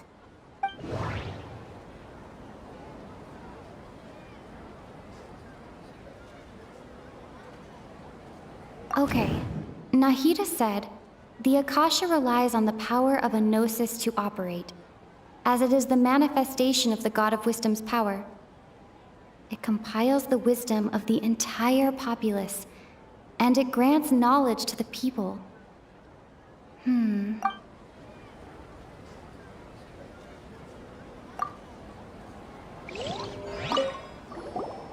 You're back! I've been waiting. Are you ready to take your Sub-Zero's? Okay. We've already experienced the Sub-Zeru's festival many times, and the day of the festival seems to be in a perpetual samsara.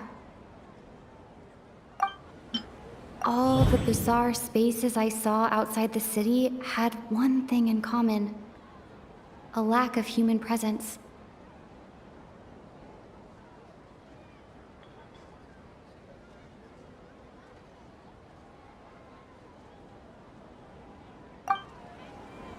Those spaces remind me of dreams, like the one I had in the Avidia forest.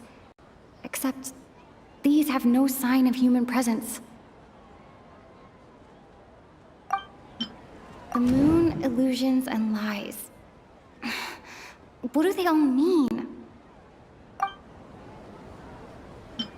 People in Sumeru don't dream. What a strange phenomenon.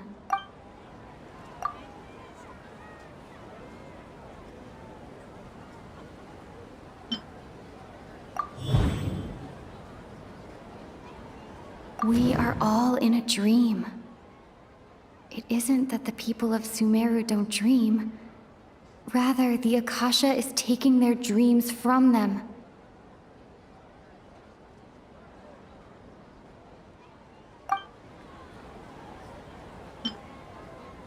The moon, illusions, and...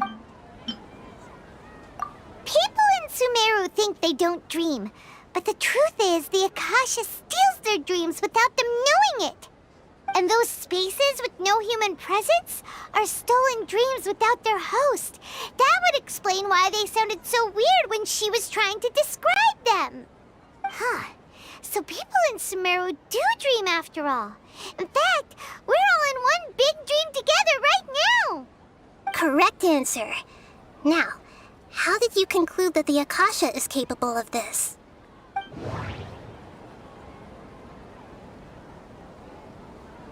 The Akasha relies on the power of a gnosis to operate. It is the manifestation of the God. It compiles the wisdom of the entire population, and it grants knowledge to the people.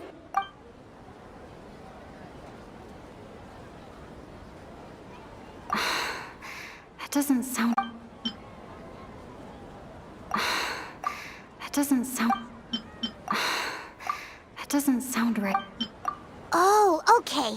Those dream-controlling creatures in the forest also get their power from the Dendro Archon, right? That would explain why the Akasha has the ability to control people's dreams, too. But is stealing everyone's dreams really how the Akasha compiles their wisdom? Isn't there anything more to it than that? Dreams are fantastical, complex, and full of imagination. People's brains are the most active when they're dreaming. In other words, dreams are rich bundles of human wisdom. So in other words, the complete opposite of how Hypatia understood it. Paimon remembers her saying that the sages think dreams are foolish delusions, and the fact that no one dreams is a blessing from Greater Lord Rukkhadevata. So it was all a dirty trick? The real story is that the sages from the academia are using the Akasha to steal people's dreams for their own use, huh? Oh? By the sounds of it, you understand the current situation pretty well. So then, what about the samsara?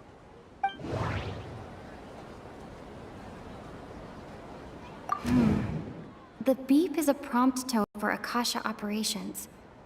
We still hear it. My mind feels exhausted, even though I haven't done too much. We've already experienced the Sub-Zeru's festival many times.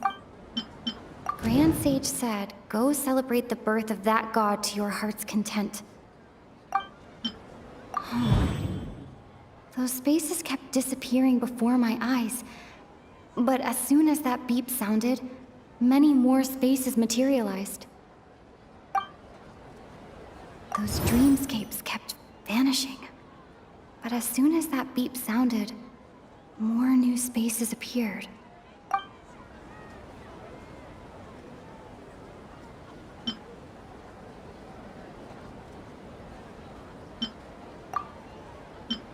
I can't...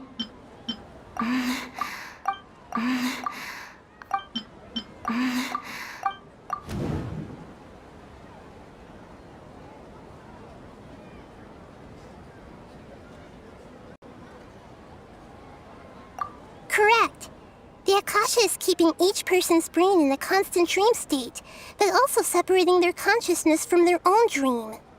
Their disembodied consciousness is placed inside the collective dream of the Sub-Zeru's festival along with everyone else's, while their now vacant dreams are harvested by the Akasha. No one is any the wiser as another day passes in the dream, and so begins another samsara cycle. People wake up to yet another dream about the Sub-Zeru's festival.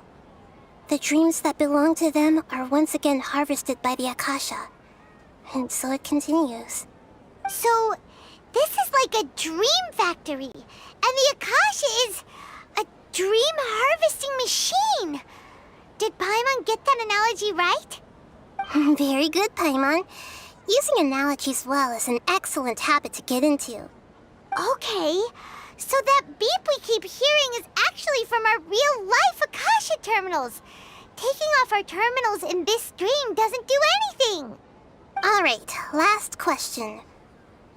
Who am I?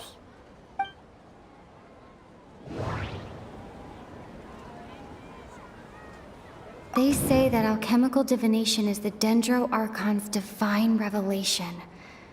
So then, if Nahida has referred to herself as the moon... Now that I think about it, wasn't Now that I think about it, wasn't illusions hinting at the sage's deception of Sumeru's people? Now that I think about it, they say that alchemical divination is the... So you noticed.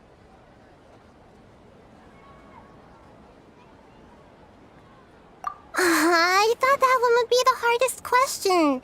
That's why I put it last. That wasn't hard at all. Even Paimon guessed that. Everything about you is different. We just didn't want to expose you is all. Now that you mention it, Nahida, you've been hinting to us since the very beginning. It's funny, thinking back to when we were asking all over the place for info about Lesser Lord Kusanali. Paimon didn't expect to meet you like this. Yes, those can wait until we're back in real life. On the other hand, I'd be happy to answer any more questions you have about here and now.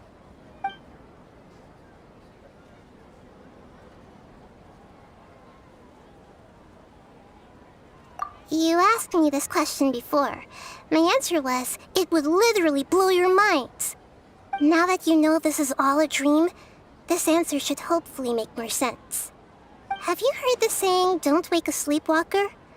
Likewise, if someone suddenly had told you all this instead of you learning it on your own, your notion of reality and dream would be thrown into irreversible confusion.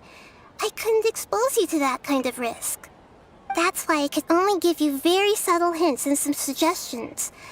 Long story short, I'm really sorry I had to keep you guessing. Firstly, this dream we're in is completely based on reality. People have already experienced this Sub-Zeru's festival, so it would be very difficult for them to find anything that strikes them as surreal. Secondly, you're probably wondering why people don't have any memories from earlier samsara, right? That's because people don't remember their dreams most of the time anyway. And in any case, their actual dreams are being taken away from them by the Akasha. So whenever they wake up in this dream of the Sabzeruz festival, they don't remember anything from their previous identical dream. That reminds Paimon. Traveler had a dream when we were in the Avidia forest, but couldn't see what it was about after waking up. Is that an example of what you mean? Yes. Only after receiving the blessing of Dendro can a person gain the Dendro element's dream-enhancing power. That explains the feelings of deja vu. Meanwhile, everyone else has no idea that they are in the Sabzeruz festival samsara, while their dreams are stolen from them over and over again.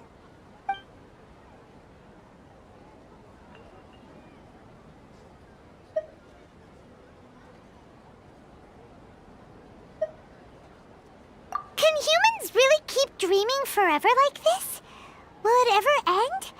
And if so, when? You might say your mental fatigue has already answered this question. Eventually, there's only so much that people can tolerate. Especially those whose health is compromised to begin with, like Dunyarzad. This relentless exploitation takes an even harder toll on them. People's lives are at stake here, and nobody knows a thing! We've got to put a stop to this!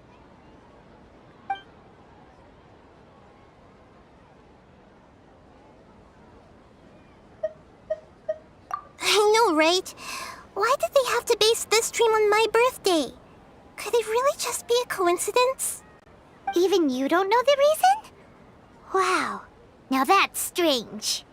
The Academia sages are determined to harvest lots of dreams in a short time, no matter the cost. They have to be up to no good. Unfortunately, I don't know anything about it. Traveler, do you have any information?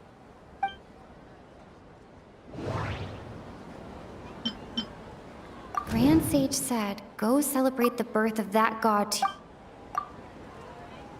Celebrate the birth of that god? Could it mean...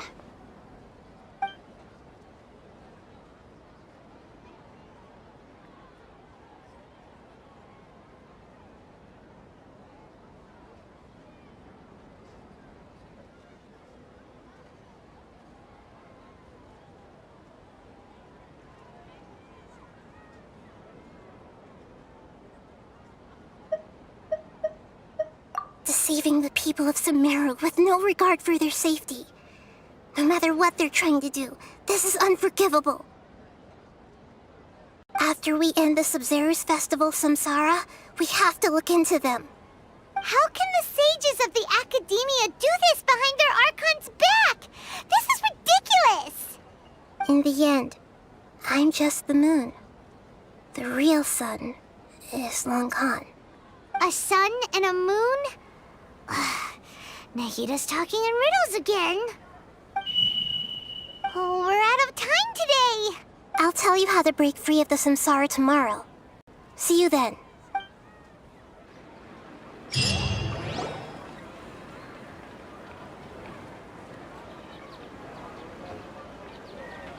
Good morning, Nahida.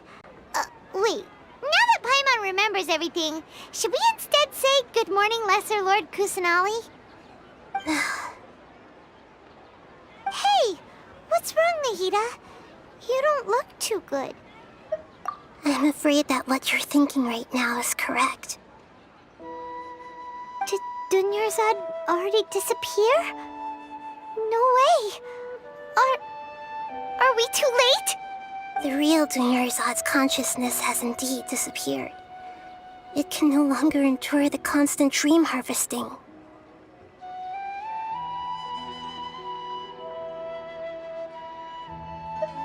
Paimon can't believe it.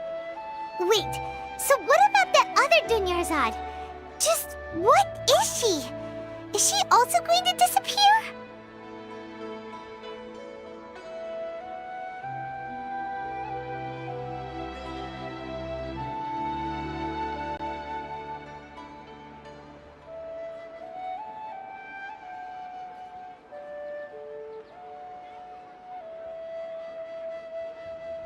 She's actually something like a puppet, but not completely.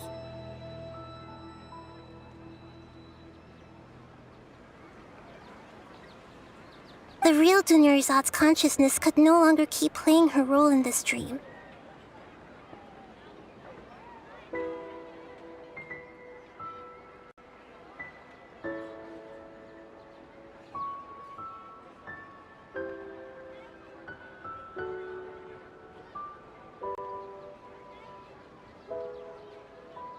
So another Dunyarzad appeared to replace her in the dream.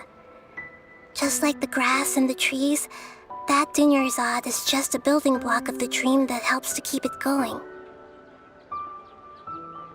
But personality-wise, she's nothing like the real Dunyarzad.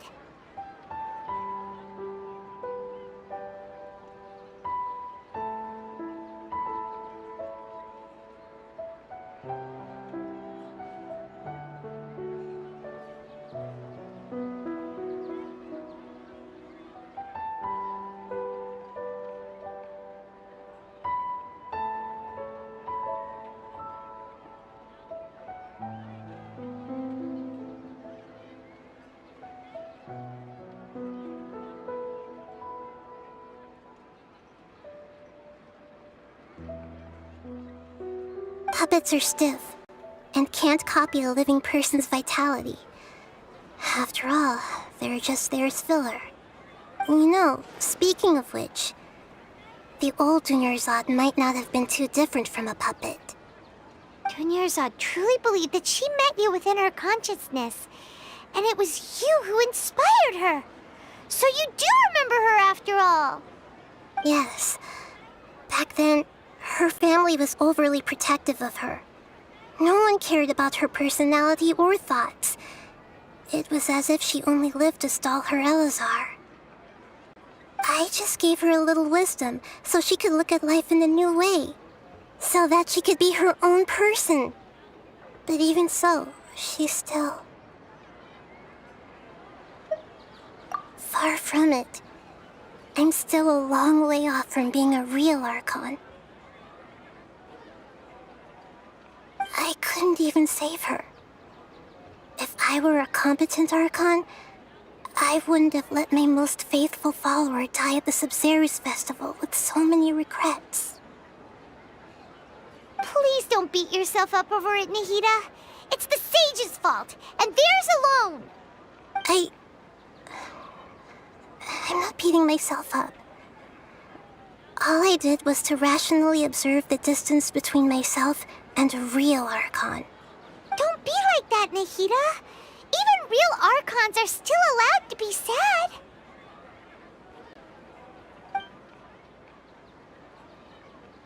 To prevent more tragedies like this, we must end the samsara as soon as possible. Great, but how do we do that? Although the Sub-Zerus festival dream is under the Akasha's control, only humans can dream. Even the Akasha is unable to create them. That means this dream belongs to a host who created it.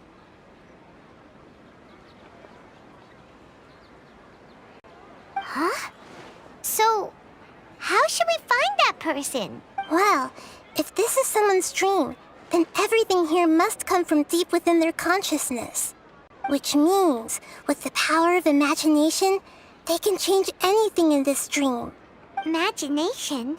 Imagination means breaking through what you perceive as normal. Like when the server at the tavern brings a plate to you, you'd naturally assume that food is on it. However, if you're the dream's host and you become aware that you're dreaming, when you imagine gold and more on the plate, the dream will respond in kind, and the server really will bring you gold and mora. But right now, our host is unaware that this is a dream. No matter how many times they're served, it will always be food. Find some way to make that person realize that they're dreaming. Usually, once that happens, the person will wake up and the dream samsara will be broken. How are we going to find them, though? If it could be anyone, it'd be like looking for a needle in a haystack. And even if we did find them, how are we supposed to make them realize they're dreaming? After all, like you said, don't wake a sleepwalker. It's extremely difficult, yes. But the only ones who can do it are you two. Remember, everything you've achieved up to this point has all been for the sake of finding the host and ending the samsara. As for me, during this time, I'll be out of town. Out of town? Are you going to that place full of dreams where the Traveler went? Yes. I want to try something. There must still be a small wisp of possibility. Hurry and go. Dreams are supposed to be fantastical, romantic, and full of pleasant surprises. Unnecessary things like this samsara need to end. Paimon's still a little upset that we've come this far only for Dunyarzad to... She was such a good person, with such a simple wish. But fate was against her.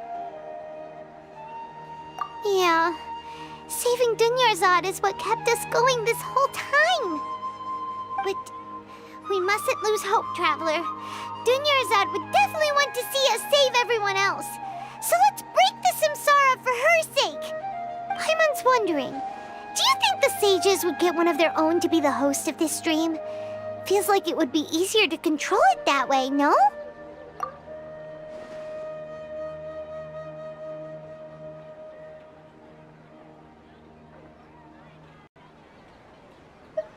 Huh. That's true. Plus, the sages probably weren't counting on there being other factors beyond their control, like Nahida and us. So, who do you think the host of the dream is? Oh, that would make sense. Ferris, the Knight of Flowers, is a symbol of the whole Sumeru's festival, right? Let's go ask him some questions.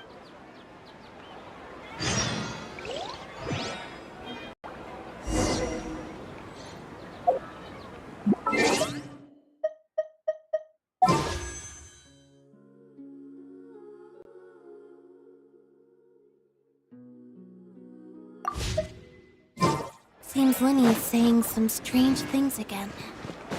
It's really worrying.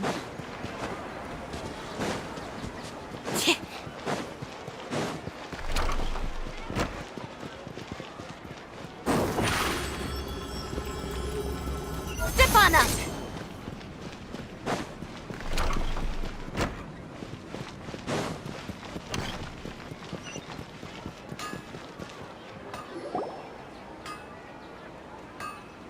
You're back. You left in a hurry last time. Is everything okay? Everything's fine, just... it's a little hard to explain. Would you mind taking part in a little experiment with us? An experiment? That came out of nowhere. I'm listening, though. What do you need me to do? Could you... make a wish? You want me to make a wish? Is that a new Sub-Zero's festival tradition or something? Less questions, more wishing! Okay. My wish. Okay. I'm a little nervous saying this out loud, but I want Miss Dunyarzad to be happy. Oh. I noticed earlier that she looked a bit down, and she wasn't really talking to anyone. She just doesn't seem like herself. She's always so gentle and kind, and all the kids love her. I've also wondered if the reason she asked me to be Fairest Knight of Flowers is because I'm special to her, or something. So, you have a crush on Dunyarzad? Oh, is it that obvious? After what I just said, I guess it is. When she placed the hat of the Knight of Flowers onto my head, she said to me, I want everyone to have a happy Sub-Zero's festival. What she didn't realize was that I'm not that interested in how everyone else feels. In that moment, I just wanted to be her Knight of Flowers for the rest of my life. 50 years, 100 years, I'll serve her till the end of time. Okay, yeah, that was a bit much. Felt like the right moment to get it off my chest, but that was pretty embarrassing. Okay, I'm ready to make my wish. I would like Miss Dunyarzad to appear in front of me right now with a smile on her face. Here goes.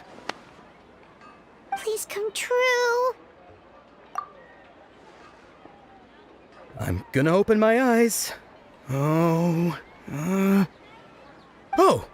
you're... What? Faki? Sorry, but only one portion of Yalda candies per person. Back home you go. Nice try, you two. Anyway, never mind. I don't need to see her appear right in front of me. As long as she's happy. Guess he isn't the host of this dream after all. Should have expected it wouldn't be this easy.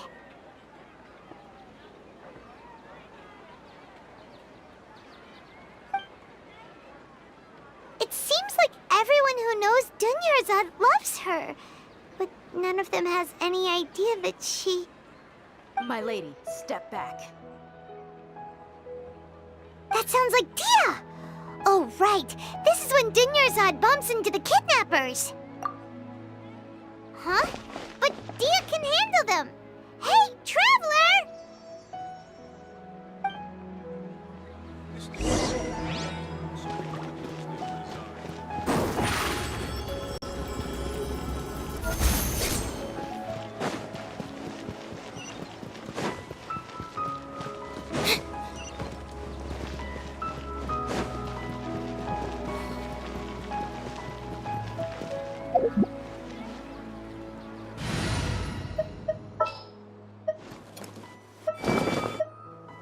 I'll keep an eye on you.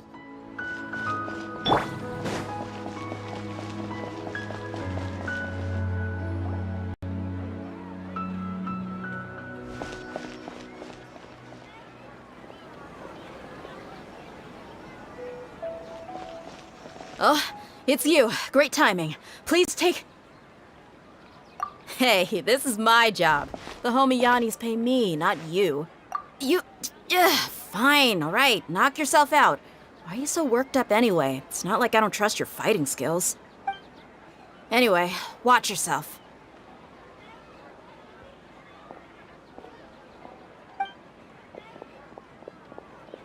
So you got yourself some backup. Suit yourself. You're going down! That's close enough.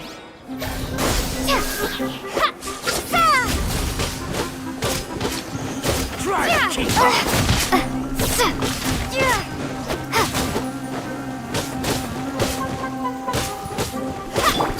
Laid bare.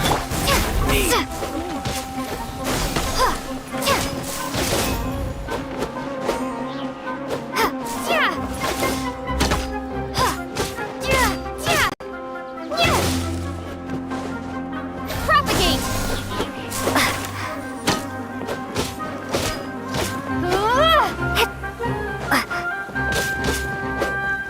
Scatter! Law of the jungle!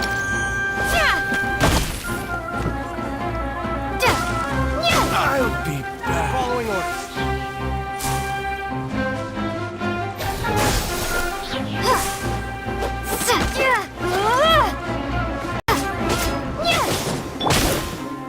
Steady as stone. Law of the jungle! Time to clean up.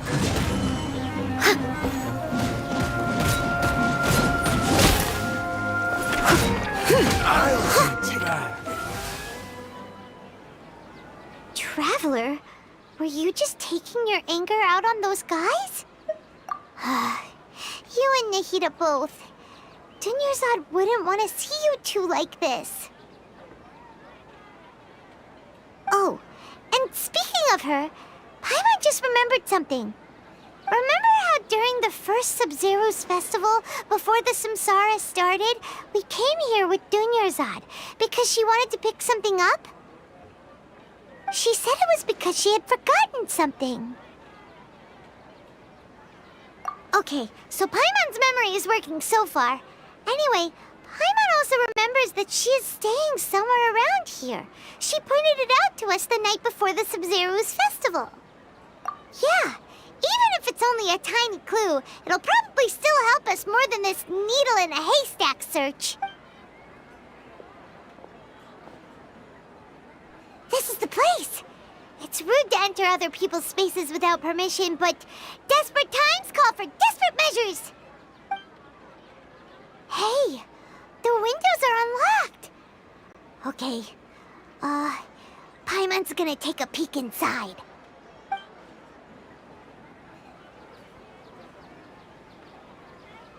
This was only a temporary residence, so there was pretty much nothing inside except this book on the table. Should we open it?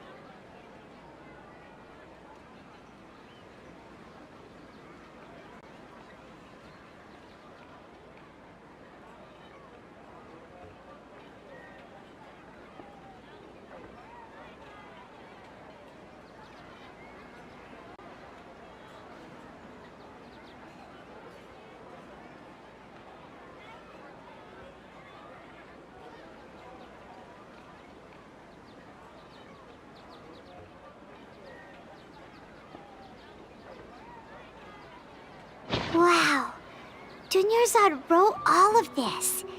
Sounds like she was always thinking of us even while we were away. Even though she was also busy preparing for the Sub-Zero's festival and had all her health problems to worry about. She must have wanted to give this to us as a gift on the day of the Sub-Zero's festival, right? If we hadn't found this book, we never would have known. But now that we know, we can't even thank her.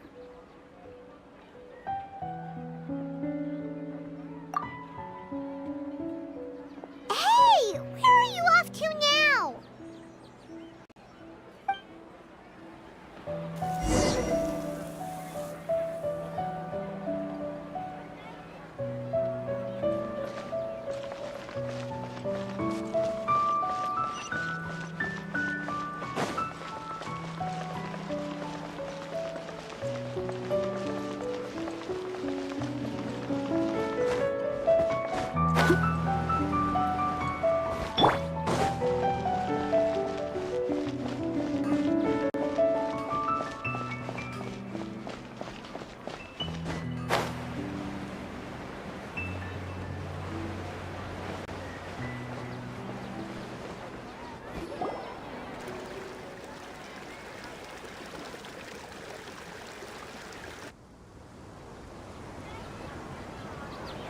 It's Dunyarzad's puppet.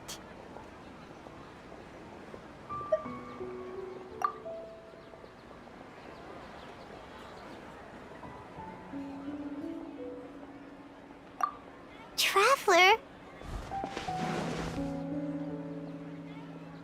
You must be exhausted. Come to think of it, we've been stuck in this place for a really, really long time. Heck, even the last time we were chatting happily with Dunyarzad feels like An eternity ago.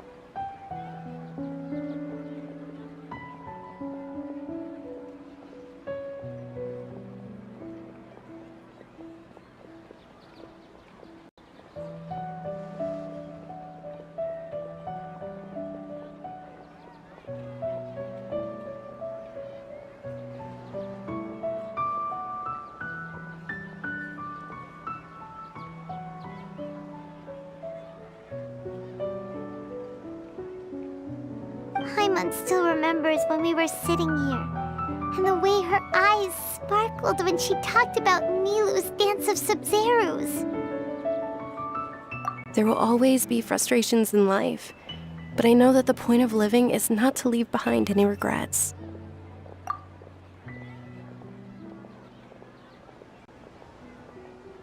That was what the real Dunyarzad said, wasn't it? Does that mean... Yes, Traveler. What is it? Oh, so she's still just a puppet. But just now, how come... What? Where are we going this time?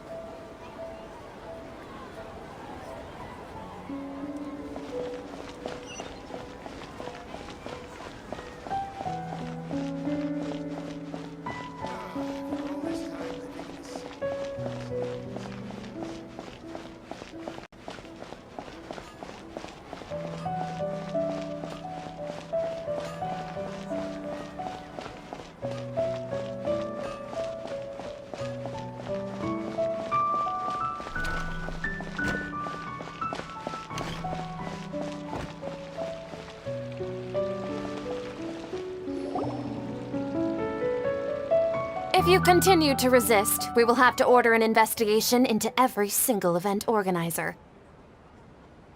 The Grand Sage has already granted you much leniency. I advise that you exercise tact. How did things turn out like this?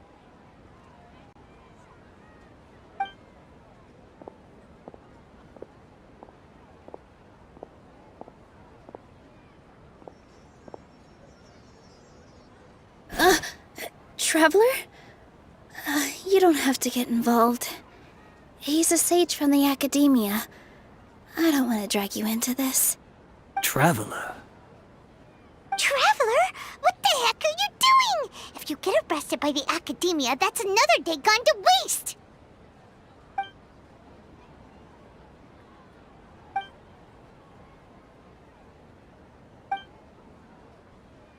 Wait, they're not reacting. Have they been scared stiff?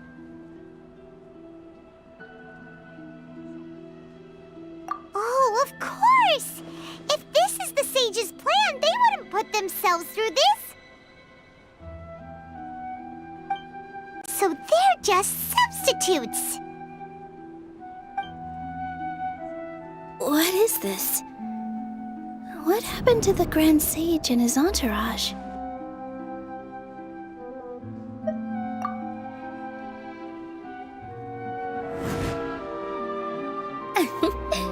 Like I said, they symbolize the goddess of flowers.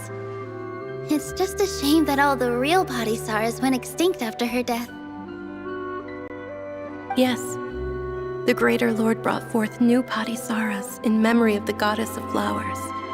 But she ultimately could never truly replicate that beautiful shade of purple.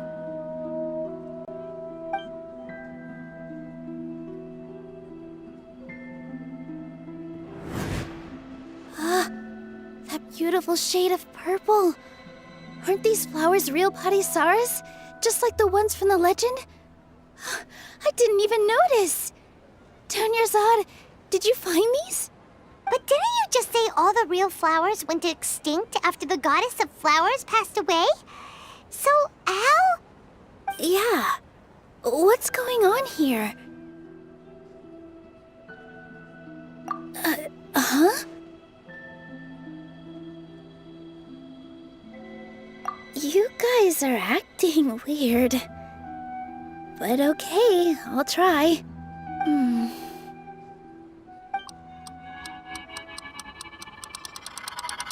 Hey!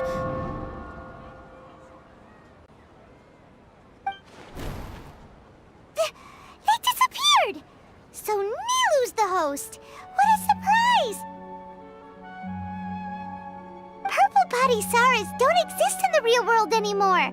But in Nilu's subconscious, they can appear as decorations on the stage. It's just like the example Nahida told us. People assumed there will be food on a plate, and Nilu assumed there would be real Patty Saras in the flower pots. So when you saw the flowers, you instantly knew it was Nilu? But if we want to end the samsara, we need the host to become aware that they're dreaming. How should we make Nilu realize that? Am I dreaming? Huh? So I'm right. Is this Lesser Lord Kusanali responding to our celebration of the Sabzeruz festival? Wrong guess, but you aren't completely wrong either. The point is, what made you think this is a dream? As far as you know, people in Sumeru don't dream, right? Yeah, but have you heard the tale of the first sage? To prevent a calamity, he went on a journey to find the Dendro Archon. Ooh, sounds familiar. Dunyarzad told us a story like that when we first arrived in Sumeru City. So it was about the first sage, huh? Yep, but in the part you heard, he hadn't become the first sage yet. There's more to the story. His piety and wisdom were acknowledged by the Dendro Archon, and she finally gave her blessing to him. All kinds of spectacular scenes appeared in front of the first sage, as if all the knowledge in the world was being painted onto a canvas right before him. He was captivated. After who knows how long, he mastered all the knowledge he could comprehend. Afterward, he said to the Dendro Archon, "I miss my parents, my wife, and my children. I've been away from home for far too long. They must be worried." The Dendro Archon smiled. The next second, the sage found himself lying in his bed, as if he had just woken up from a dream. His wife, lying next to him, said, "You're off to search for the Dendro Archon today, aren't you? Have a safe journey, my love." In the end, the first sage took care of many disasters in Sumeru City and founded the Academia. What a happy ending. So, the first sage was dreaming ever since the beginning of the story? He never went on his journey? Yes, but his faith and determination were conveyed to the Dendro Archon, so she blessed him in the form of a dream. Paimon understands where you're coming from now. That's a really interesting connection. But we really gotta wake up soon, like the sage in the story! I see. Well, it just so happens that today's Sabzeruz festival is almost over too.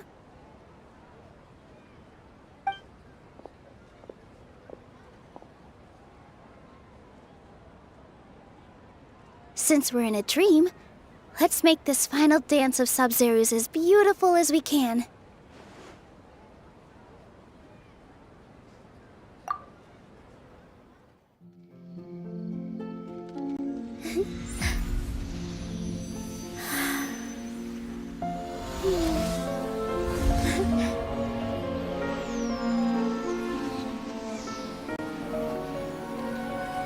The wait is over, everyone. I dedicate this to our god, the dance of Sabzeruz.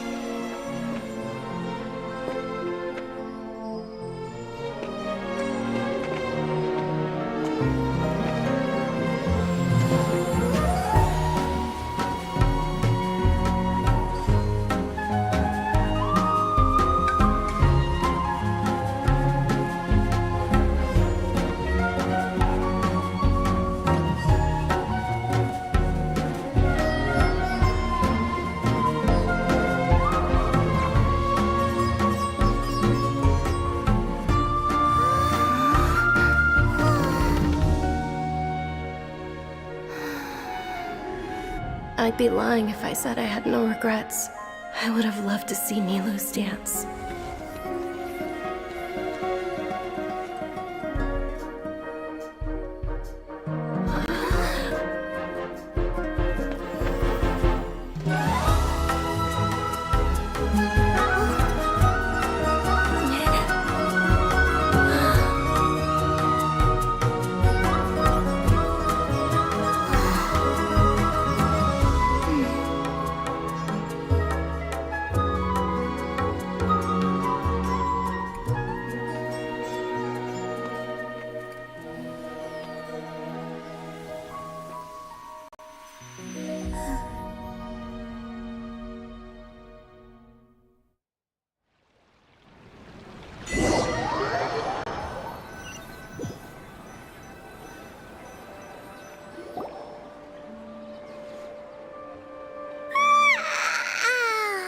Oh, good morning, traveler.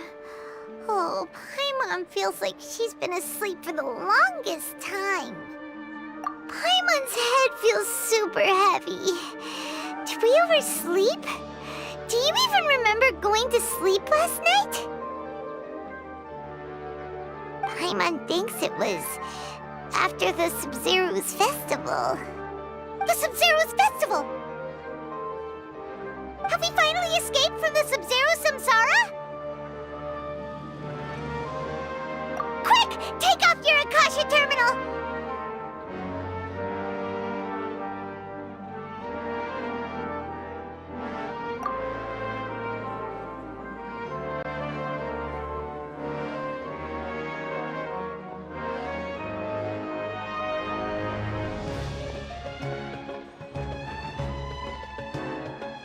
She's not in her room. What happened? Huh? What usual spot?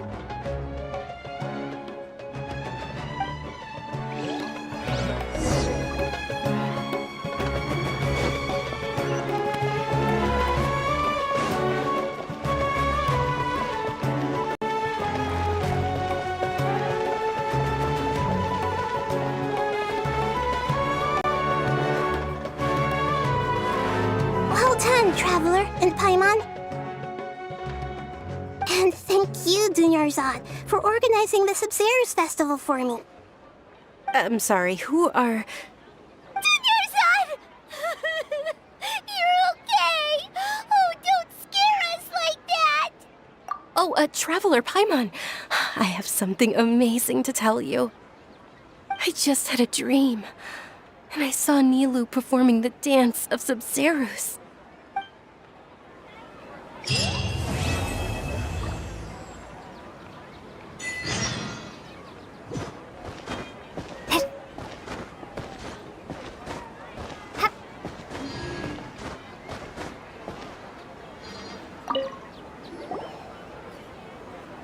You're actually Nahida, aren't you?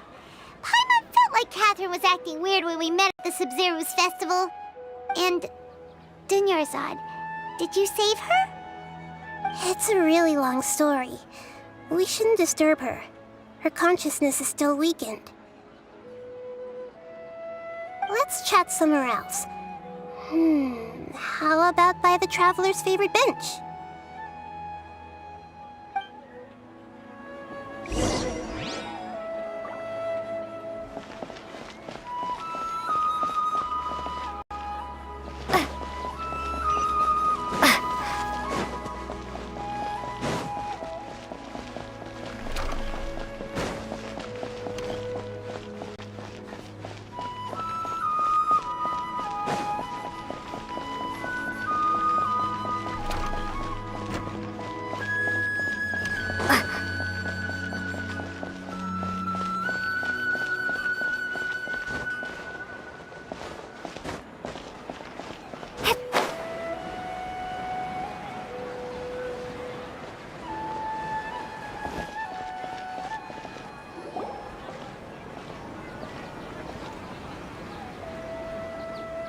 Let's talk about Dunyarzad first.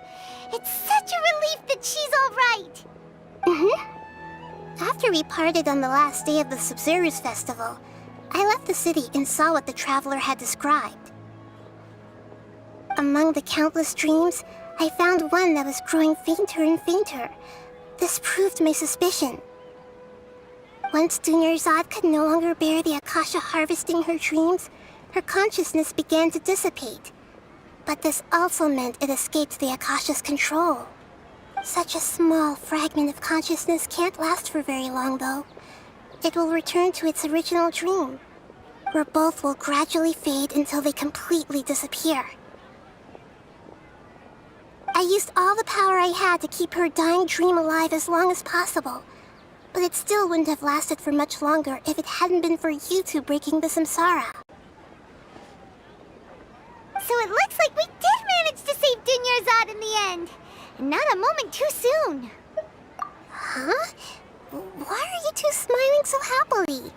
I thought you'd be so moved that you'd start crying. I need to spend more time observing human emotions. Both are fine. Everyone reacts differently. All right. You two must have a lot of other questions for me, right? After all, you saved my faithful believer. As your reward, I will answer any and all questions. To be accurate, I'm using the Akasha as a medium to occupy Catherine's consciousness. How did you do that? Poor Catherine. Does this mean you can also occupy other people's consciousnesses? Theoretically, I can enter anyone's mind as long as they're wearing their Akasha terminal. The Akasha is the legacy of Greater Lord Rukkhadevata. As Lesser Lord Kusanali and the first Akasha terminal, my consciousness has always been linked to the Akasha. I've always respected my people's free will, so I've never actually occupied their consciousness. When necessary, I just borrow this bionic Snezhnayan puppet. Hold on. Did we just learn some deep, dark secret? So Catherine is... No wonder Paimon felt something was off about her. What about your own body? Why do you need to borrow other people's? Don't you live in the sanctuary of Surasthana? That story begins a long time ago. After Greater Lord Rukkhadevata disappeared, the sages found my newly born self and took me back to Sumeru. At that time, I was young and weak. The sages kept me in the sanctuary of Surasthana, ostensibly for the sake of protecting me. But I've hardly heard from them since. However, I do understand that they had hoped to find Greater Lord Rukkhadevata instead of me, a symbol of her passing. So, the sages basically put their new Archon under house arrest? How dare they! Why don't you teach them a lesson, Nahida? In some ways, they aren't wrong. Greater Lord Rukkhadevata was omniscient and omnipotent. Even after her death, the Akasha is still empowering this nation. And I'm still really far away from being able to call myself the God of Wisdom. Moreover, the academia is also more proficient at governing this country. My existence has little meaning. Yeah, you got a lot of believers. Just look at the Sub-Zero's festival. Everyone who showed up truly loves you. Thank you for the kind words. But I honestly don't need physical freedom as long as I can connect my consciousness to the Akasha. Trying to find a way to save Irminsul is my life's mission and top priority. I will work on that, and try to live up to being a deity in the meantime. Every once in a while, I will also take up the duties of the God of Wisdom and enlighten a lost soul here and there. Doing all that should be enough.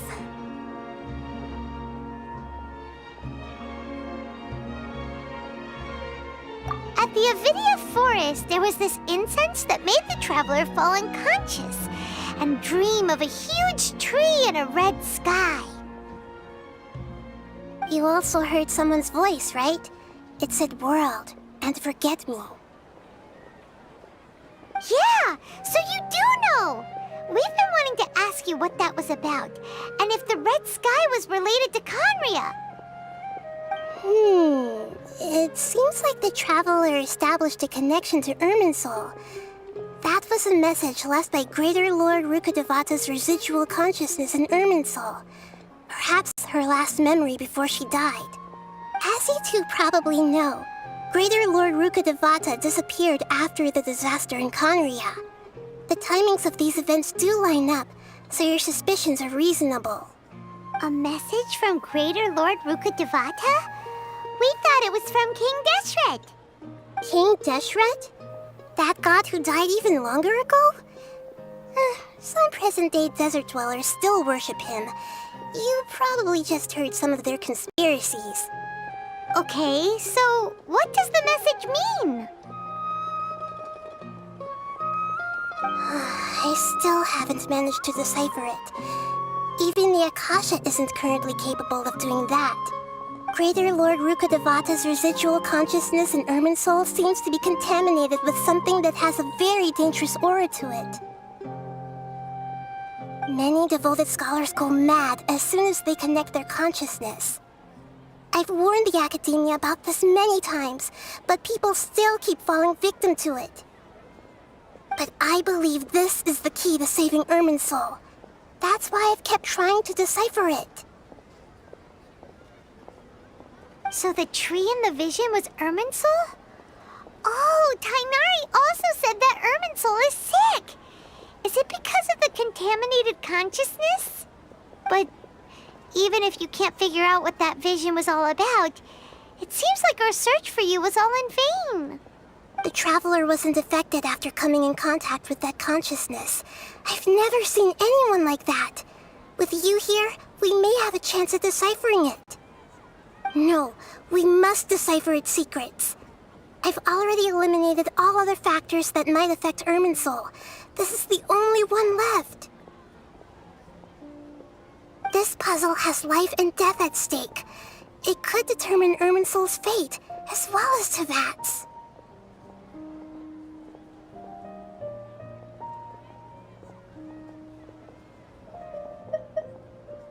There's never been any big problems with the Academia's governance of Sumeru. This is the first time I've seen them step out of line. I wonder what caused them to go down this path, and what they hope to achieve. Even though the city's residents haven't noticed anything strange, if the Traveler hadn't broken the Sumeru samsara, the situation could have become dire. I tried to do some investigating in the Akasha, but I couldn't find anything suspicious. And all the people of interest seem to purposely avoid wearing their Akasha terminals. I think they're deliberately trying to hide something. Oh, that reminds Paimon. In Gandharvaville, there was a sage who had invited Tainari to join some kind of project. Could it be related? Regardless, I need to first investigate the sage's motives, make things right, and punish them if needed. But I'll have to be discreet, or they'll see me coming. You mean how the Akasha stops you from having dreams? Yeah, it's been such a long time. No one's noticed something's up? It's not that no one noticed. It's more like no one cared. Ultimately, it's all rooted in the sage's misdirection. Misdirection? The sage has convinced everyone to believe that being unable to dream is a sign of rationality and wisdom.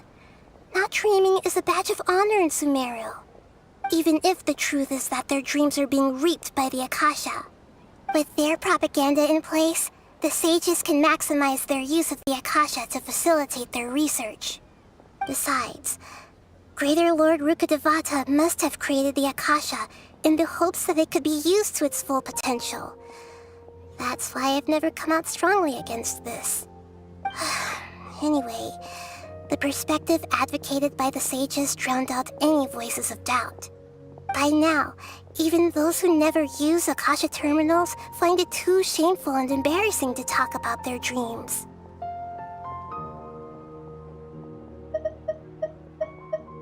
Got it! I hope my answers were satisfactory, seekers of knowledge. To be honest, maintaining Dunyarzad's fading dream took a lot of mental energy. I think I may need to rest for a while. Oh, and you don't need to worry too much about the Sage's activities for now. The Akasha won't be able to conduct another project on the scale of the Sub-Zero Samsara in the immediate future. Go and get some sleep. Leave everything to us. What a relief.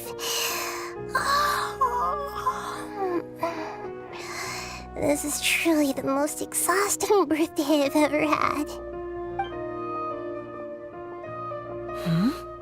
Traveler? Paimon? Why am I here? Do either of you know? Maybe you were sleepwalking. You know you can't wake up a sleepwalker. We happened to walk by, so we thought we'd wait for you to wake up. I see. Huh. I should visit my maintenance personnel sometime. Oh, I'm fine. I better go. Thank you.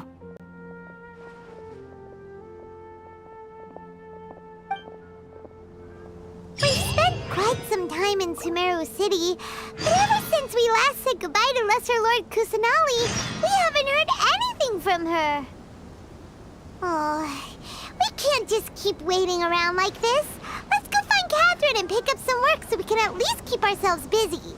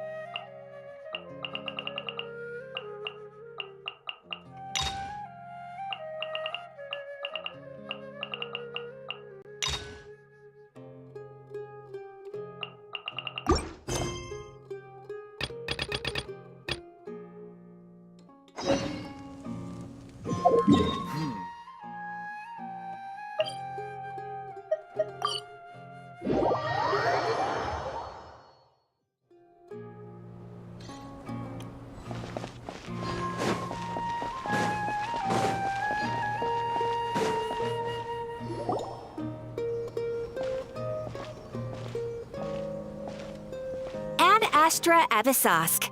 We meet again, you two. Hi, Catherine. Do you have any commissions for us today?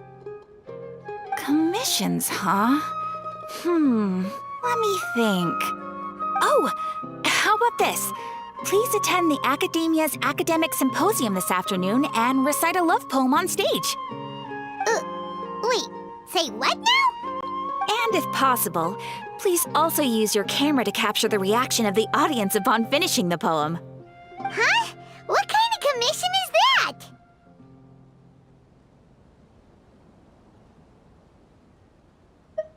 I see. It appears that you're not interested in this commission. In that case, please go to Port Ormos and convince the Eremites there to spend some time volunteering at the local orphanage. Hey, that's not any better. I'm sure the mercenaries will have some interesting reactions as well. Paimon's gotta ask. Just who exactly has been submitting these commissions to the Adventurers Guild? Oh, the commissioner? Well, actually, I just wanted to see the two of you in action. Was it so obvious? I was hoping you would actually take one of those commissions. That kind of chance to observe humans doesn't come by often. Ah, so it's Nahida. Paimon just knew Catherine wouldn't crack those kinds of jokes. When did you get into her head? From when she said, Ad Astra Abysosk? So it's been you this whole time? Are you done resting up, Nahida? Yes.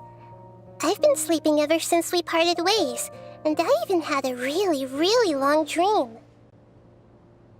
It was another dream about the Sub-Zerus Festival, except it was a happy one. In my dream, I was sitting in the middle of a flower terrace, and everyone in Sumeru City was holding hands as they danced in circles around me. They danced round and round, and everyone looked really happy. I also got to sit on a gigantic flower carriage. Ferris, the Knight of Flowers, raised me really, really high above the ground, and I was throwing an endless amount of Yalda candies at the children. You know, Nahida, maybe your dream is how the Sub-Zerus Festival really should be. It's meant to be a joyous time where everyone gets together to celebrate your birthday. Huh? Wasn't I describing a really happy dream? Why are you both looking at me like that? Wait, could this be an example of the emotion known as pity? No, we aren't pitying you. That would only make everything worse. We just don't want you to feel too sad. By the way, have you had a chance to visit Dunyarzad? How's she doing? The Homianis haven't allowed any visitors after the festival, so we haven't been able to check on her.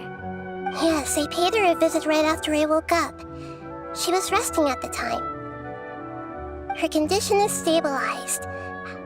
However, since Elazar is a manifestation of the withering on the human body, we can only cure it by finding a way to take care of Irminsul's own withering.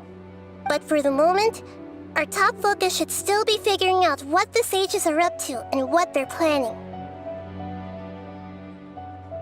Right. Who knows what'll happen if they manage to pull off another scheme like the Samsara of the Sub-Zerus Festival? So our first priority should be investigating and putting a stop to the sages' activities. As for how we should pull that off, let's discuss it somewhere else. There are too many adventurers around here. Oh, good point. Sorry, adventurers. We're gonna be borrowing Catherine for a little while.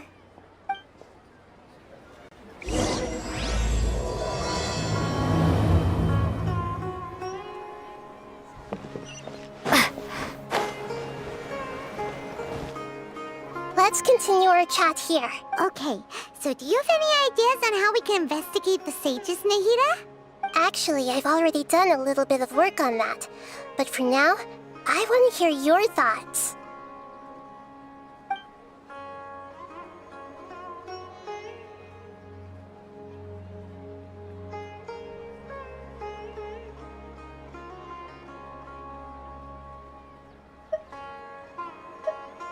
We're in the dark as of now. Since we still don't know anything about their goals, any rash move could tip them off and lead to terrible consequences. After all, every person in Sumeru City is one of their hostages. No way, that's too risky.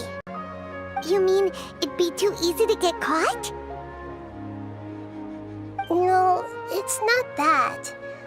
We shouldn't involve innocent students in this. A single mistake could completely ruin their lives. Doing that would be ignoring the safety of my people for my own selfish goals. How is that any different from what the sages are doing? That's a good point. Spoken like the god of Sumeru. I've already tried that, but all the key members of the Academia, even the core of 30 guards, intentionally avoid wearing their Akasha terminals.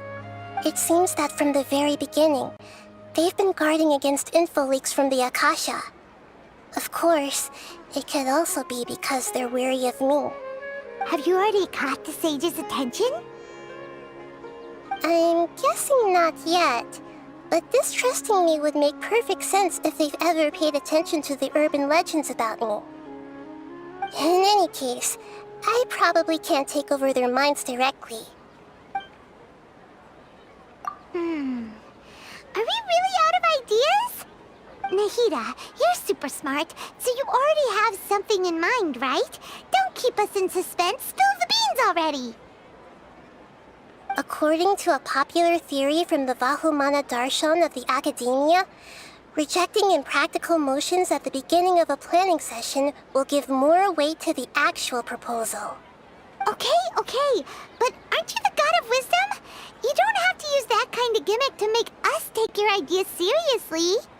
Well, I've been thinking that if I can't directly possess the leaders, and if I can't get ordinary people involved, then I should find someone who's already involved, but hasn't decided to side with the sages. You're saying we should recruit a spy? That does sound like it could work. Oh, before coming back, we met someone named Alhaitham. He seems like he acts alone, and he likes doing stuff behind the Academia's back. They probably aren't in cahoots. Actually, I already have someone in mind. Do you still remember that female scholar named Setaria? Setaria? Paimon remembers now. Isn't she the one who's always trailing behind the Grand Sage of the Academia? We ran into her basically every time the Sub-Zero's festival repeated itself. You could even say we're old enemies by now. Paimon still remembers the smug and mean way she always spoke to Nilu. I've always liked observing all kinds of people, and Setaria has always stood out from the crowd. She was born in the desert and was hailed as their greatest genius. Her academic gifts allowed her special admission into the Academia, and also gave her the opportunity to serve as the sage's assistant. Oh, Paimon didn't know she was from the desert. She must be pretty special then. Paimon feels like most of the desert dwellers around the city are working as mercenaries. The name Setaria means star. When she lived in the desert, she shone like the brightest star in the night sky. Later on, she was chosen by the sun. The star was given a place in the daytime sky to complement the sun's dazzling light. Soon after, the star witnessed the sun scorching the earth, which brought forth many disasters. The star began to waver. Instead of staying beside such a sun, wouldn't it be better to return and light up part of the night sky? But in the end, she couldn't give up the radiance of daytime. To cope with her shame, the star buried her guilt and closed her eyes. From the sound of it, Setaria's just hung up on the research opportunities here. But she doesn't really support the Academia. She still feels guilty about not doing more for the desert, right? She's just running away from her problems. Indeed. When they are presented with complex moral issues, many people will simply plug their ears and go with the flow until the problem can't be fixed anymore. She's suppressing a lot of guilt, but before she realized it, she had already become the sage's accomplice. She can't deny her part in their schemes anymore. Right. We must somehow make her face her problems again. That way, not only can we get useful intel from her, but she can also use it as an opportunity to redeem herself. From my past observations, Cetaria will take a day off from the academia every 10 days to do some shopping in the city. Tomorrow afternoon just happens to be a shopping day for her. That'll be our chance. To prepare, let's go check out some of her favorite spots, and have a quick chat with a few of the vendors there.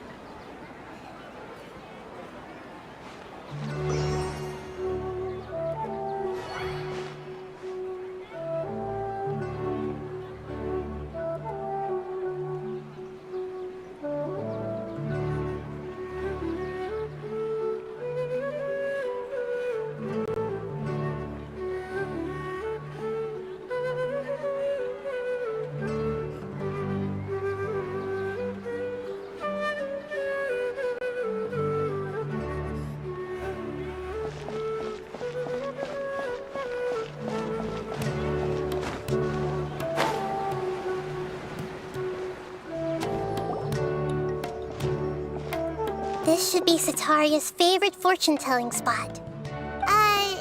So should we ask the fortune teller about Cetaria? No, I already have enough information on Cetaria. The most important thing now is for you to pay attention to the vendor's talking style and key characteristics. Talking style and key characteristics? My poor lost lambs. Have you become troubled over your fates? The divine voice of wisdom often echoes between mine ears. If thou be blessed today by the gods, I may be able to show you the way. Huh? Really? Nahida, you've been whispering things to her? Shh! My friend here has some doubts regarding her future. Can we get a fortune reading for her? Of course, of course. In that case...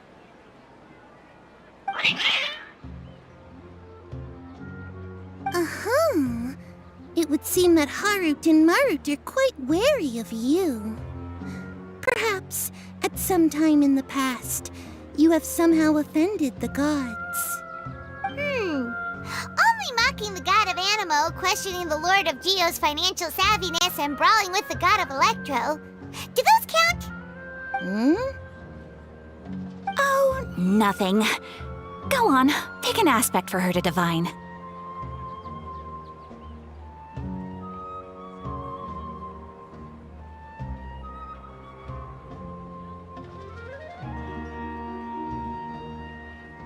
Health prospects. No problem at all.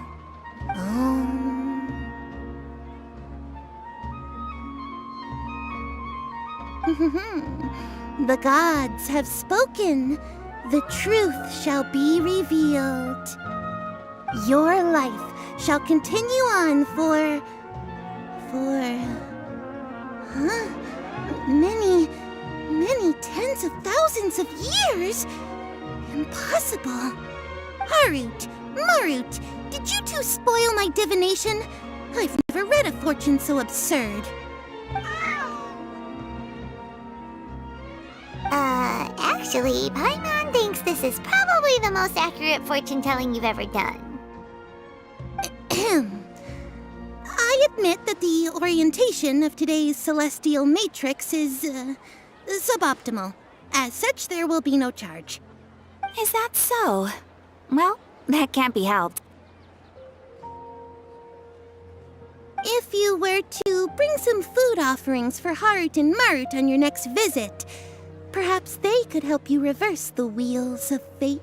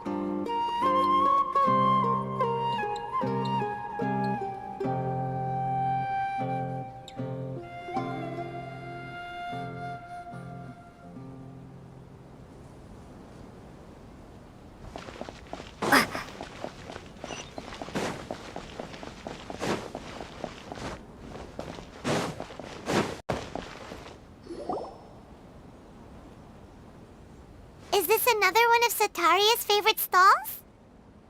Yep. It belongs to a king.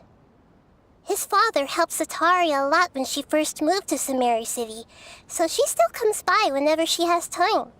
When I start talking with him, listen carefully to the details of our conversation. Ah, dear customers. Would you like to look at some pottery? We caught wind of your great craftsmanship, so we specifically came to take a look. Oh, I recognize you.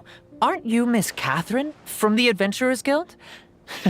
Sounds like I'm in for some big business. Speaking of, where did you learn this trade? I suppose you could say it all started with my dad. He's a mason by trade, but I picked up an interest in clay while apprenticing for him. After that, I began making pottery by myself in secret, and I simply changed trades when my works turned out well.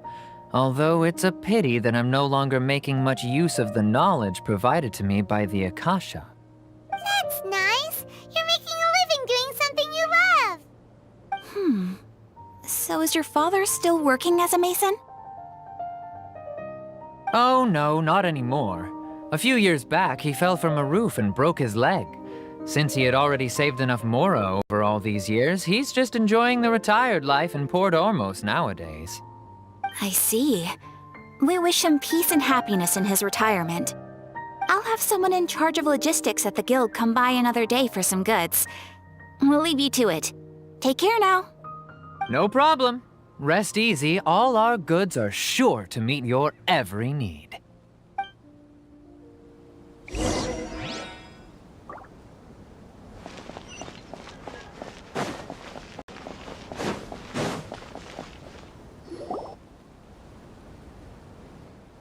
This should be our final stop. Sataria's always thinking of this restaurant when she's working at the academia, so she always comes by whenever she's out in the city. Nahida, you've really thought of everything. It's my duty to protect Sumeru's citizens, after all. Hi there. I feel like I've seen you down by the docks before. Huh? Sorry, I don't quite remember. If I recall, you were having a discussion with someone about shipbuilding at the time. Ah, that's right! I've always been really interested in feats of marine engineering.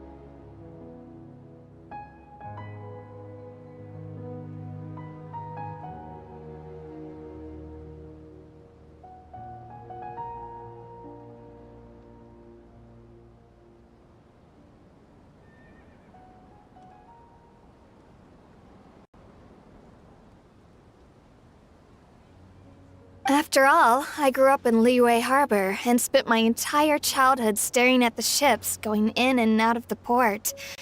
I came to Sumeru to study, but failed to make it into the academia due to my lack of talent. But I'm still discussing all kinds of problems with different scholars, and I'm continuing to study and perform research from the restaurant's basement. I'm sure I'll get into the academia after their next round of exams.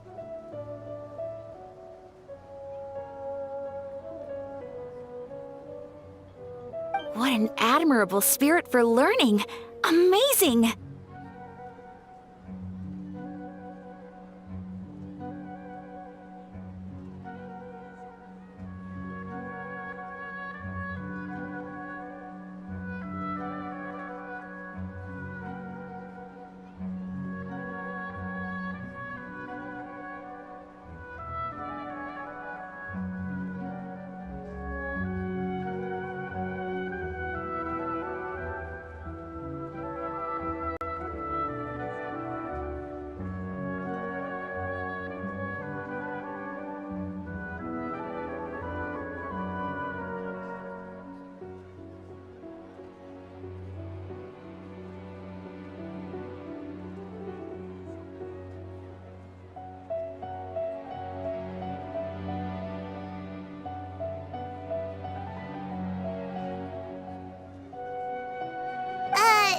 Sure, but you'll find hardworking people wherever you go.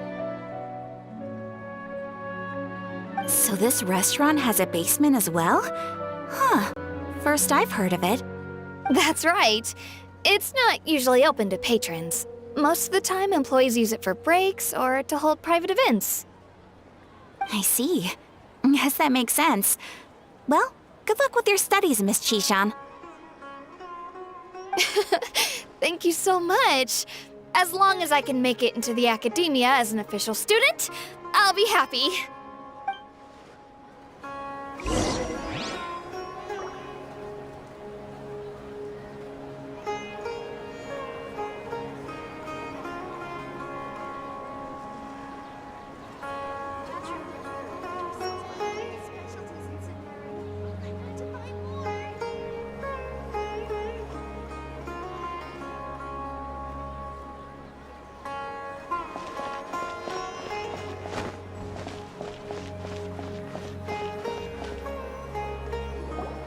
So, was that everybody? Mm-hmm. 3 familiar faces should be enough for Sataria. What's the point of all the information we've collected? Nahida, you still haven't told us how you're planning to make Sataria face her problems. Sataria is already used to avoiding her problems, so we must find a way to break through her usual sensibilities. I remember you mentioned that the Eremites in Port Ormuz are all making a fuss about the upcoming resurrection of King Deshret. Although it's all just a boatload of nonsense, the fate of her homeland may turn out to be Sataria's soft spot. Oh, Paimon gets it now! You want to take advantage of the guilt Sataria feels about her homeland. Although she knows she should return home to help the people of the desert, all she's done is conspire with the sages.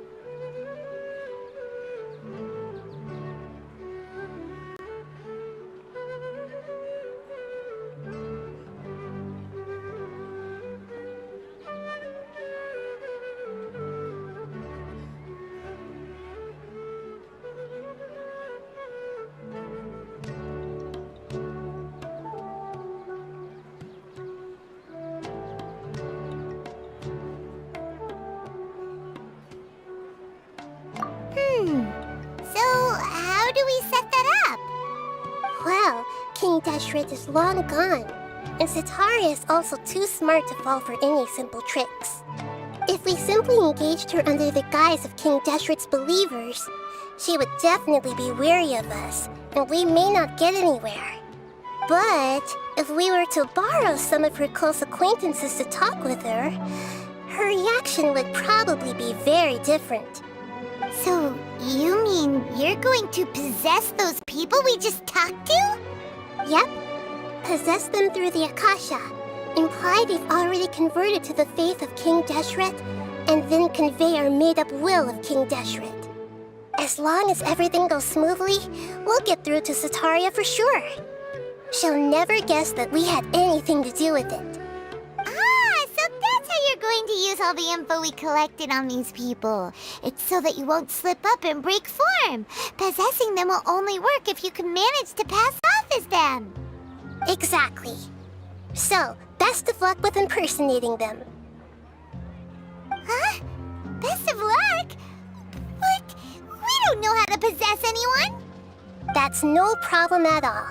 I'll just share all their senses with you once I've possessed them. As long as you're also wearing an Akasha terminal, the effect will basically be as if you've possessed them yourself. Huh. That is pretty convenient. But why does she have to do this? Can't you do it yourself? Although I've been observing humans for a while, I've never been good at imitating them. You're not wrong. It's always been painfully obvious whenever you try to pass as Catherine.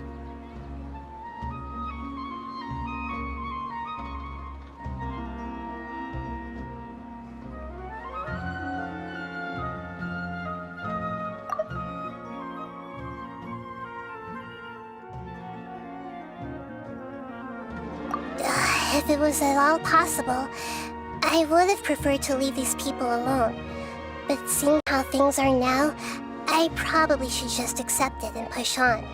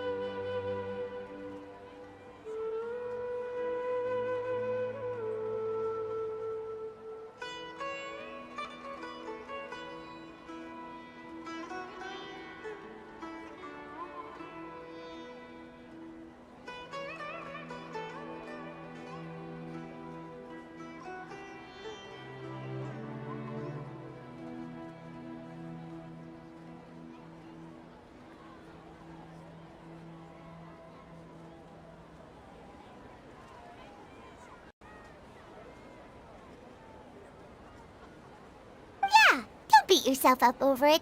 We're only doing this to help everyone, and we'll only be borrowing them for a little while anyway.